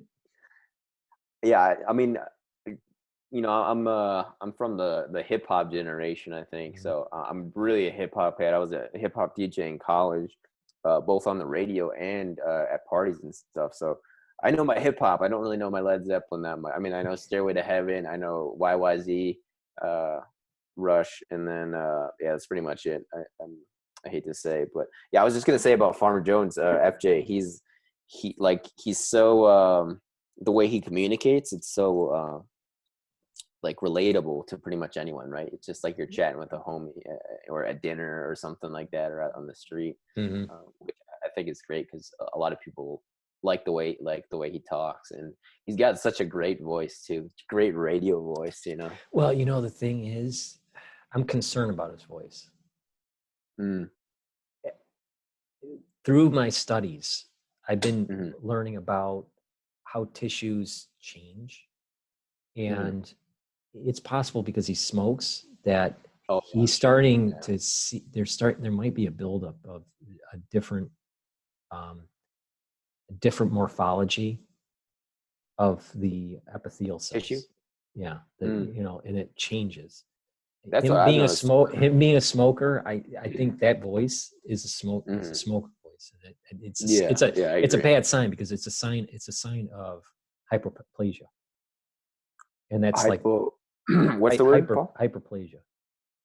Hyperplasia. What is hyperplasia? Well, what it basically means is that the cells there's borders. Like when you're going down let's say your esophagus or your trachea, there's different layers, and there are different layers axially. Okay. All right. But if how do I want to say this? Certain layers will have certain thicknesses.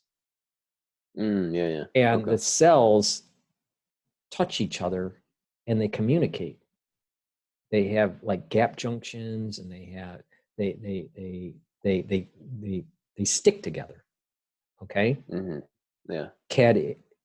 They have an adhesiveness to them based on certain proteins. Right. Well, when things are inflamed through smoking, those signals start to be disrupted, and what would normally be one layer of epithelial tissue, let's say the columnar, one layer of columnar cells ends up being multiple layer columnar cells because there's too much inflammation. If the inflammation goes away, then that hyperplasia will start to diminish and go back to one layer columnar, or one layer cuboidal, or whatever, one layer of squamous, or whatever it is. I stopped smoking cigarettes in January, and that's one thing I noticed too when I was smoking cigarettes is my voice got like a lot more gravelly when I was smoking cigarettes. Even that's right. That's because your vocal cords, the tissue above the vocal cord, the tissues for the vocal cord, and the tissues behind the vocal cord are all being affected by that irritation. And that irritation is creating an inflammatory response, and those cells respond to that inflammatory response and start to grow. And when that does, it changes the tension of everything for your vocal cords. So he's got a smoker's voice. He's got that smoker's voice. I like it though. I got to say. It's like people say it's like, but I'll tell you, it's not a good sign. It's not a good sign. Yes, I mean, he's been doing it for a while. For me, for sure. But even I noticed it more so from cigarette smoke than other smoke. I would inhale other smoke, wink, wink, and I mean, I don't really notice that much of a for whatever reason, what you're mentioning. Smoke, the problem is tobacco. Tobacco has 7,000 different chemicals in it. So it's not just the tobacco that's bad. It's I mean, there's all these other carcinogens and pesticides that are in it. Yeah. And you should hear my older brother. He's got a deeper voice than I do. Like he's like straight baritone. Like I can't, like people I have to translate for people when I was younger because his voice was that deep. Like and my younger brother's voice is pretty deep too. But but my older brother doesn't smoke anymore, so He's kind of in the same boat as me. But I noticed that too. Is like my boy, when I stopped smoking cigarettes, my voice just got way less, kind of gravelly. No, it's big. But I'm glad I big stopped. It's the irritation of the smoke particles will start to change the cellular connections of things and create an overgrowth. Now, if it dissipates, if you stop the inflammation, then it'll revert back. But if it's chronic year after year after year, it actually can become cancerous. That's the beginnings of cancer. It becomes hyperplasia, but it can revert back. But if you go to a certain point, it can't revert. It just goes down the cancerous route. You know what's interesting is some people smoke their whole lives and nothing happens. Well, because 5 things have to, roughly on average, 5 things have to go wrong in a cancer cell. What's that, Paul? Could you explain that? Well, I mean, the P53 pathway, and certain pathways have to be upregulated and downregulated. 5 rough things have to happen on average. Some cells it's 3, but this is part of the reason why mouse models don't work so well in terms of cancer treatment, because they only need 2 or 3 to turn cancer. To become cancerous. While humans, it takes 5. So the complication for cancer is much larger for humans. So that's why animal models for cancer treatment don't really translate to human models for cancer. Yeah. So, but human cells are more complicated. Yeah. So you could have 3 of the 5 go wrong, and which would make not obtain it. But there's lots of people that smoke. They don't get lung cancer, but they get bladder cancer. Because what happens, because people don't think that the carcinogens get into the bloodstream. The bloodstream starts to float around, and that carcinogen can end up in bladder tissue, and they get bladder cancer. So a lot of people don't think, they automatically think it would be only lung cancer. No. Yeah. If I ever got cancer, I would starve myself. I would just, because in your body, it's autophagy, right? Your body just eats itself, right? And gets rid of those cells. And I actually read this about David Blaine's mother, I think, was doing this. I can't remember what kind of cancer she had. But she would fast, and the cancer started to go in remission. Well, it's a complicated process. But cancer cells use the glycolysis process. All right, and they use the glycolysis process, and they assume a anaerobic, not aerobic environment, because they normally are forming not in vascular tissue at first. So normally cancers are avascular at the beginning, and then they become vascular. Well, if it's vascular, then you have oxygen from the blood, so they have to be anaerobic. So what happens is they don't go through the aerobic breakdown of metabolism. So they go through glycolysis, but maintain an anaerobic version of it. That is not very productive in terms of ATP, but it can keep the cancer cell alive, but it has to get a lot of sugar. It has to get a lot of carbohydrate. If you starve the body from carbohydrate, then there is an ability to reduce the metabolism of cancer cells, because it can't go into the glycolytic.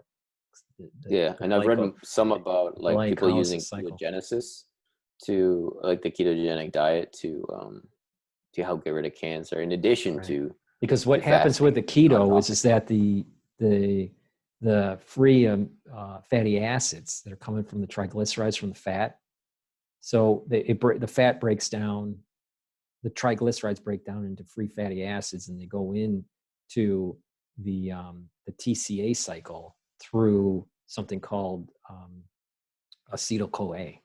So it goes through that. Acetyl-CoA breaks that down, and then it'll feed in and start creating the energy, breaking down that fat breaking down the fatty acid, breaking those chains down, and being able to create ATP, and then it's going through oxidative phosphorylation, and that's where you have a high ATP.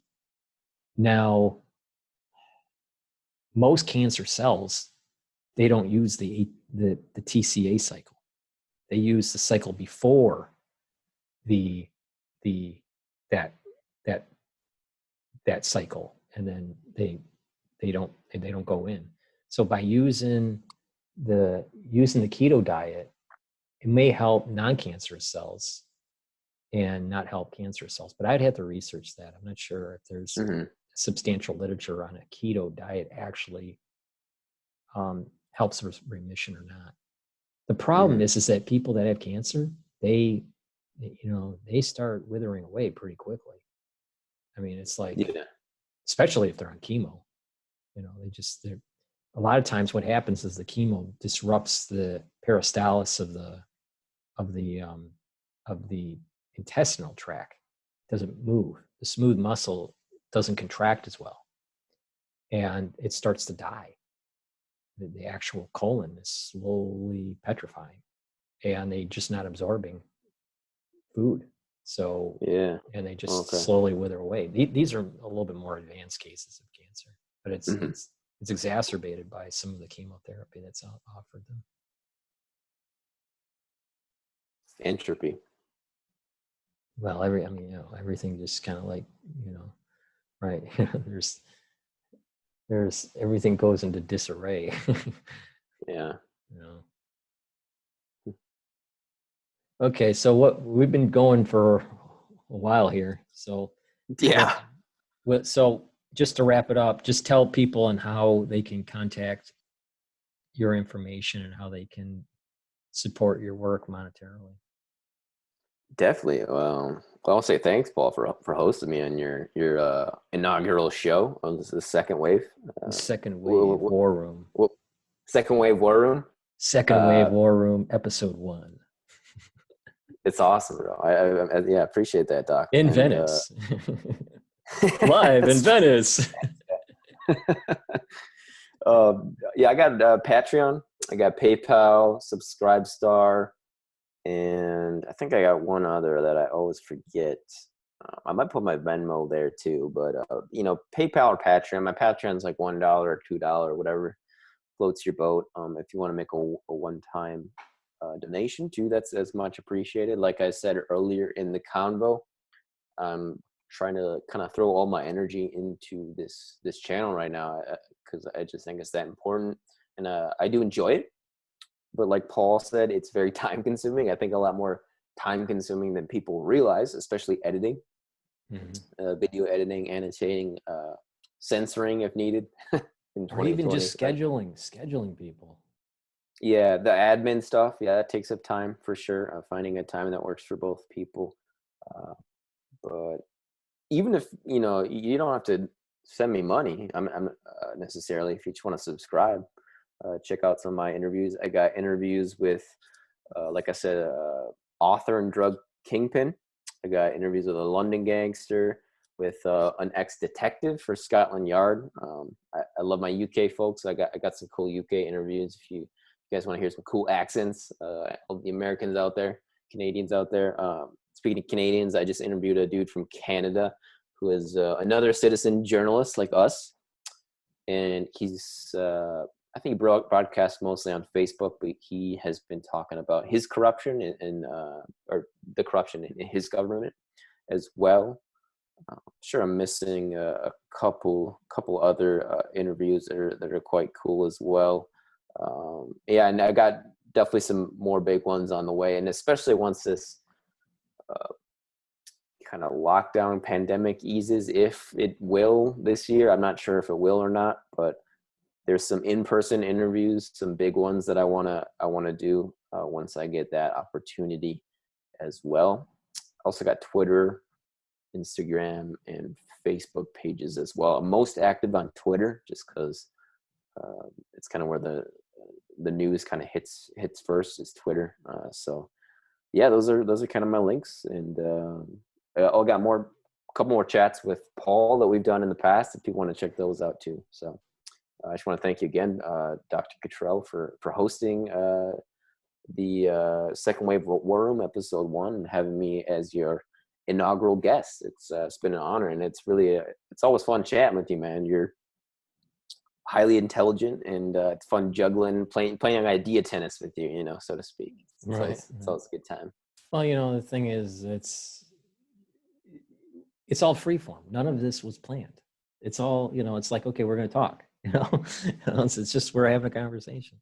So I enjoy you coming on to the channel, and hopefully people will subscribe to your work and help support, because it's needed, and you're doing a service that's important, to try to inform people what's going on about this crisis, but also it's interviewing other people and getting different perspectives on their particular life, and their life journey. It's totally different. So, I appreciate you coming on, and we'll do this again. We'll do another Second Wave episode, something. So thank you. Thank you for having me. For sure. All right, later.